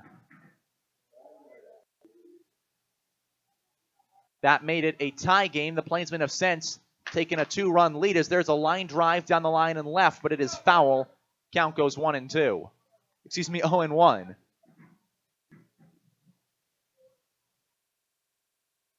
To Mitsuki Kono. The sophomore from Sierra Junior College from Shibata, Japan. As he spits on a fastball, but it will take a strike. It's 0-2. Shibata is on the west coast, pretty north of the area where Tokyo is on the eastern Japanese seaboard. As the 0-2 pitches a ground ball on the left side, fielded by Robinson. He'll take a step onto first, and a nice dig out of the dirt by Asensio makes it out number 2. 2 batters, 2 outs, and that will bring up Rui Yoshida, who had a ground out in the first inning. He then hit a sac fly in the third that tied this game at 1. He has yet to come up since then. As Rui Yoshida, the first year from Tokyo, Japan, goes to Clarendon College. Hit .341 over 41 at-bats at Clarendon this past season in his first year of school. First pitch is a ground ball on the left side. It will be a foul ball. Gets past the reach of Robinson, 0-1.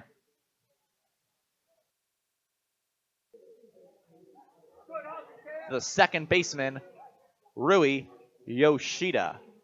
He will be followed by Ryan Kelly in the 5th inning if he's able to find his way on base. The 0-1 to Yoshida is strike 2. He takes a changeup that just finds its way on the inside corner. So the count's 0-2. For Rui Yoshida, here's the 0-2 pitch. It is in the dirt, well away. They will check, but he holds his swing. So it's 1-2.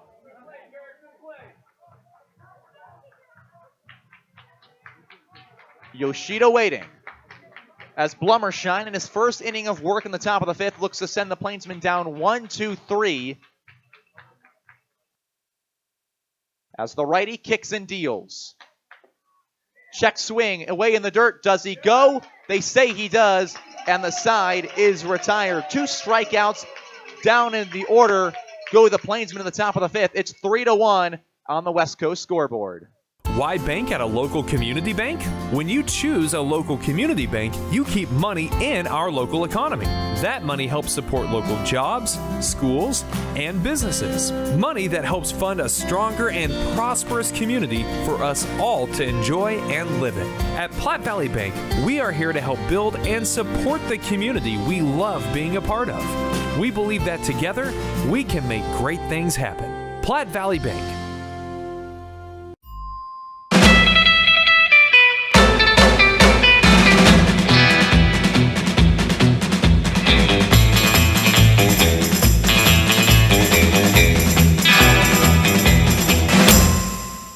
Who is Hydrotex? Hydrotex manufactures and distributes over 300 different high-performance lubricants, including fuel conditioners, hydraulic and transmission fluid, and more. We've been helping customers improve their operations for more than 80 years with products made in the USA. We sell directly to customers and can even deliver right to your door to offer excellent service and value.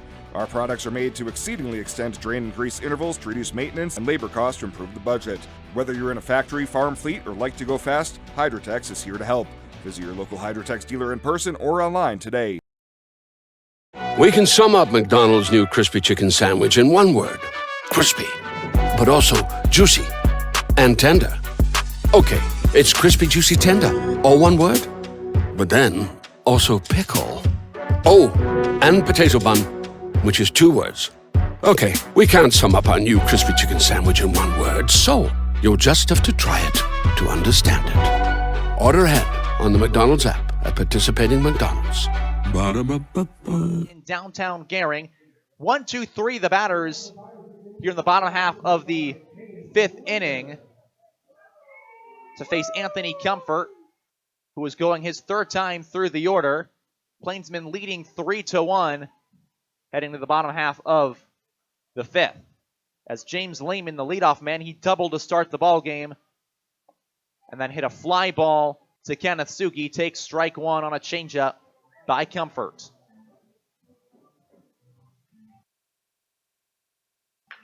Comfort in his 5th inning of work. We'll throw the next pitch. There's a fly ball in the air to center field. Cade Owens charging in on it. That's going to be a tough play. It'll drop between the fielders. And so a leadoff single for Lehman. That ball was hit into no man's land as Kono, Owens, and Sugi all converged on it. But there's no way either of them could have gotten to it unless they were playing in that exact position. So a leadoff single for James Lehman will bring up Austin Burkhoff, who has a single and a strikeout today.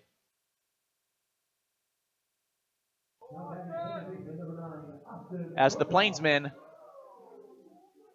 have Arbach still warming in the bullpen.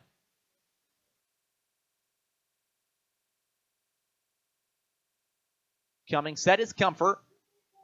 He will throw home. Ball 1 is low in the dirt. They try to backdoor the runner. It will not be in time. A nice stop by Kelly. Saw the lead that Lehman was taking and tried to catch him on his back foot. But the tag was a little too late. So the count is 1-0. To Burkhoff, the 2-hole hitter. Pioneers trail by 2 runs in the bottom of the 5th. Game 2 of a Father's Day doubleheader. Comfort throws home, and that is strike 1 right down Broadway. Count is 1-1.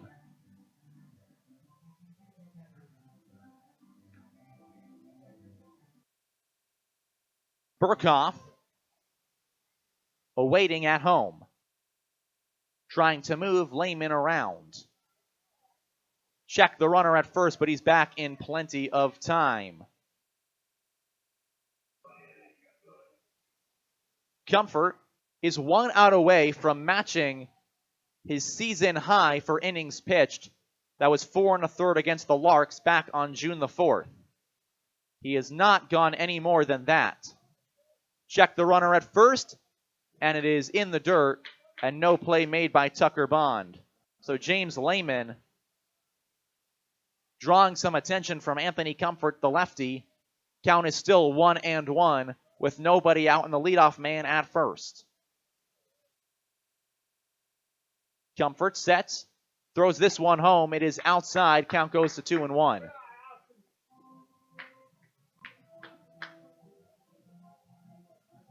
Burkhoff waits. 1 for 2 on the day, a single, a strikeout. He scored a run on that single. As the 2-1 pitch is on the outside part of the plate, it's 2-2.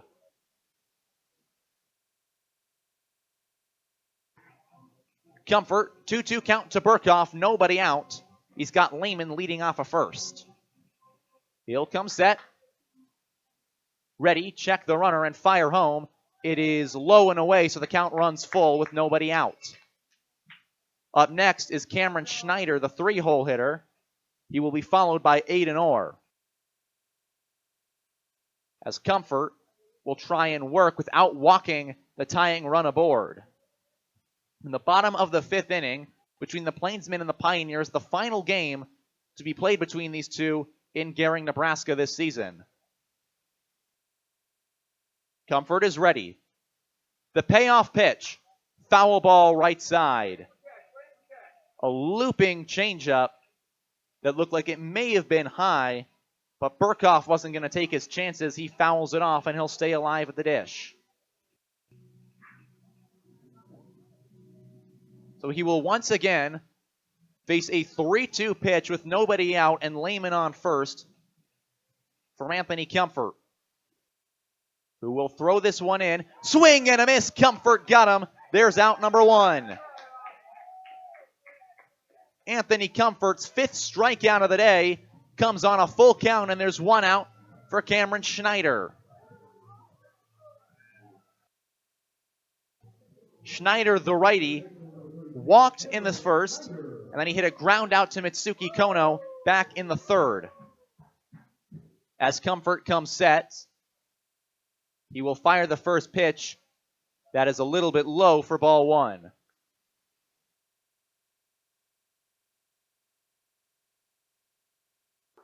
Schneider at third base here in this second game of the doubleheader.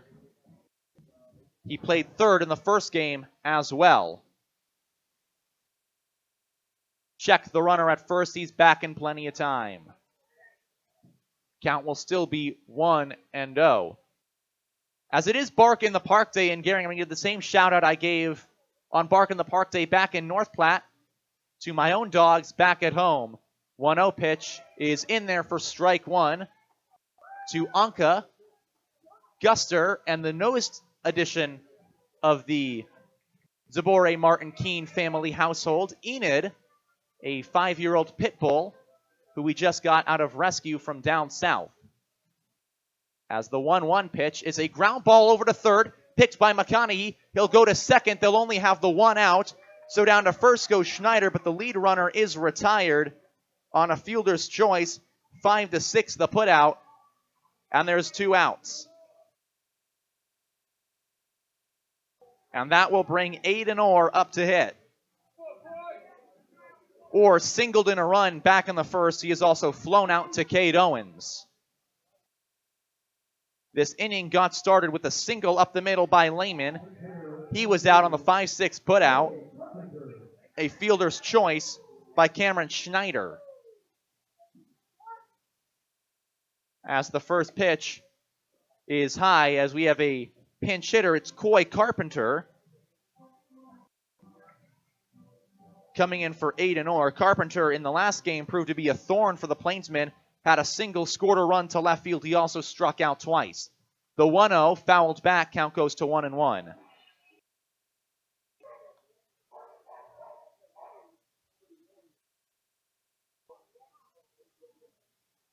As Carpenter, the lefty, filling in for the lefty, Aiden Orr. So they bring a lefty-lefty matchup at the plate.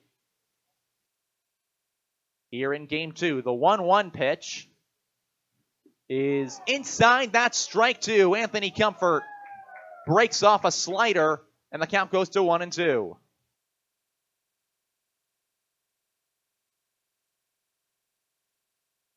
Comfort ready. 1-2, 2 out. Schneider at first. He'll check him back, and he's in safely. Anthony Comfort has done that a lot today, stepping off the mound and trying to get the runner sleeping over at first base. It is yet to work today. It has only worked once this season in the 15 games the Plainsmen have played.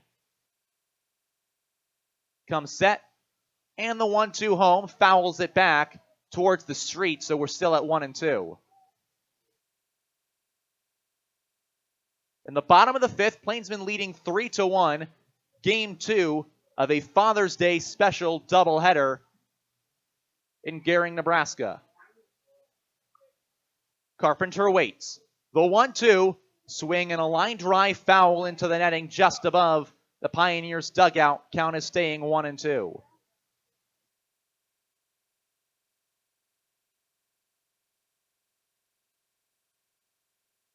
Coy, the lefty, waits for the payoff pitch from the lefty, Anthony Comfort. Waits for his sign, and he has it. The 1-2, 2 out offering home. Swing and a ground ball over to first. It is fielded cleanly by Tucker Bond. Takes it to the bag, and the inning is over. Plainsmen get out of a jam. They leave men on. We go to the top half of the sixth inning. 3-1 North Platte on the West Coast scoreboard. Why not show it off? You take time.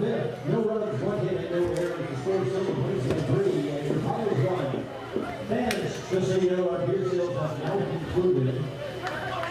It's time to play the world's favorite game in the Bud Light Distance Back Challenge. Let's head down to the field right now. He's at third base. He'll introduce us to the next contestant. Take it away, Matthew. All right, fans, it's time for your favorite game tonight. We have Isabel Wright and April in the purple shirt.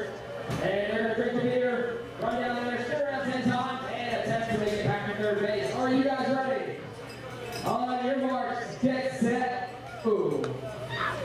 And they're off. And we're still there. And they're chugging.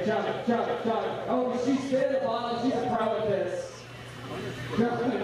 Chug. Almost there? All right. And she's off. And they're both off. And the spinner right in circles. Remember, they got to 10. And they're still going. Give them a block, man. Give them a hand.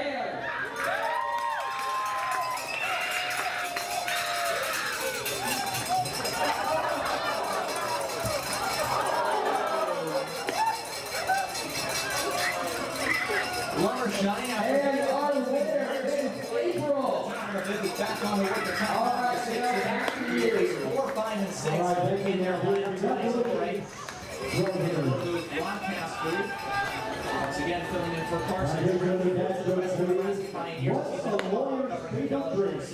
Tomorrow morning, he'll have Stanford against Tennessee in an elimination game, as Stanford will try and stave off being 2-0 again. Last year, if I remember correctly, it was Texas A&M who did them in the second game. As tomorrow's nightcap will be Wake Forest LSU. Currently, today's nightcap, 5-1, Florida leads Oral Roberts.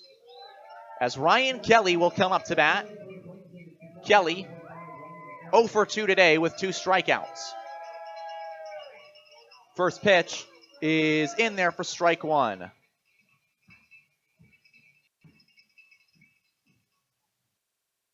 Kelly, the righty, yet to get on today. And he will take ball 1. And they say eclipse his jersey. So Ryan Kelly will earn his way on the hard way. And after Blummershine went 1-2-3 to begin his night, he hits Ryan Kelly with the second pitch he throws, and that will bring up Kyle McConaughey with the Plainsmen leading 3-1 here in the top half of the 6th inning. Remember, today's game only going to be a 7-inning doubleheader. And with the way that the last game ended and the way Friday night ended, the Plainsmen want as many runs on the board as they can. As that is a line drive right into the glove of the second baseman, Burkhoff. Throw to first, they got him. Kyle McConaughey lines out to Burkhoff, who throws it back to get Ryan Kelly, who was running from first, and now there's 2 outs for Tucker Bond. Bond will come to the plate with a walk and a flyout. The Plainsmen have only 1 hit in today's game. They have walked 6 times and have 1 hit by pitch. They also have a strikeout single as Bond takes it inside. It's 0-1.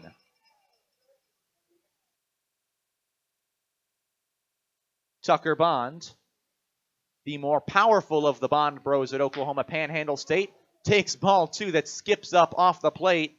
I'm sure the Pioneers are glad that Kelly is not at first, because if he was still at first, Kelly would be at second base right now.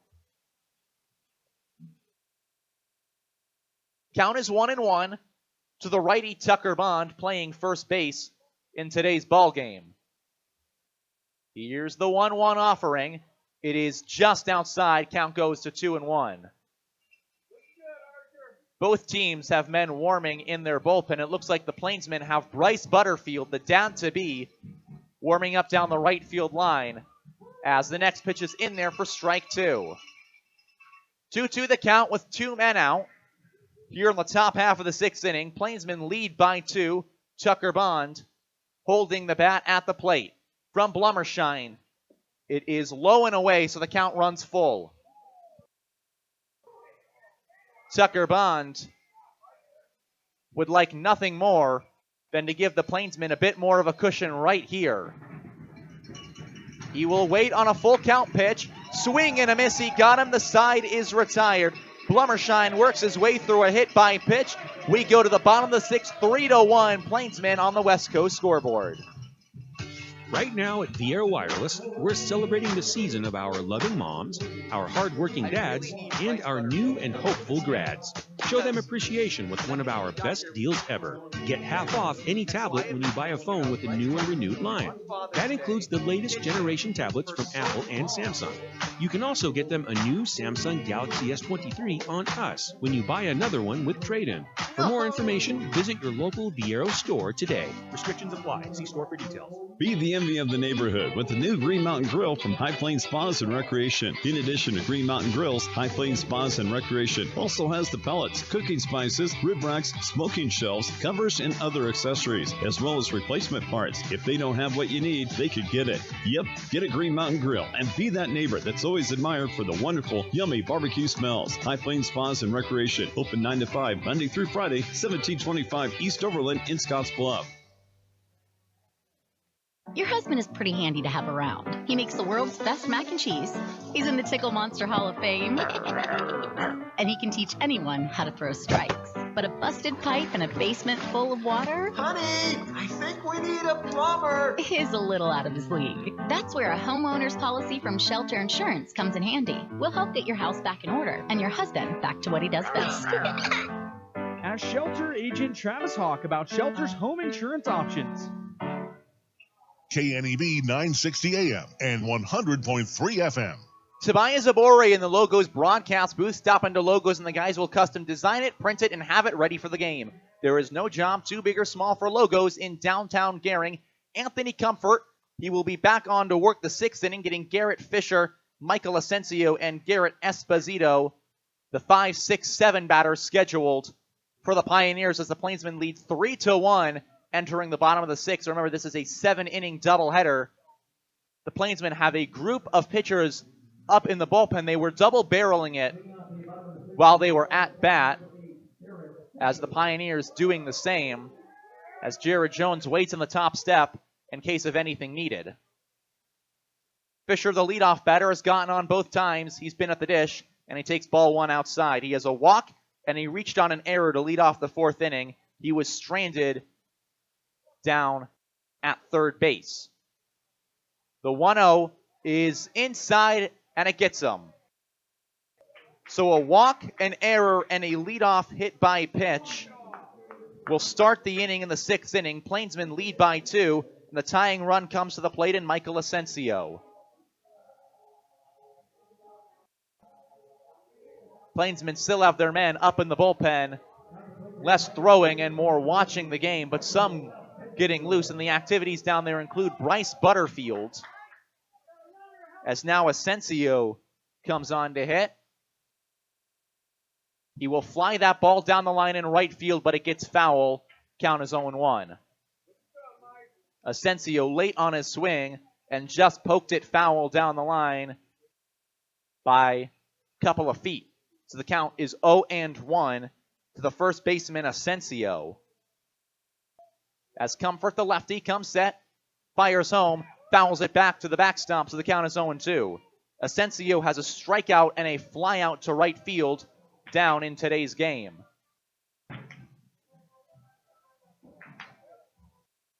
With Anthony Comfort working the longest outing he already has to this point in the season. He will come set. Comfort's 0-2 home is a fly ball in the air to left center field. That will find the gap, drops in front of Owens. Down to second goes Fisher. So the tying run is on base for the Pioneers, with nobody out, and it brings up Garrett Esposito. He grounded out to Kono to end the 1st inning. He also walked back in the 4th. He will now come up in the 6th with Fisher in scoring position and the tying run Asensio at first base.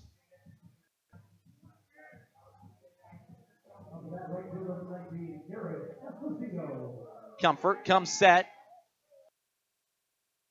He will fire to Esposito. That is ball 1. Ryan Kelly does not like the call. Comfort trying to settle himself down on the mound. With 2 on and nobody out in a 2-run ball game, the Plainsmen trying to avoid being swept by the Pioneers in 4 games. The 1-0 pitch. Check swing. Does he go around? He does. There's strike one. Comfort breaks another slider inside on a righty. Got him to go around. Count is 1-1.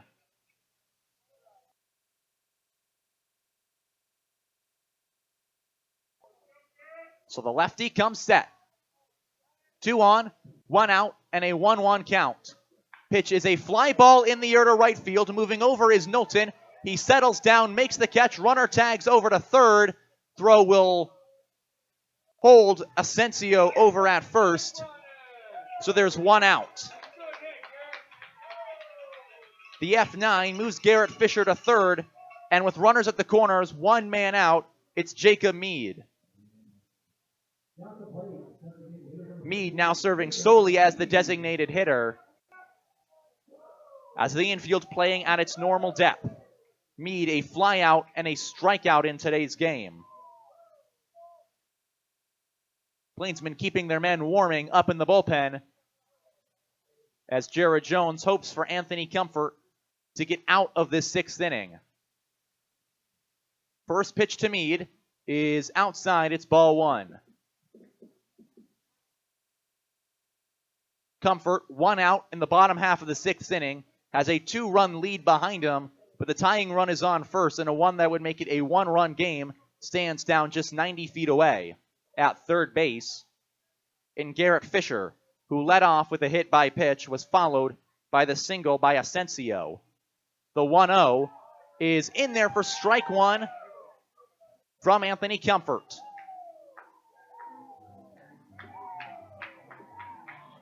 Comfort with a 1-1 count will ready to come home to Jacob Mead. Waits on his sign as Mead gets ready in the right-handed batter's box, and he will call for time.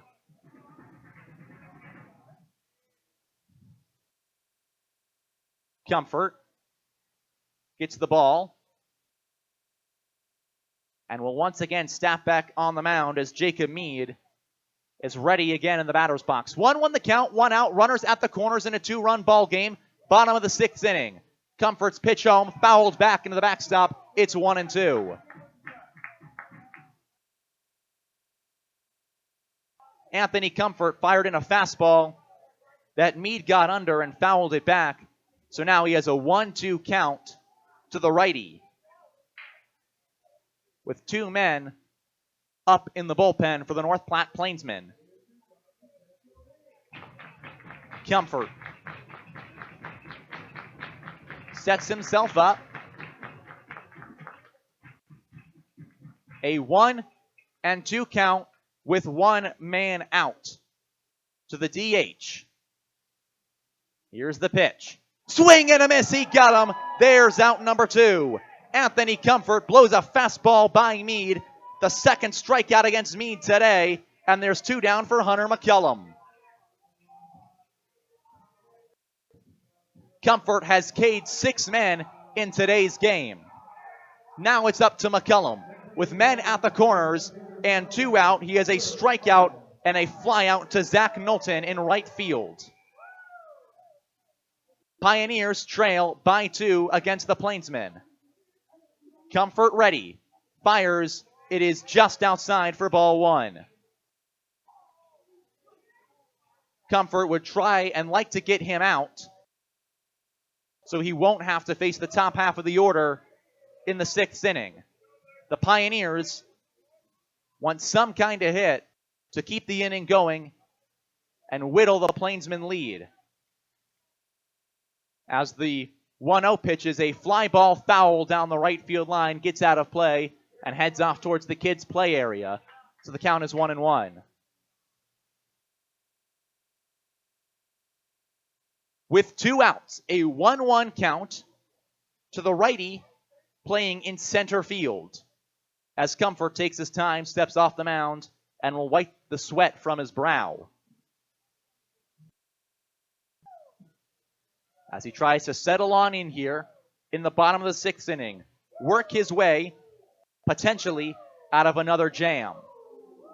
Remember, he had them at the corners in the 4th inning. He left, and the runner goes for home, a steal of home, throw home, they got him! The inning is over. Garrett Fisher tries to steal home. He thought his foot was in. He was out in front of the plate, and Anthony Comfort gets through the inning on a wild sequence. We go to the 7th, 3-1 Plainsmen on the West Coast scoreboard. Intralinks has been supporting computer systems in our area for over 20 years. Intralinks can review your systems and your expenses to help your bottom line. Intralinks also installs low-voltage wiring, IP-based camera systems, and IP-based phone systems. With Intralinks on your side, technology isn't an obstacle, it's an opportunity for your business. Call Intralinks today to schedule your free 1-hour consultation. 632-6590. That's 632-6590.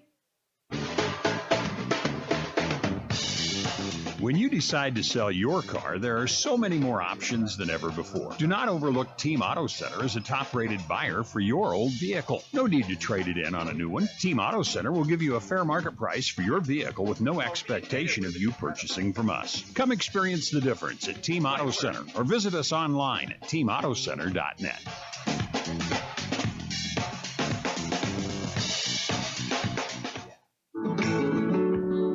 Tickets are now on sale for Theater West's fundraiser, the annual Twilight Garden Walk. Enjoy a leisurely Sunday afternoon drive on June 25th, touring 5 of the Valley's most beautiful and interesting landscaped gardens and yards. A ticket booklet provides a map of the featured properties and descriptions and details of the plants of these yards. The event starts at 4 and goes until 8 p.m. Tickets may be purchased for $20 from local garden centers, nurseries, Theater West board members, or the Theater West box office at 635-6193. KNEB 960 AM and 100.3 FM. Blummershine's day is done. He goes 2 innings, strikes out 3, doesn't allow a hit, and Brody Fay, the lefty, comes on. He last pitched back on Friday. He got the win. He got the Pioneers out of a jam in that ball game.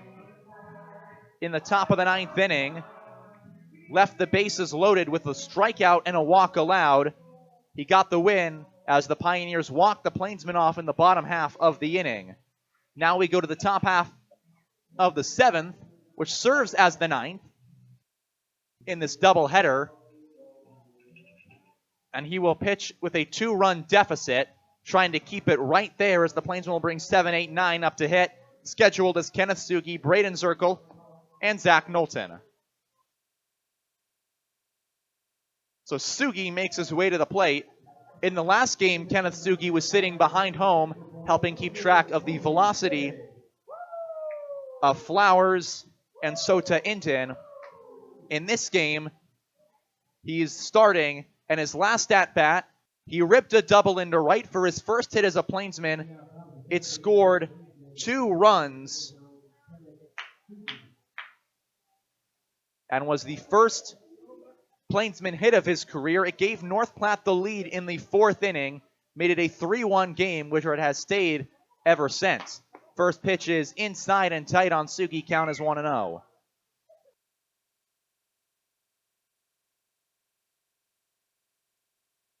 Fay, the lefty, with the 1-0 to Sugi, the lefty, who hits a high pop-up, skies it on the infield. Moving back is Fisher.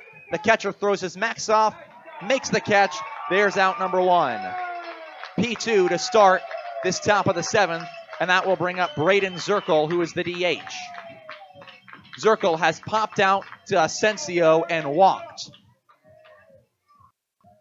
as the Plainsmen try to keep this inning going and maybe get something across to relieve whoever will pitch in the 9th for North Platte, whether that still be Comfort or that they bring on a reliever. As the first pitch to Zirkle is high for ball 1. Zirkle from Tecumseh, Kansas, went to Shawnee Heights High School. Past season hit 185 at Highland Community College. The 1-0 pitch, swing and a miss. There's strike 1. Count is 1 apiece. 2017, he participated in the 14-under perfect game all-tournament team in Kansas. As the 1-1 is a beautiful looping curve that finds the strike zone. It's 1-2. With 1 out to Braden Zirkle, the 8-hitter for the Plainsmen on deck is Zach Knowlton. Fay, the lefty's got the sign. He will step and fire with the 1-2. Swing and a miss, gets Braden Zirkle. There's out number 2. So 2 outs in the 7th, and that will bring up Zach Knowlton, the 9-hitter for North Platte. As the Plainsmen lead by 2, Knowlton trying to extend this inning, and by virtue, this game for the Plainsmen batters. He will take ball 1 well upstairs. Count is 1-0. On deck, Cade Owens, who has 2 walks and a strikeout, exemplifying the 3 true outcome kind of batter. As the 1-0 pitch is in there for strike 1. As Knowlton takes it, so the count is 1-1. Comes set is Fay. He will kick and fire with the 1-1. That pitch is low, so it goes 2-1.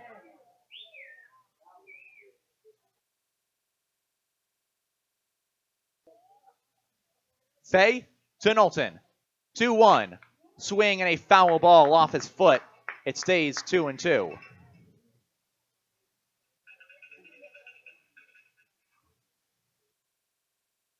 With 2 outs, 2-2 count in the top of the 7th. Plainsmen lead 3-1, a 2-run ball game. Fay, the lefty, fires on home. It is high, full count. To Zach Knowlton. From Spring Hill, Kansas, at a Highland Community College. He will wait the full count pitch. The payoff from Brody Fay is inside. He walked him. A 2-out walk worked by Zach Knowlton, and now it's Cade Owens up to hit. 2 walks, a strikeout. He is a home run away from being a full-on 3 true outcome batter in this game.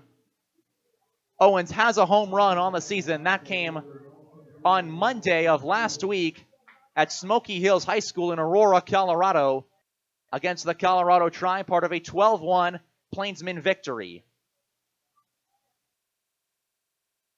Leading off is Knowlton. Throw home, swing and a miss. There's strike 1. A fastball blown right by Cade Owens. And so Fay ahead in the count.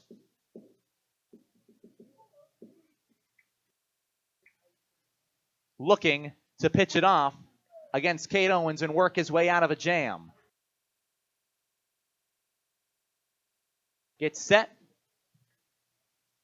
Looking back, fires in the 0-1, and that one's in the dirt, so the count is 1-1. Owens, on his 2 walks, has advanced to second and third. He was stranded at both third and second. On his way down to third, he was picked off on a sac fly by Rui Yoshida in the 3rd inning. 1-1 pitch, strike 2. And so Fay, 1 pitch away again from getting out of this inning and handing his batters a 2-run deficit going into the 9th. Here's the 1-2 pitch from Brody Fay. Swinging a high, pop up into left field, moving over Oren McCullum. McCullum calls, makes the catch, and the inning is over. We will go to the bottom of the 7th. Plainsmen lead 3-1 on the West Coast scoreboard. Nora is a Runza insider.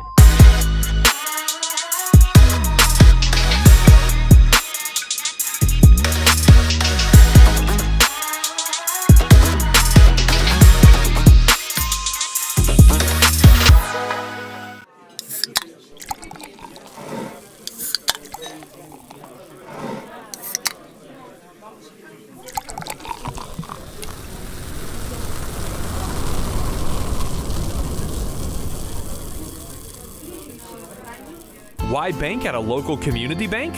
When you choose a local community bank, you keep money in our local economy. That money helps support local jobs, schools, and businesses. Money that helps fund a stronger and prosperous community for us all to enjoy and live in. At Platte Valley Bank, we are here to help build and support the community we love being a part of. We believe that together, we can make great things happen. Platte Valley Bank.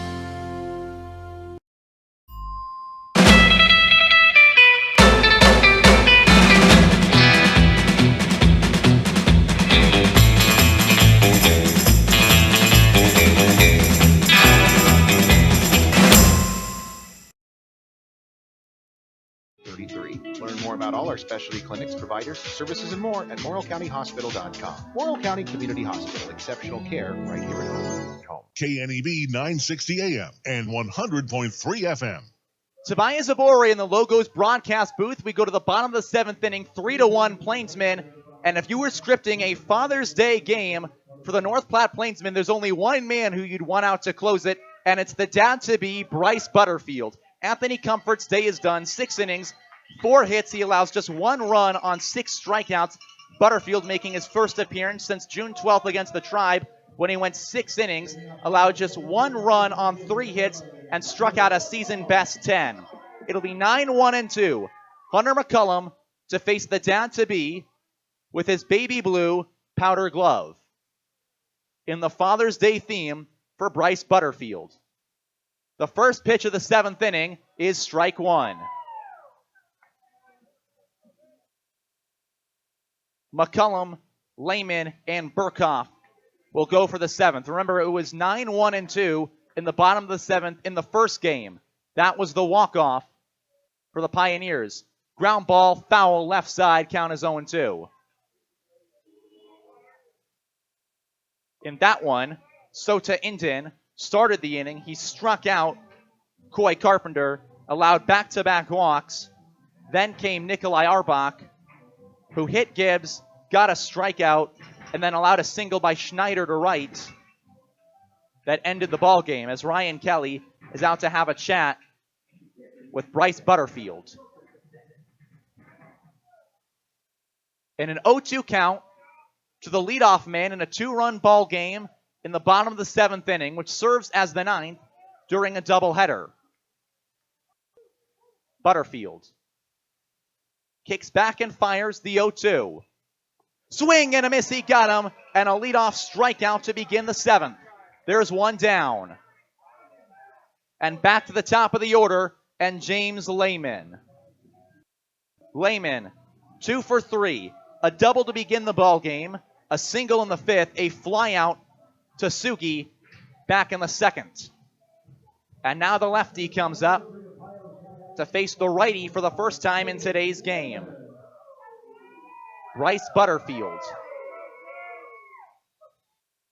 who steps, fires, first pitch, swinging a ground ball on the infield. Kono charging, it's going to be a tough play onto first. He got him! 2 outs, Mitsuki Kono charges the ground ball, and the Plainsmen are 1 out away from win number 2 on the season. And for Bryce Butterfield, it would be a Father's Day save for the dad-to-be.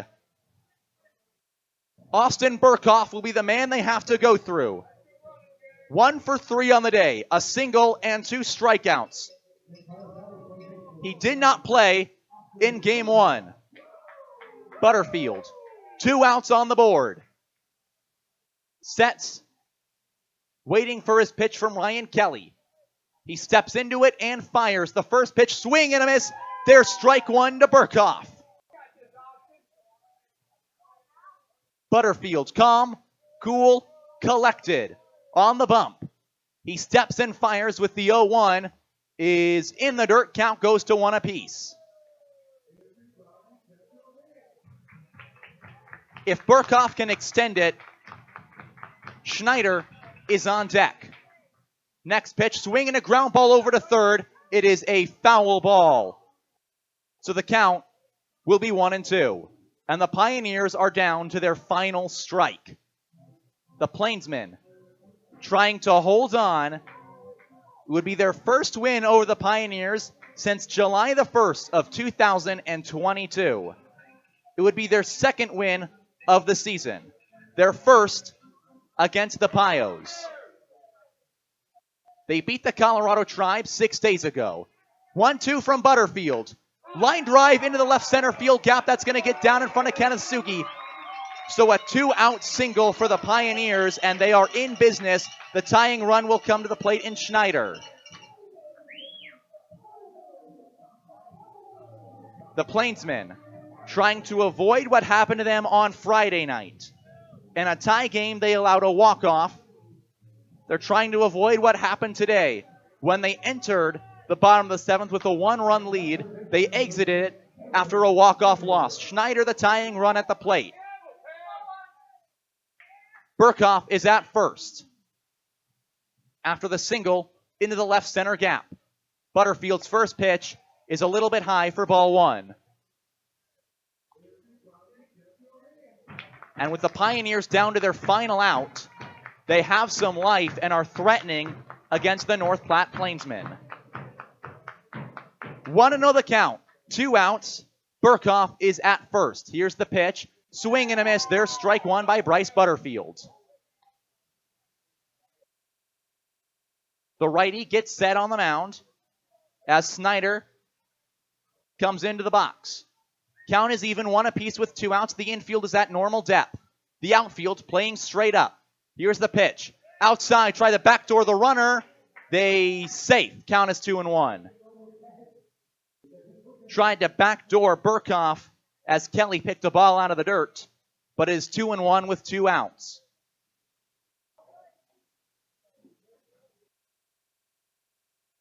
Butterfield comes set.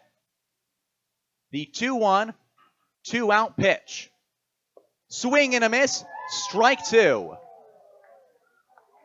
Bryce Butterfield has Schneider in a 2-2 count with 2 out and a runner on first in a 2-run ball game. Bottom of the 7th on Father's Day in Gering, Nebraska. Here's the 2-2 home. Swinging a ground ball back to Butterfield. Butterfield has it on to first. The dad-to-be closes it out, and the North Platte Plainsmen have beaten the Western Nebraska Pioneers 3-1. 2-13 on the year as they exit Gering, and Bryce Butterfield closes out what Anthony Comfort started, and you could not write a better Father's Day script for Bryce Butterfield. He closes out the side, gets the Plainsmen a win on the road, and after the first game ended in heartbreak, the second game ends in sweet relief. 3-1 Plainsmen. They get just 1 hit in the entire ball game. The 1 hit was all they needed. The 2 RBI double by Kenneth Suki will send them off to Denver winners, as the Plainsmen will walk back to the dugout happy and ready. We're going to take a break. When we come back, the Runs the Postgame Show as the North Platte Plainsmen take down the Western Nebraska Pioneers 3-1 on the road and improve to 2-13 on the season. We'll take a quick break before the Runs the Postgame Show. We'll be back. Tobias Zabore with you in the Logos broadcast booth.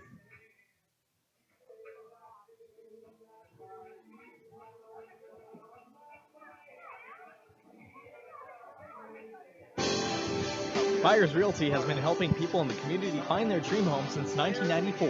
If you're looking to buy or sell your home, our friendly team will put in the work to reach the finish line. We also do property management for buildings in Scottsbluff, Gering, and beyond. You can find an extensive list of our properties by visiting our website at callbyersrealty.com or visit us at our Scottsbluff offices on Avenue B, next to Bumper. Panhandle's best, Byers Realty. Community strong, community proud. We have what you're looking for.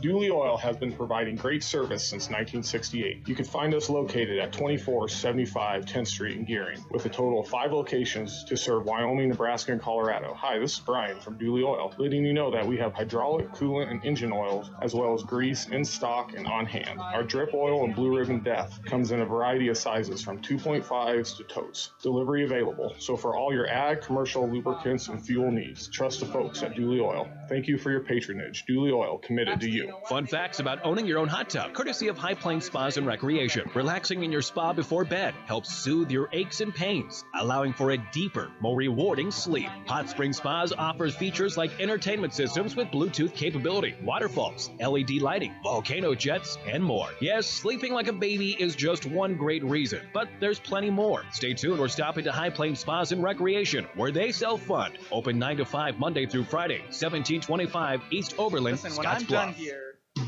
y'all can do and go and throw the door Do you know that Melbita has a gas station and convenience store? Let me tell you about it. They have both gas and diesel at their pumps. All the little odds and ends you might need so you don't have to run back to town. You can grab some bagged ice as you head out for the day. With their full breakfast menu served from 7 to 10:30 a.m. and coffee, of course. They also have homemade cinnamon rolls made right there. A varying lunch menu is served from 11 to 1. Stop by Highway 92 Pit Stop in Melbita. We'd love to get to know you better.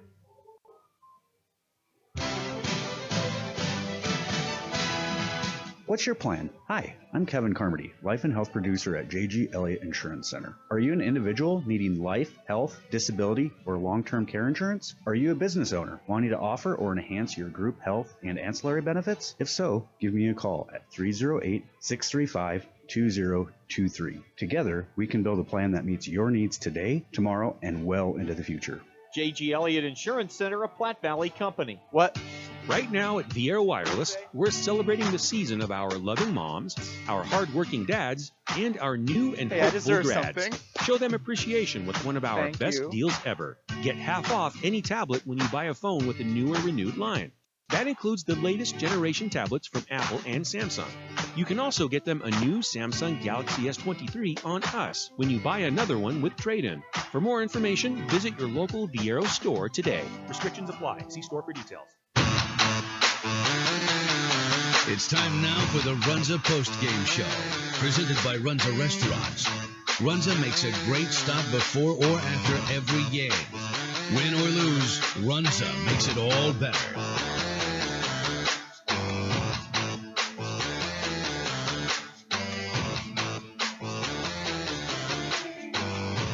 3-1, your final score. The North Platte Plainsmen take down the Western Nebraska Pioneers in the second game of a Father's Day doubleheader in Gering, Nebraska.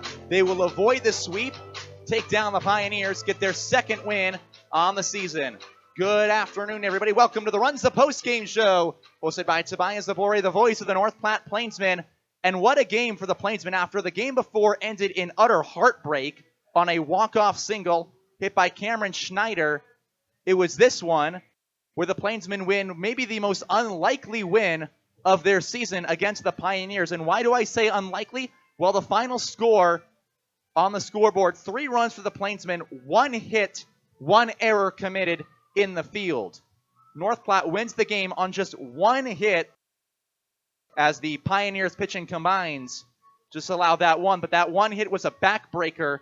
Kenneth Sugi's RBI double into the right field gap that hit off the wall just off the McDonald sign in right field.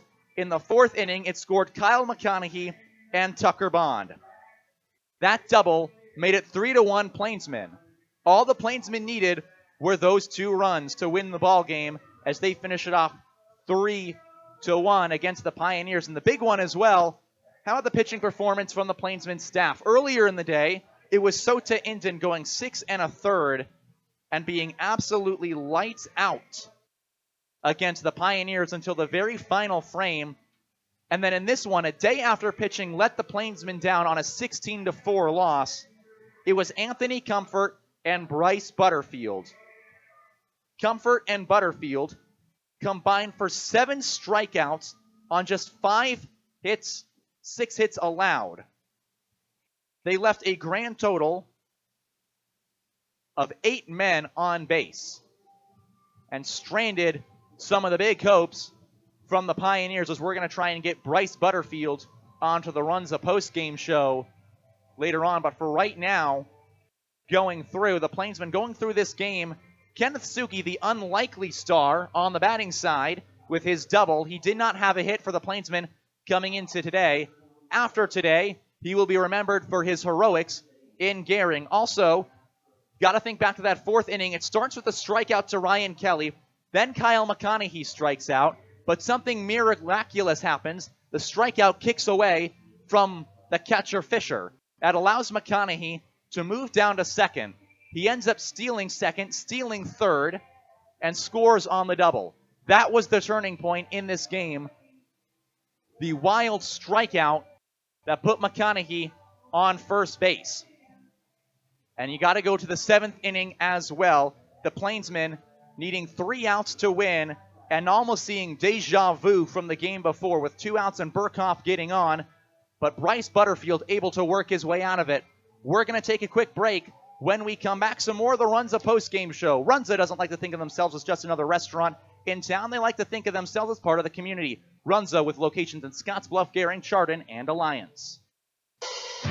It takes a lot to run your business, and a lot has changed. What hasn't changed is the professional partnership with your business in E&H CPAs and management consultants. When you include our team, we will develop a plan to assist you with your accounting, tax planning, valuation services, and even litigation support and exit planning. Then you can focus on day-to-day responsibilities. Troy Hilliard will guide your business into the future. E&H CPAs and management consultants PC. Innovative, trusted, proven. 308-633-6800.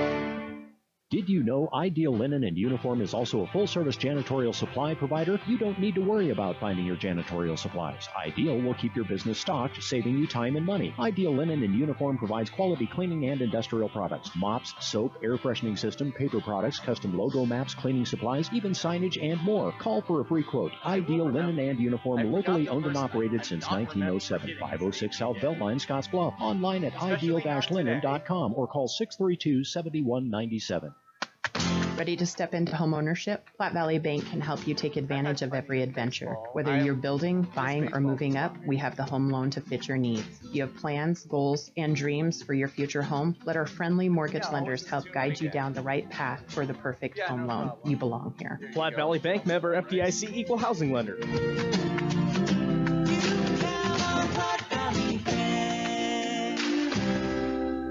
Community banking for you. KNEB 960 AM and 100.3 FM. Welcome back to the Taco John's, the Runza post-game show on the KNEB radio as the Plainsmen take down the Pioneers 3-1 in the final game of a doubleheader as we bring in the Taco John's player of the game, brought to you by Taco John's of Scottsbluff and Gering. Make Taco John's a game day tradition by unwrapping the original before or after every game. Bryce Butterfield of the Plainsmen joining me in the broadcast booth. Bryce, pleasure to have you up here with me. Thanks for having me. Absolutely. So, first save of the season for the Plainsmen. What was it like for you to come out of the bullpen and get that opportunity? It was really good. I just knew what I had to do, and I came in and I did what I needed to do, and hopefully did what I needed to and not blow another one for us. We really needed this one to get us on a winning streak here. Yeah, what was that in-between game meeting like from Coach Jones after the tough loss in the first game? I actually was not there. I was down in the bullpen with AC getting him ready to go, so I was not there for that. Yeah, but kind of those emotions definitely running high on the team, it seems like, after that walk-off loss. Yeah, everyone was pretty down in the dumps, and we came back and found a way to win. And then getting this win over the Pioneers, what does that mean for you and especially for this team? Hopefully it gives us some momentum to go in and start winning some more ball games. Last question I have for you, what does it mean to get this save on Father's Day? It's huge.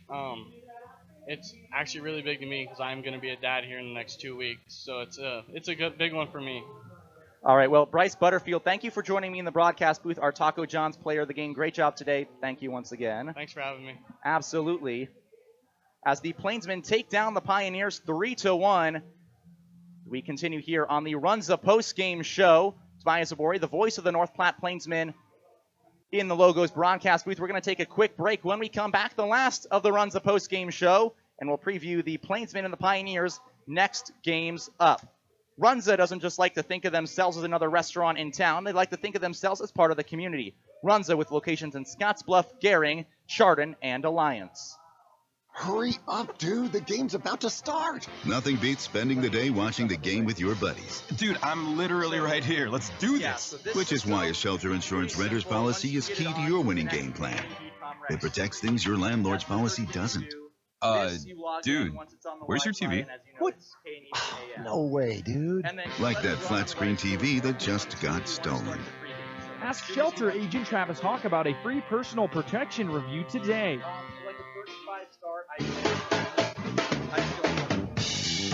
When you decide to sell your car, there are so many more options than ever before. Do not overlook Team Auto Center as a top-rated buyer for your old vehicle. No need to trade it in on a new one. Team Auto Center will give you a fair market price for your vehicle with no expectation of you purchasing from us. Come experience the difference at Team Auto Center or visit us online at teamautocenter.net.